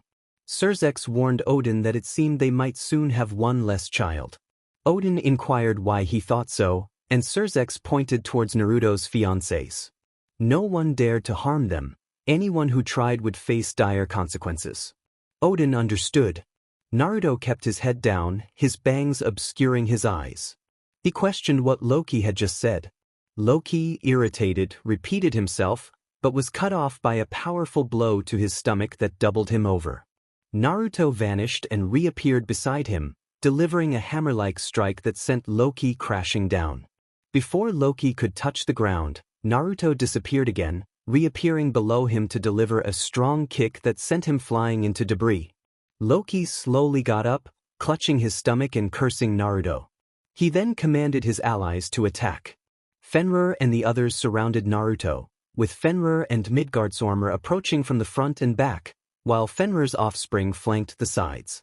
As they charged, they were suddenly struck by an unseen force that sent them flying in different directions. A hammer appeared in front of Naruto, causing Loki to step back in shock. He recognized it as Mjolnir and questioned how it could be there. Turning to Odin, he saw his father watching him intently. Loki cursed Odin for wanting to assist Naruto, recalling that the hammer could only respond to his brother Thor. Loki laughed, dismissing the idea that a demon could wield Mjolnir. Odin corrected him, stating that only those with pure hearts could lift the hammer. Loki scoffed, believing his father had grown too old to think a demon could wield such power. Odin informed him that he had lost, turning to Naruto and instructing him to hold the hammer, as it could seal Loki. Naruto felt an inexplicable pull toward Mjolnir. Grasping the handle, the hammer began to grow in size. He lifted it with one hand, summoning lightning that struck down upon it. Odin expressed his belief in Naruto's potential. Rosweiss marveled at the sight, realizing that Naruto could indeed wield the hammer. Loki, in disbelief, could not comprehend how a demon could lift Mjolnir. In a fit of rage, he launched ice spikes at Naruto, but they failed to reach him, repelled by the protective lightning. Realizing he had no choice, Loki gathered his summons for a coordinated attack. Naruto observed this and heard Kurama's voice, suggesting he had a plan. Naruto acknowledged Kurama's words and nodded in agreement. He prepared to unleash his power by releasing Mjolnir and bringing his hands together, gradually opening them to reveal a glowing orb that soon turned dark. He sent it soaring into the sky and then brought his hands together once more, declaring the name of his technique, Chibaku Tensei. As he spoke, the dark orb began to shine brightly, causing the ground around Loki and his summons to tremble and crack. Loki, confused, questioned what was happening. Mayu, astonished, realized that Naruto had learned to use the technique. Surzex turned to Shinigami-sama, aware that he recognized the technique Naruto was employing. Mayu explained that the technique was called Chibaku Tensei, also known as planetary devastation. It was one of the most powerful techniques of the Rinnegan, and with Naruto possessing the Rinne Sharingan, it was even more potent and destructive. Other leaders gathered closer to hear the conversation. Surzex inquired about the exact effects of the technique. Mayu elaborated that it could be used in various ways, primarily for sealing, capturing, and destruction. Michael noted the sealing aspect, and Mayu recounted how Naruto's ancestor had fought against his mother to save their world. ultimately sealing her away to achieve victory. Surzex asked what they were sealing, and Mayu pointed towards the battle between Naruto and Loki.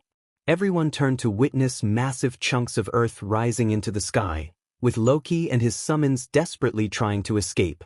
Loki, realizing where they were headed, began to leap across the debris in an attempt to flee.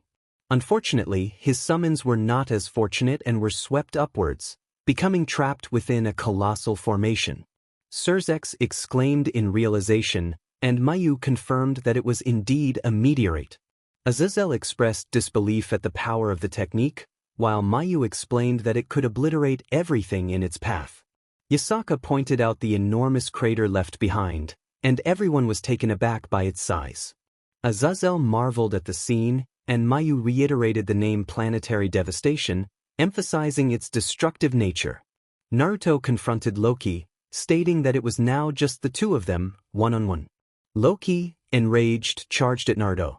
Recognizing it was time to end the battle, Naruto grasped Mjolnir by the handle, causing it to grow larger. He lifted it high above his head and then brought it down forcefully towards Loki. In response, Loki quickly conjured several magical circles for protection, but the hammer struck with tremendous force, sending shockwaves that shattered Loki's defenses until only one circle remained. Loki, in disbelief, protested that he could not lose to a mere child. As the last circle broke, the hammer struck him directly, and a seal appeared behind him, absorbing him and sealing him away. Naruto declared that it was finally over. He released his nine-tailed chakra mode and let Mjolnir shrink back down, sending it soaring into the sky where it vanished in a magical circle. He walked over to join the others, where he was greeted by his fiancées. Surzex congratulated Naruto on defeating one of the Nordic gods, and Naruto thanked his father. Odin acknowledged Naruto's strength, noting the similarities between him and his own son, suggesting they would have been great friends. Naruto expressed his gratitude to Odin. Azazel raised a question about the enormous meteorite, pointing at it. Naruto assured him that it would be easy to handle. He raised his left hand and clenched his fist, causing the meteorite to shrink down to the size of a baseball, which then flew directly into his hand. He approached Odin and offered it to him, explaining that it belonged to Asgard and was a gift to strengthen their alliance. Odin accepted the gesture. The following day, everyone gathered in a large room around a massive table, with all the leaders and their bodyguards present. Naruto stood with his mother behind his father. Surzex called for Naruto to summon Albion. Just as Naruto was about to perform the hand signs, Azazel interrupted, warning that Albion was too large and could cause destruction. Naruto reassured Azazel that he was aware and would not summon Albion at full size. Azazel chuckled, clarifying that he meant no offense.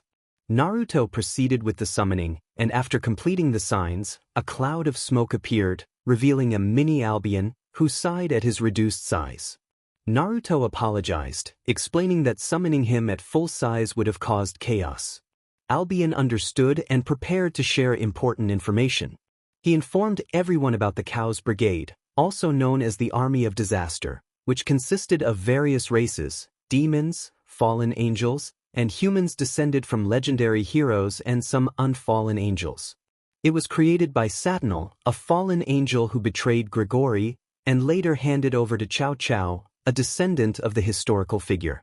Their sole purpose was to eliminate the Great Red, the most powerful dragon known as the True Dragon, residing in the dimensional gap, as he posed a significant obstacle to their plans of invasion. Albion warned that once they learned that Great Red was no longer in the dimensional gap, they would come after Naruto. Everyone was shocked by this revelation. Azazel insisted they needed to stop the Chaos Brigade, and Yasaka agreed with him. Odin expressed concern about the potential for a massive war with other factions. Michael pointed out that Naruto would now be their target, and Surzex prepared to strategize their next move. "I'm sorry, but it seems there is no text provided for me to edit. Please provide the fanfiction text you'd like me to work on, and I'll be happy to assist you." Naruto noticed his father looking very worried. He reassured him, saying not to worry, as he wouldn't fall easily without a fight. Surzex acknowledged his son's words but seemed troubled. Naruto, sensing his father's concern, mentioned that he had a plan regarding the situation with the others. Surzex asked what the plan was, and Naruto explained that he intended to take them to the place of his ancestors, to his clan. Surzex widened his eyes in surprise at this revelation. Naruto then turned to Mayu, asking if she could take them there when the time came. Mayu responded affirmatively, assuring him she would handle it. At that moment, Michael inquired about the total number of members in their group. Albion informed him that there were currently 22 members, as Naruto had dealt with Kokubile, Valle, and sealed Loki along with his summons. Michael pressed for the identities of the remaining members, and Albion confirmed he could provide that information. Among the members were 3 of the 4 descendants of the previous demon kings: Kateria Leviathan, Cruzuri Asmodeus, and Shalba Beelzebub, with Valle already deceased. Lilith was introduced as the daughter of the current bodyguard of Rizavim Levon Lucifer, and Euclid Lucifuge was revealed to be the younger brother of Graphia Uzumaki. Upon hearing her brother's name, Graphia's eyes widened in shock. Albion continued, listing the evil dragons, starting with Krumkruch, known as the strongest evil dragon and the dragon of the crescent moon. He mentioned Grendel, one of the most resilient evil dragons, and Azidahaka, known as the dragon of 1,000 spells. Other dragons included Layden, the insomniac dragon, Yamada no Orochi, known as the venom blood dragon, Apophis, who paves the way in purgatory, and Nyagor, revived by the Holy Grail with the intent to harm Ophis. Next, Albion detailed Valle's team, which included Arthur Pendragon, a descendant of King Arthur, Lefay Pendragon, Arthur's sister and a descendant of Morgana Le Fay, Biko, a descendant of the first Monkey King, Sun Wukong, and Gogmagog, a golem from English folklore. Lastly, he mentioned the Heroes faction, which consisted of George, a descendant of Johann George Faust, Siegfried, a dragon-slaying hero from Nibelungenlied, Jean, a descendant of Joan of Arc, Heracles, a descendant of the Greek hero Hercules, Leonardo, the wielder of the Longinus, Annihilation Maker, and Chow Chow, the leader of the Cows Brigade. Everyone was taken aback by the strength of the organization. Azazel expressed concern, noting the formidable members from both the Heroes faction and the Evil Dragons. Yasaka questioned their next steps, realizing that war seemed inevitable. Surzex agreed, stating they needed to stay vigilant regarding the organization's actions and keep everyone informed of any developments. The group nodded in agreement. Surzex then noticed his wife, who was in tears upon hearing her brother's name, and decided it was time to conclude the meeting. He announced the end of the gathering, and everyone agreed. Outside, all the leaders prepared to depart and organize their forces against the Cows Brigade. Michael bid farewell, followed by Azazel and Yasaka, who said goodbye to Naruto before they vanished with their bodyguards. Odin then approached Naruto, expressing that it was an honor to meet him. Naruto replied that the honor was his, and Odin smiled, asking him to look after Rosweiss. Naruto agreed, and Odin disappeared. The reason Odin entrusted Rosweiss to Naruto was that she had persistently asked to stay and learn more about this world. Odin, aware of her true intentions, had a conversation with her. In a flashback, Odin teased Rosweiss about her feelings for Naruto, and she blushed, confirming her interest. Odin reassured her that he wouldn't reveal her feelings, leaving that to her. Returning to the present, Surzex asked Naruto when he planned to take them to Uzushiogakure. Naruto responded that it would be as soon as possible. Surzex agreed, stating they needed to gather the entire family. Naruto summoned 3 fox spirits, instructing Ryo to inform Venelana, Amaya, and Serorg to come to the Lucifer Uzumaki mansion urgently. Ryo acknowledged the command, and the 3 spirits disappeared in a puff of smoke.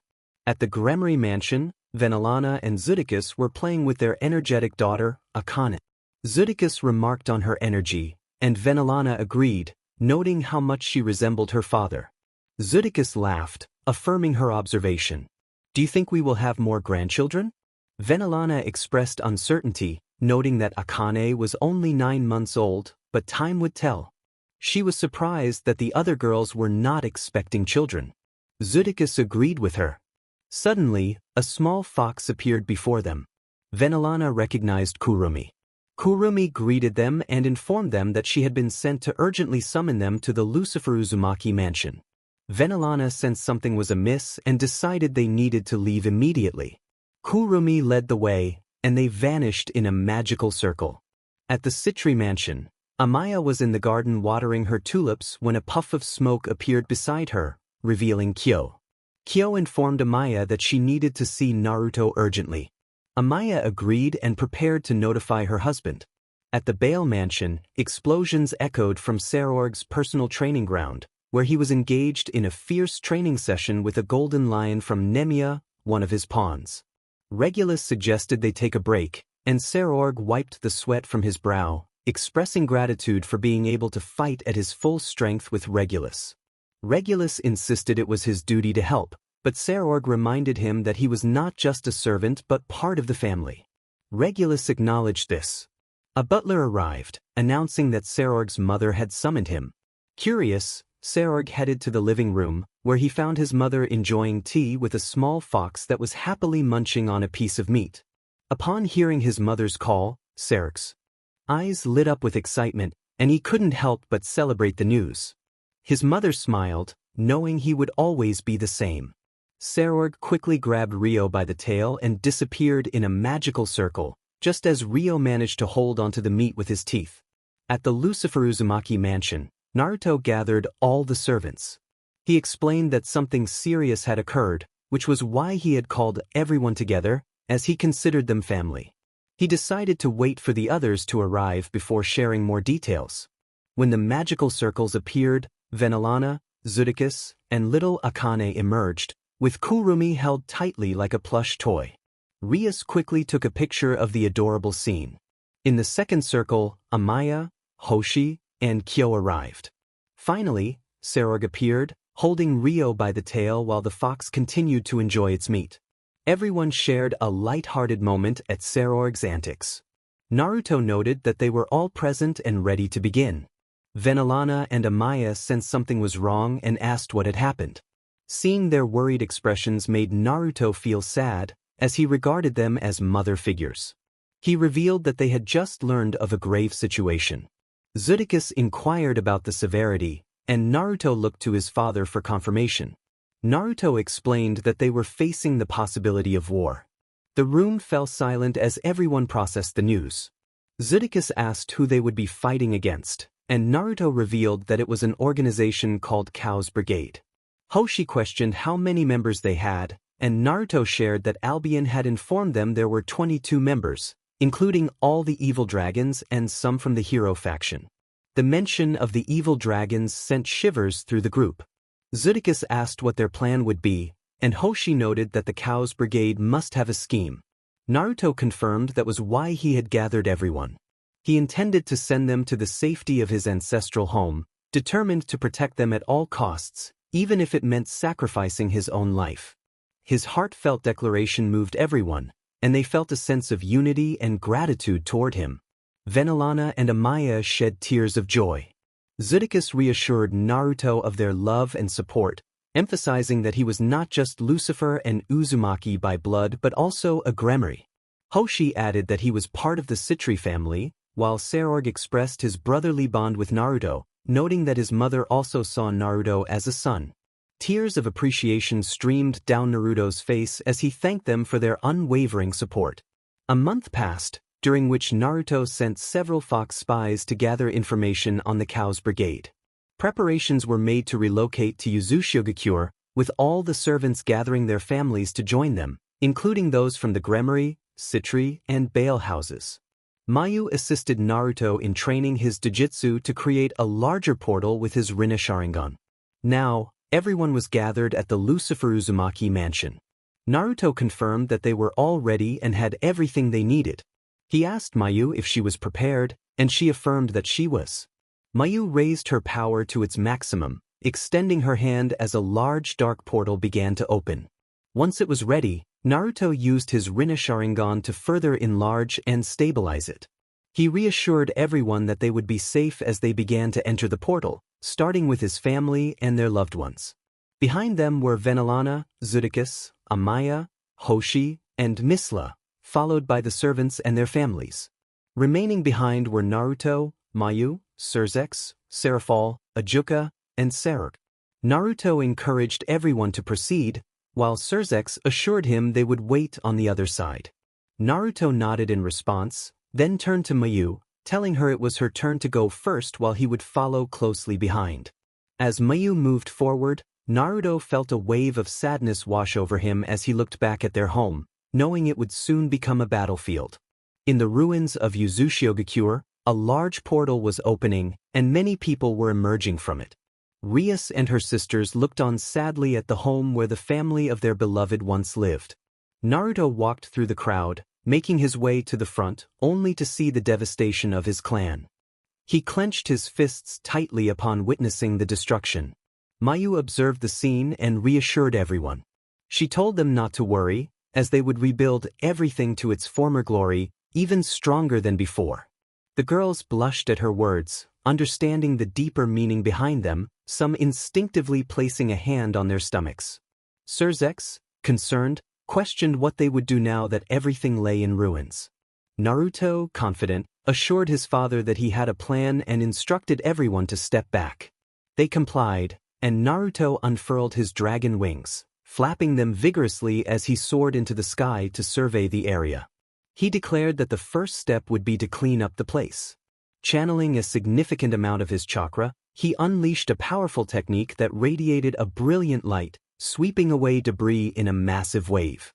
As the dust settled, everyone marveled at the transformation. The area was now pristine, a stark contrast to the ruins it had been moments before, reminiscent of Konoha after Pain's attack, but this time it was Uzushio-gakure.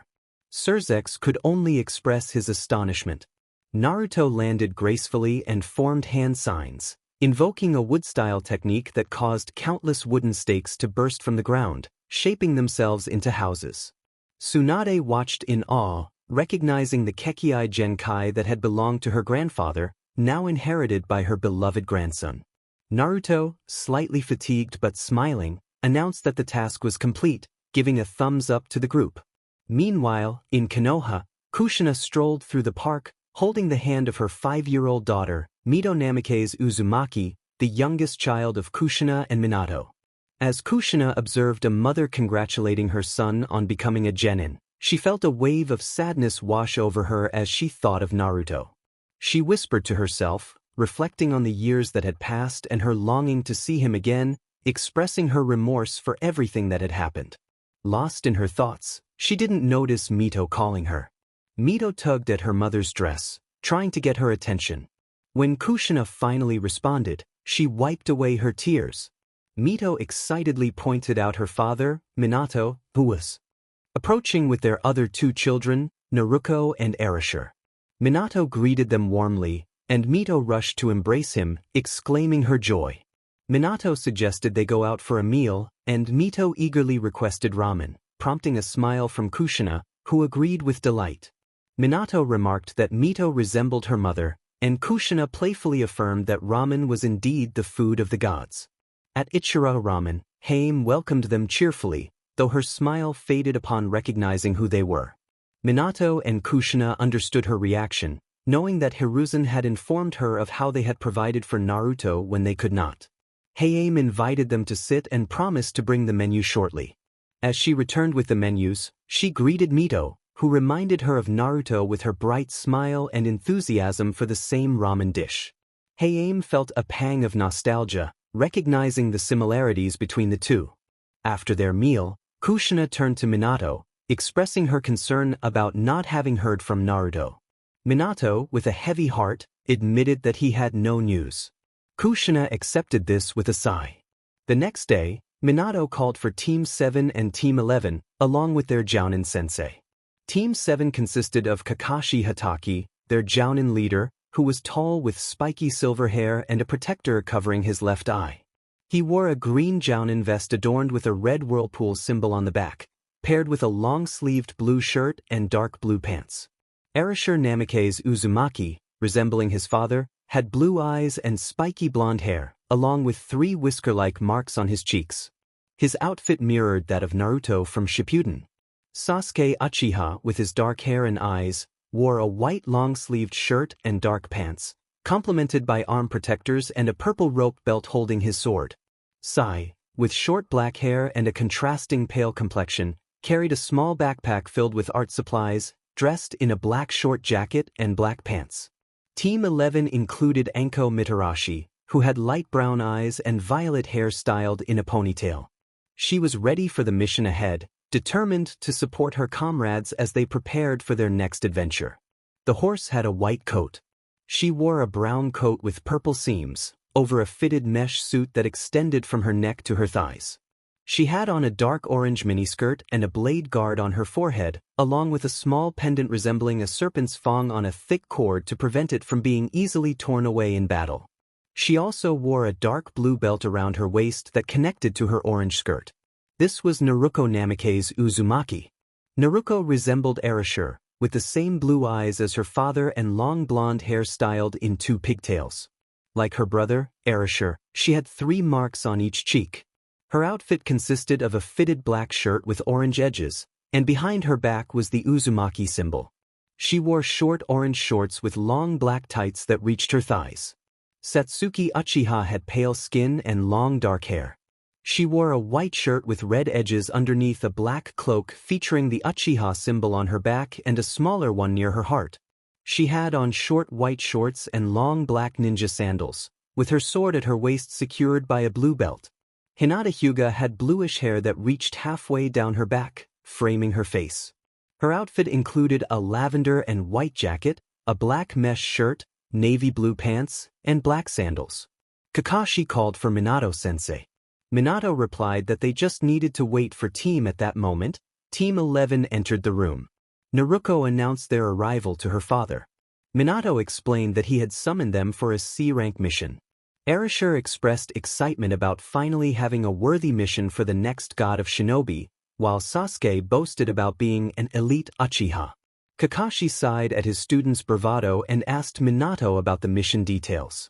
Minato explained that it involved escorting a bridge builder back to his village safely and introduced the builder, Tazuna, to the teams. Tazuna observed the group and noted the arrogance of 2 members, the energetic blonde, the serious one, and the shy girl who seemed nervous. Kakashi reassured Tazuna that they would protect him well, as these 2 teams were among the best in Konoha. After some time, Kakashi prepared for action. Anko, who was with him, wondered what he was planning. They found themselves trapped by chains held by the demon brothers, Gozu and Meizu, rogue ninjas from the Mist Village. Gozu demanded the builders surrender, threatening harm if they did not comply. Kakashi instructed Team 7 to protect Tazuna while Anko called for Team 11 to support them. Gozu and Meizu laughed, ready to attack. The Team 7 members trembled at the thought of their sensei being harmed, but Team 11 quickly stepped up to protect Tazuna as Team 7 succumbed to fear. Satsuki remarked on their pathetic display, while Hinata, usually shy, pointed out their cowardice. Naruto was surprised to hear Hinata speak up. As Gozu and Meizu grew impatient and launched an attack, Kakashi intervened, grabbing one by the neck while Anko used her snakes to restrain the other. Kakashi demanded to know who had sent them to kill Tazuna. Gozu refused to answer, so Kakashi turned to Tazuna, urging him to tell the truth, as this mission was not merely a C-rank assignment but involved rogue Chunin from the Mist, elevating it to A or B rank. Tazuna admitted he had lied. These men served Gato, one of the wealthiest men who had threatened their village, enslaving them if they did not pay monthly, and committing terrible acts against their families. Kakashi understood the gravity of the situation and expressed concern for the safety of their genin.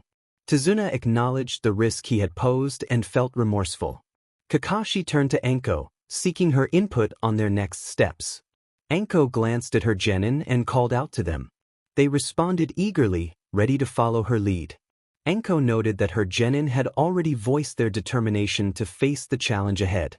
Kakashi sighed, recognizing the resolve in their eyes. Erasure confidently declared that a shinobi god could save them, while Sasuke boasted about his elite Uchiha status. Hinata pointed out that just moments ago, they had been frightened. Erasure and Sasuke shot her disapproving looks, but the others found humor in the exchange. Anko turned back to Kakashi, asking how they should proceed. Kakashi informed her that he would send a message to their teacher, as the mission had escalated to an A or B rank.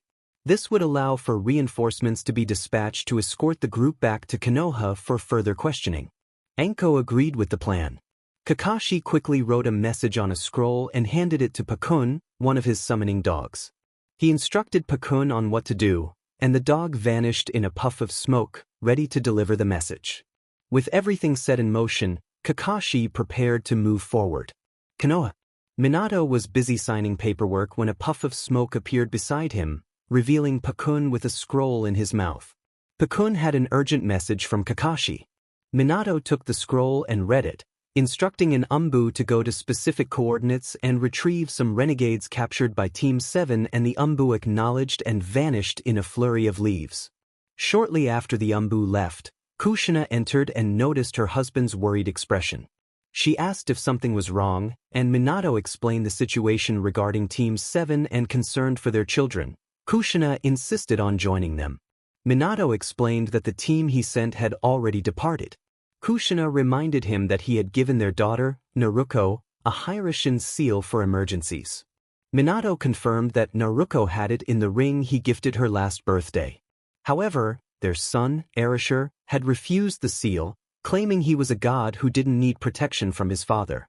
Kushina, determined, asked Minato to take her to their children using his Hiraishin.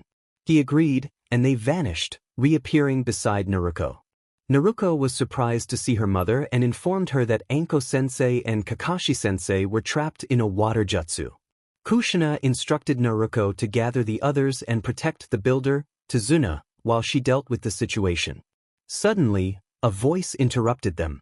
It was Zabuza Momoshi, known as the Demon of the Mist. He appeared tall and muscular, with short, spiky black hair and bandages covering his mouth. He wore a Kirigakure headband and had a bare torso, with a band securing his decapitating knife.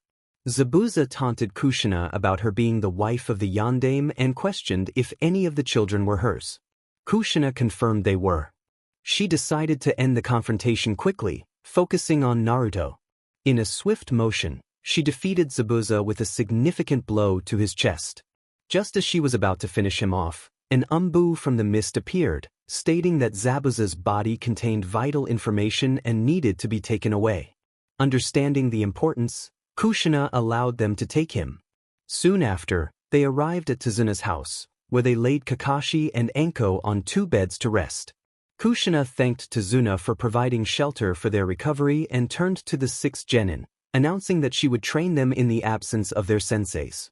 They agreed and began their training. The following day, Kakashi and Anko woke up and went downstairs to find Kushina and the genin eating breakfast. As they joined the meal, a small boy, no older than 9, spoke up, expressing his disdain for the ninjas. He lamented that their presence would only bring trouble and that they lived sheltered lives, unlike his family, who suffered greatly. The words struck everyone silent, but Erasure stood up and grabbed the boy by his shirt, ready to retaliate. Naruto urged him to let go, but Erasure was defiant, dismissing the boy as just a peasant.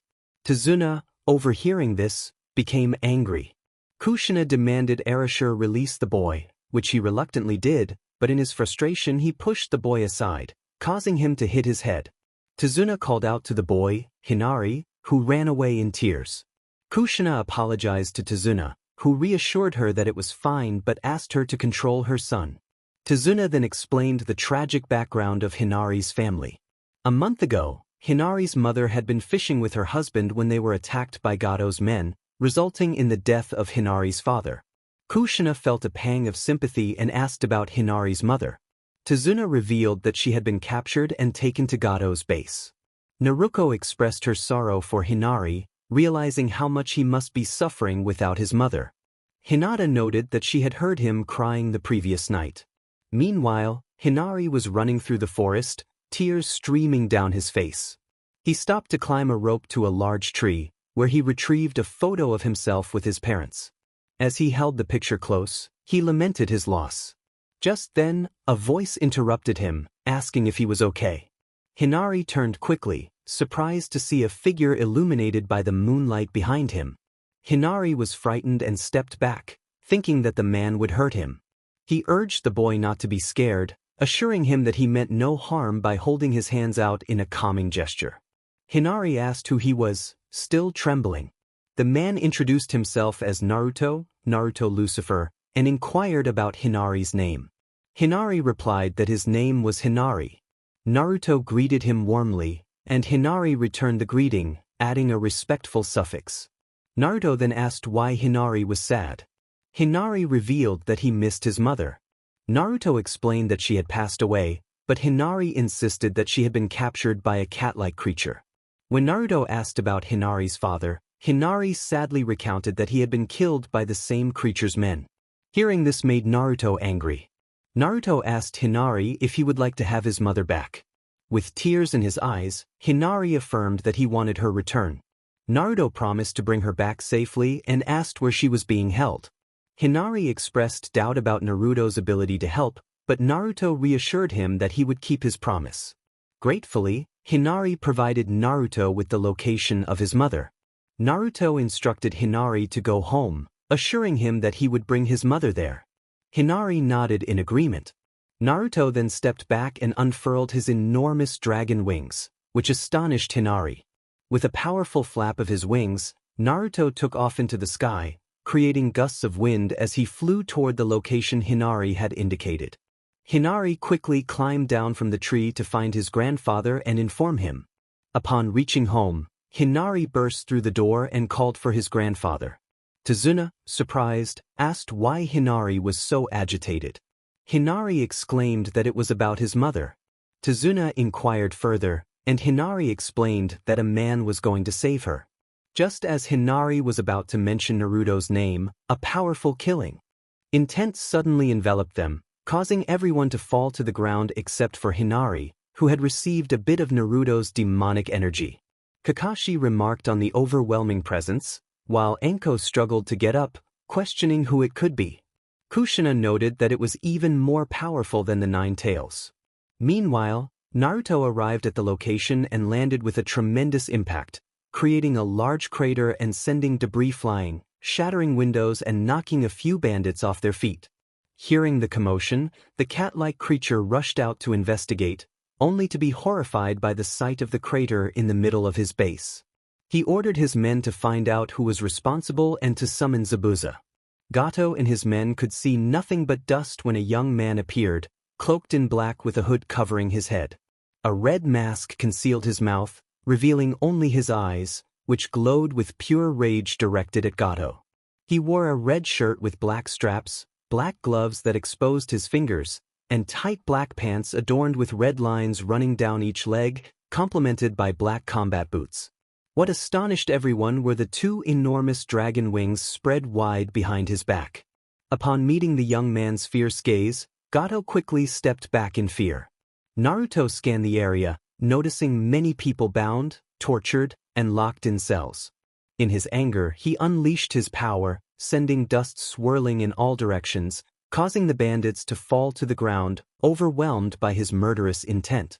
Meanwhile, in Uzushiogakure, all of Naruto's fiancés and girlfriends were discussing the situation when they sensed his power rising.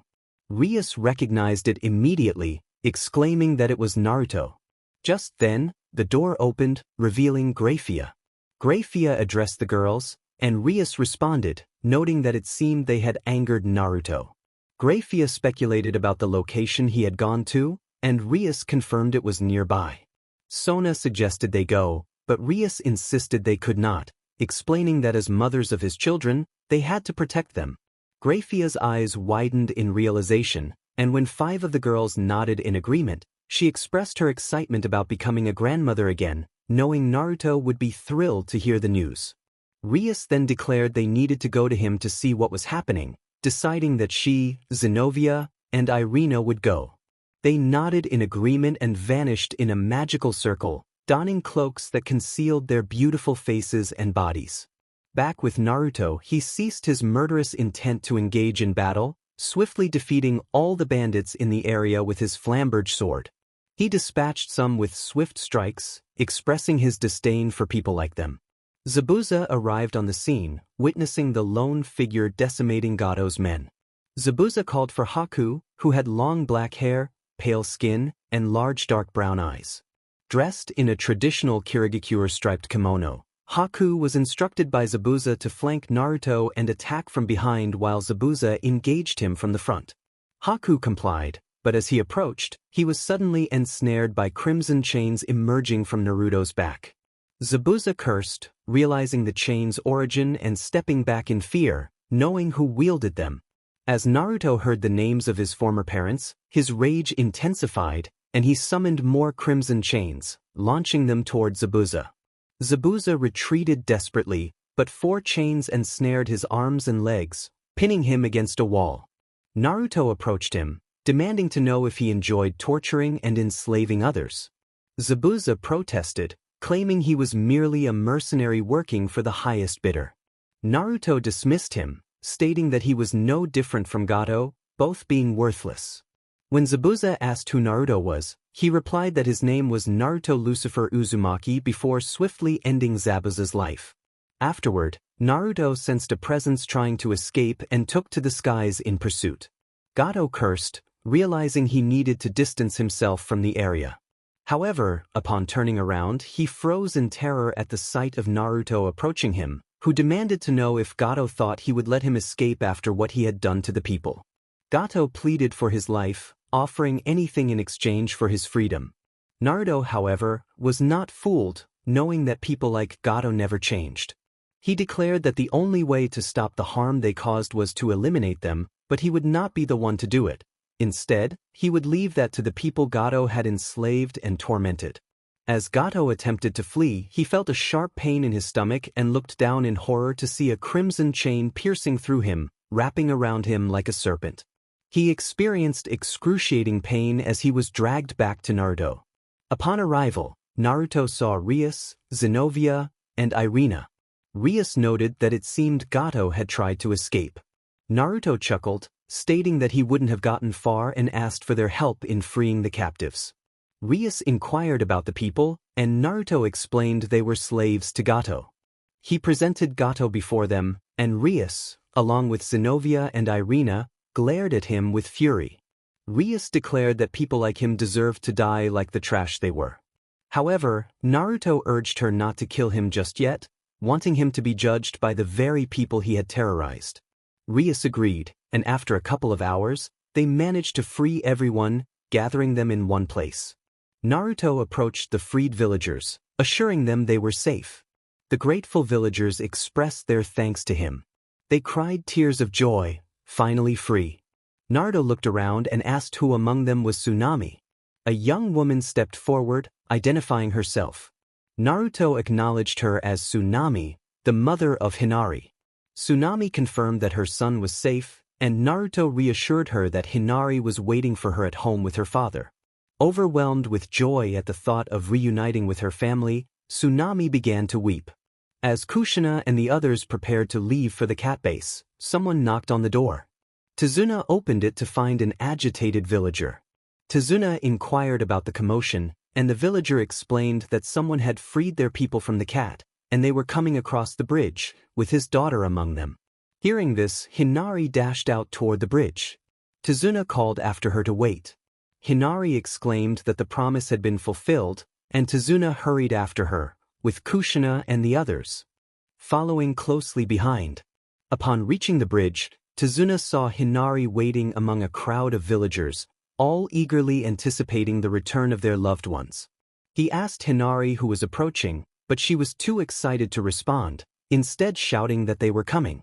Kushina and the others spotted 4 figures walking ahead, their faces obscured, followed by the villagers. Naruto felt a tension rise within him as he recognized his former mother and siblings among them, anger boiling inside him at the sight. Rias, Zenobia, and Irina noticed his distress and approached him. Rias asked what was wrong, and Naruto revealed that his ex-family was there. Zenobia questioned who he meant, and Irina expressed disbelief that they were not in Konoha. Naruto speculated that someone must have hired them for assistance. Rias, concerned, asked what they would do, and Naruto reassured her that he could handle it, holding her hand to convey his confidence. Rias accepted this, and Naruto smiled as he saw Hinari running toward him. Hinari joyfully declared that he had kept his promise, and Naruto confirmed it, stepping aside to reveal Tsunami. Hinari rushed to her mother, calling out to her, and they embraced tightly. Tazuna approached Naruto, expressing gratitude for saving everyone, especially his daughter. Naruto humbly stated that he had made a promise to Hinari and needed to fulfill it. Tazuna nodded and went to embrace his family. After the reunion, Naruto spoke to Tazuna about the cat. Tazuna wanted to know if the cat was still alive. Naruto assured him that the cat would no longer cause harm, as he had captured him, leaving his fate in the villagers' hands after all the pain he had caused. Naruto called for the cat, and soon, four foxes dragged the cat across the bridge, bound by chains. Naruto presented the cat to Tazuna and the villagers, who looked at him with disdain. The cat shouted for release, but Naruto responded with a swift kick that sent him flying. He turned to Tazuna, stating that it was now his decision whether to spare the cat's life. Tazuna, fueled by anger, declared that the cat should pay for his actions. Naruto began to walk toward the cat, but the Konoha ninjas blocked his path. He asked them to move aside, as he needed to judge someone. Kushina intervened, suggesting that while the cat deserved punishment, there were other ways to handle it. Naruto, frustrated, pushed Kushina aside, prompting the others to take a defensive stance. Naruto and Arashir protested, questioning Naruto's treatment of Kushina. Naruto warned them to step back or face the consequences. Before he could finish, Arashir challenged him, asserting his status as the future god of shinobi. Sasuke added that he had no reason to listen to Naruto, considering himself superior as an elite Uchiha. Naruto unleashed his killing intent, forcing the Konoha ninjas to their knees. He dismissed their arrogance, reminding them that being the son of the Hokage or an Uchiha did not make them invincible. Sasuke boasted about the Uchiha clan's strength, while Arashir claimed that his clan would rise to greatness under his leadership. Naruto laughed, pointing out their ignorance about the true hierarchy of power. He warned them that a powerful clan would rise from the ashes like a phoenix. His killing intent intensified, causing them to collapse to the ground. Kakashi struggled to move, while Kushina was astonished by Naruto's overwhelming presence. As Naruto walked among them, he spotted 3 familiar faces, triggering memories of his past. Enko approached him, asking if he was alright, and Naruto assured her that he was fine. Enko remarked that the villagers had gone too far this time. Naruto looked at Enko, reassuring her that he was fine despite his injuries. Enko expressed her concern, emphasizing how important he was to her. Naruto confidently declared his ambition to become the strongest ninja to protect her, Kurenai, Yugao, and Satsuki, promising that he would achieve this. As Naruto regained control of his instincts, he allowed everyone to breathe and move freely. He hoped they had learned their lesson. Approaching Gato, he grabbed him by the collar and lifted him effortlessly, with the Konoha ninjas watching closely. He demanded to know if Gato enjoyed enslaving and torturing people. Gato pleaded to be released, but Naruto insisted on an answer. Gato stammered that he was merely following orders from someone else. When pressed for the identity of this person, Gato refused to divulge the name.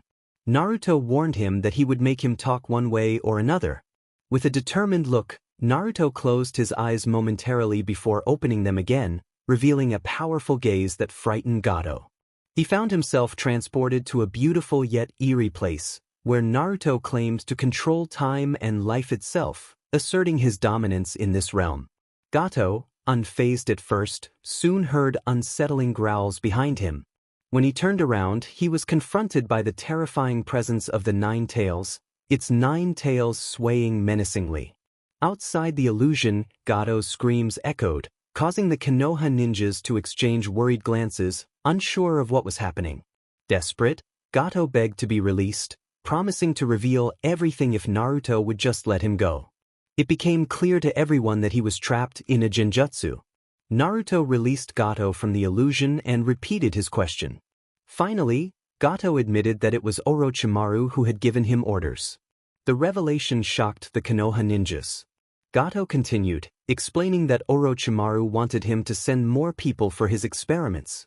But before he could finish, his head was suddenly severed from his body, silencing him forever. Naruto believed that individuals like Orochimaru were the reason for the suffering of many, and he felt they needed to be eliminated. The people of Konoha were in shock, having witnessed him take decisive action without hesitation. Kushina expressed her disapproval, stating that there had been no need for such violence, as Orochimaru had revealed everything. Naruto challenged her, asking why he shouldn't have acted. When she remained silent, he continued. He provided an example, addressing Kushina as the wife of the fourth Hokage. He posed a question about what she would do if her village were under the control of someone like Orochimaru, who had enslaved, tortured, and harmed her people. Kushina fell silent, knowing he was right. With no response from her, Naruto decided to leave, casting one last glance at Anko, Satsuki, and his childhood friend Hinata. He reassured Tazuna that he no longer needed to worry about Orochimaru. Tazuna expressed his gratitude, stating that his village would always be indebted to Naruto and that he could return whenever he needed help. Naruto agreed, but Tazuna wanted to know the name of their savior. Naruto looked at his companions, who nodded in encouragement. Rias remarked that they would find out his name anyway, while Zenobia and Irina agreed. Naruto finally introduced himself, stating that his name was Naruto. The revelation of his full name, Naruto Lucifer, surprised Kushina, Anko, Satsuki, Hinata, and Naruko. As the chapter concluded, Kushina, along with Team 7 and Team 11, arrived back in Konoha. They reported on the ambush by the Demon Brothers, the rogue ninjas from the Mist, and the appearance of Zabuza Momoshi, the Demon of the Mist. They recounted how a young boy had appeared, defeating all of Orochimaru's men, including Zabuza, and rescuing the villagers, ensuring that everyone made it out alive from the base. He had extracted all the information from Orochimaru before coldly eliminating him. Minato, Hiruzen, and Danzo were taken aback by the news. Minato inquired about the information they had gathered. Kushina confirmed that the boy had been following orders from someone else. When pressed for details, she revealed that it was Orochimaru who had been giving the orders. The mention of Orochimaru shocked them all. Minato questioned why Orochimaru would target a small village. Hiruzen's eyes widened in realization, and Kushina explained that it was for his experiments. Danzo insisted they needed to take action against Orochimaru, who was endangering innocent lives for his twisted goals. Hiruzen acknowledged the urgency but lamented their lack of knowledge about Orochimaru's whereabouts. Kushina added that before leaving, the boy had claimed he would take care of Orochimaru, vowing to search for him across the elemental nations if necessary, as they were not taking responsibility for him as a rogue shinobi from Konoha. Minato cursed their inaction, recognizing the truth in the boy's words. Kushina continued, stating that the boy was incredibly powerful, having made them all kneel simply by unleashing his killing intent, which was stronger than that of the Nine Tails during its attack years ago. The gravity of the situation weighed heavily on them, as they realized they did not know if the boy was an ally or an enemy, nor did they know which village he hailed from. Hiruzen speculated whether he might be from one of the other villages, but Kakashi disagreed, suggesting that the boy had mentioned something about a clan. When Minato pressed for details, Kakashi recalled that the boy had said his clan would rise from the ashes like a powerful phoenix. Hiruzen and Danzo exchanged glances, recalling that Naruto had spoken of a similar resurrection. Hiruzen pondered the impossibility of it, given that Shinigami had taken Naruto away. Danzo speculated that it might be possible under certain circumstances. Minato interrupted their thoughts, asking what clan they believed the boy belonged to. Hiruzen expressed uncertainty about the situation, acknowledging that they would find out the truth eventually. Minato agreed and turned to the teams, informing them they could leave and their payment would be reflected in their shinobi accounts later. Everyone began to disperse, but one person remained standing. It was Kushina, who had something important to share with Minato. Hiruzen suggested they could step away to give them privacy, but Kushina insisted that they also had the right to hear what she had to say. Minato asked what it was about, and Kushina revealed that someone had mentioned a name that caught their attention. Hiruzen and Danzo listened closely, realizing that this could be significant. Kushina shared that the name was Naruto Lucifer. The mention of that name caused surprise among Hiruzen, Danzo, and Minato. Minato pondered whether it could be their son, but Kushina clarified that she hadn't seen his face, as he was wearing a hood and a mask that covered half of it. Minato reflected on their long search for their son, noting that many children shared the name Naruto. Kushina expressed her doubts, especially since the surname Lucifer did not match either Namikaze or Uzumaki. Minato admitted he had never heard of the Lucifer clan, and neither had Hiruzen or Danzo. Kushina decided it was time to leave, bidding farewell to Minato. He suggested they focus on the upcoming Chunin exams to see which teams were ready to participate, as they were only 2 months away. Hiruzen and Danzo nodded in agreement. Meanwhile, in Uzushiogakure, Naruto, Rias, Zenobia, and Irina were welcomed back by their parents. Surzex inquired about Naruto's trip, and he reported that everything was well on the island and that he had set up new seals for protection. Grafia asked about the increase in his power, and Naruto explained the events that had transpired in the village and who was responsible. Grafia expressed her pride in the man he had become, but she was concerned that the Konoha shinobi teams might inform their superiors about him. Naruto reassured her that it didn't matter to him if they found out. Surzex then asked if Orochimaru was the same individual they had discussed before, to which Naruto confirmed he was still at large. Surzex mentioned that he and Ajuka and Serafal wanted to discuss something important with Naruto. Naruto agreed to join them, and Grafia instructed Zenobia to gather the other girls. In the meeting, Ajuka brought up Naruto's plans to rebuild his clan and live in Uzushiogakure with his fiancées. He proposed the idea of creating a dimensional portal connecting the underworld to Uzushiogakure. Naruto was intrigued by this suggestion and expressed his desire to discuss another matter as well. He acknowledged the impending war and emphasized the importance of family, asking Ajuka, Surzex, and Serafal to stand with him and his family during the conflict. Surzex confirmed that they would bring their clans to safety, as the underworld was likely to become a battlefield. Serafal and Ajuka expressed their support for Naruto's plan. With a smile, Naruto felt reassured by their unity.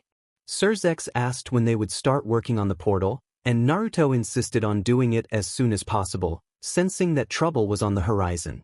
A week passed, during which Naruto sent out more of his summons to locate Orochimaru and worked on the plans for the dimensional portal with Mayu and Draco, who had more experience in such matters.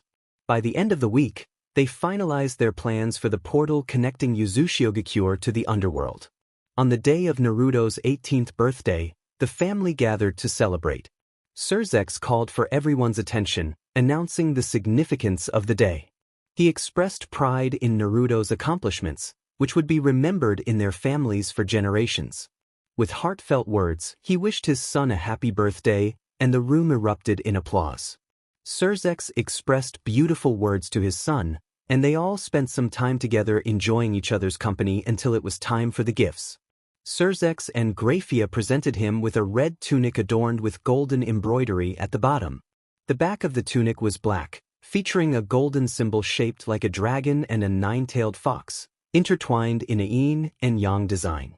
Each shoulder bore a distinct figure. The right shoulder displayed a golden dragon head with ruby eyes, while the left showcased a golden fox head, also with ruby eyes. Rias and the other girls gifted him a combat suit that complemented the tunic perfectly. The combat suit consisted of a fitted black shirt with golden embroidery on the sleeves and collar. The wrists were protected by golden guards shaped like a dragon and a fox. The chest area featured a golden protector that extended to the back, with the front displaying the likeness of a dragon and a fox, while the back bore the red symbol of the Uzumaki clan. The fitted black pants had golden protectors at the ankles, knees, and along the sides of the thighs, and the shoes were long black boots. Saror gifted him a book that contained a new sword style. And so they continued until they reached the final surprise gift prepared by his mother and fiancés. Grafia announced that it was time for the last gift, one that would bring joy to the entire family. The girls could come in now. Sona, Akino, Kuroka, Rainer, and Tsubaki each carried a box in their hands. Upon reaching him, they placed the boxes on the table in front of him. Rias informed Naruto that she would cover his eyes. He agreed, and as she placed her hands over his eyes, she asked if he was ready. He confirmed he was. Rias then began the countdown, saying 1, 2. At the count of 2, Sona and the others opened the 5 boxes simultaneously. Rias exclaimed, 3, and removed her hands from Naruto's eyes. As he slowly opened them and leaned closer to the boxes to see the contents, he was stunned, unable to believe what he was seeing, and tears began to well up in his eyes. Sona called out to him, and he pleaded to be told that it wasn't a dream, that what he saw was real. Akino assured him it was real. Then they all revealed the joyful news that they were all Prgnt. Naruto quickly jumped up to embrace all 5 of them tightly, expressing his gratitude and joy for the best gift in the world, declaring that he would be the happiest father. Their excitement filled the room as they celebrated together. Surzex congratulated him, and Graphia expressed her happiness for him, embracing him tightly as he shared his joy about soon holding his children. Meanwhile, in Konoha, the Namikaze family was feeling down, except for one member who was angry because they didn't want to throw a big party. The most affected was Kushina, who stared at a cake with Naruto's name on it, feeling a deep sadness as tears streamed down her face. Minato watched her with sorrow, alongside their 2 daughters. He promised Kushina that he would find their son, no matter what. Mito, their daughter, innocently asked why they couldn't celebrate. Minato, with a sad smile, invited her to sit with him and promised to tell her everything, even if she was just a small child of 5. Mito expressed her desire to meet her older brother, and Minato reassured her that one day she would. A month had passed since Naruto received the news about becoming a father again, not just once but 5 times, with the women he loved most. Each box had contained a positive Prgnt test, revealing the joyful surprise. Now, Naruto was training with Sarorg when they spotted a fox appearing before them. Ryo, the fox, informed Naruto that they had discovered troubling news.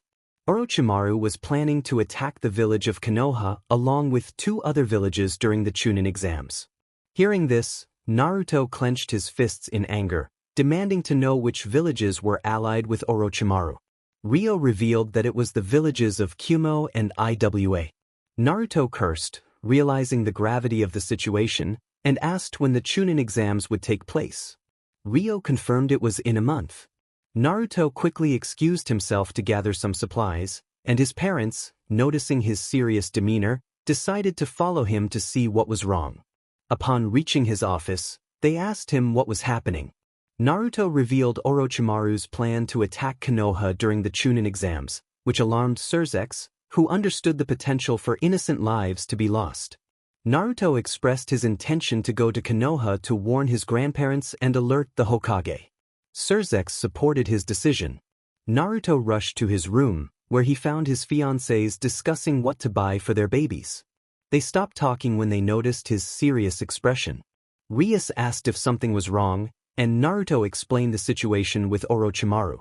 Rias expressed concern, but Naruto reassured her that he would be careful. After changing, he kissed each of them and his daughter on the forehead, who smiled brightly at the affection from her father. He promised to return soon and disappeared in a magical circle.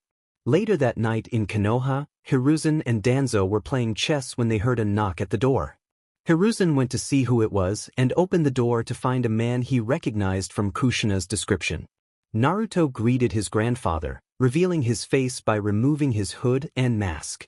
Hiruzen's eyes widened in recognition, and he expressed his relief and joy at seeing Naruto again. Naruto embraced his grandfather, Hiruzen, who commented on how handsome Naruto had become. After a brief exchange of pleasantries, they made their way to the room where Danzo was waiting. Danzo turned to Hiruzen, curious about who had arrived. Hiruzen introduced Naruto, who greeted Danzo with a smile. Danzo was surprised to see Naruto and welcomed him back home, but Naruto explained that he was not there to stay. He had important news too. Hiruzen expressed disappointment that Naruto would not be staying, while Danzo inquired about the message. Naruto's serious expression indicated the gravity of the situation. He revealed that Orochimaru was planning to attack the village during the Chunin exams. Hiruzen and Danzo were alarmed at this revelation. Naruto continued, explaining that Orochimaru was not acting alone. He had allied with the villages of Kumo and Iwa to launch a coordinated attack on Konoha. Danzo urged Hiruzen to gather everyone quickly to prepare for the impending threat. Hiruzen asked Naruto how he had learned of Orochimaru's plans. Naruto explained that he had sent his summons to track Orochimaru's whereabouts after the events on the wave. He added that Orochimaru was particularly interested in Sasuke Uchiha, though he was unsure of the reason, as his fox spies had nearly been discovered while gathering information.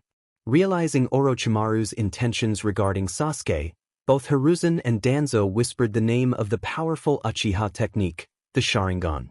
Danzo insisted they must act swiftly, while Hiruzen turned to Naruto, urging him to stay. However, Naruto firmly stated that he did not belong to the village and was only there to inform them for their sake and the sake of others. Hiruzen and Danzo were taken aback by Naruto's words. Hiruzen reminded him that he was born there, but Naruto acknowledged his feelings of hatred towards the village due to his past experiences. Understanding his pain, Hiruzen and Danzo lowered their heads in sadness, recognizing that Naruto had every right to feel the way he did. Naruto decided it was best to leave, having delivered his message. As he headed for the door, Danzo asked him to stay a little longer to discuss what he had been doing all those years with Shinigami. Naruto responded that they had urgent matters to attend to regarding the upcoming war. Hiruzen and Danzo knew he was right and understood that asking him to stay would only make him uncomfortable. Before leaving, Naruto promised to visit again. Hiruzen and Danzo felt the sense of relief at his words, knowing they had much to discuss in the future. As Naruto walked towards the door, he paused to look back at them with sadness, bidding them farewell and urging them to take care. Once outside the village, Naruto gazed back at Konoha with a mix of nostalgia and pain. He reflected on the suffering he had endured and the hatred he still carried, acknowledging that while the village might be facing its own reckoning, he did not wish harm upon anyone. With that thought, he disappeared in a swirl of magic under the dark night sky. Meanwhile, Minato was with his family when there was a knock at the door. Naruko opened it to find an Umbu agent waiting. The agent informed her that Hokage Minato was needed urgently. Naruko called for her father, who quickly arrived and recognized Itachi among the Umbu. Itachi informed Minato that Hiruzen and Danzo had summoned him and his wife to the council room for an urgent matter. Minato hurried to the council room, where all the clan leaders and civil council members were gathered, led by Hamura and Koho. Alongside Minato were his trusted advisors, Hiruzen and Danzo. The clan leaders present included Kushina, Fugaku, Hayashi, Asuma, Shikaku, Inoichi, Choza, Some, and Shibi. The Senju clan was absent, as Tsunade was not present. Shikaku questioned why they had been called together at such a late hour, to which Hiruzen responded that it was indeed a serious matter. Shikaku deduced that something significant had occurred, prompting Hiruzen to confirm the gravity of the situation. Inoichi asked for details, and Hiruzen prepared to deliver the urgent news. Everyone nodded in agreement. Hiruzen stated that they had been informed by a source, whose name he would not reveal, but he assured them that the information was completely reliable. Minato asked what this person had said. Hiruzen explained that the individual was searching for Orochimaru's whereabouts, which caused tension among the group at the mention of the notorious rogue ninja. Hiruzen continued, revealing that the person had discovered one of Orochimaru's bases and found something that put Konoha on high alert. Hayashi inquired about what had been found. Some expressed her concern, suggesting that it could not be anything good, given Orochimaru's history. Choza agreed with her sentiment, as did Shibi. Hiruzen then dropped the bombshell that Orochimaru was planning to attack during the Chunin exams, plunging the room into an absolute silence. Kushina was incredulous, questioning why Orochimaru would choose to strike during the exams. Shikaku, sensing there was more to the story, asked Hiruzen if there was something else he had not disclosed. Hiruzen confirmed that there was indeed more information. Fugaku, who had been sarcastically laughing, fell silent upon hearing Hiruzen's serious tone. Minato, visibly concerned, asked if Hiruzen was certain about this information. Hiruzen affirmed that he was. Shikaku noted the gravity of the situation, emphasizing the need for careful planning to avoid significant casualties.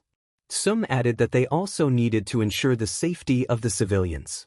Hiruzen assigned Shikaku the task of devising a solid strategy to repel the 3 villages involved, while instructing the others to inform their respective clans about the situation. He reminded them that the civil council should keep the information confidential to prevent chaos in the village. Everyone nodded in understanding. Minato concluded the meeting, stating that it was officially over.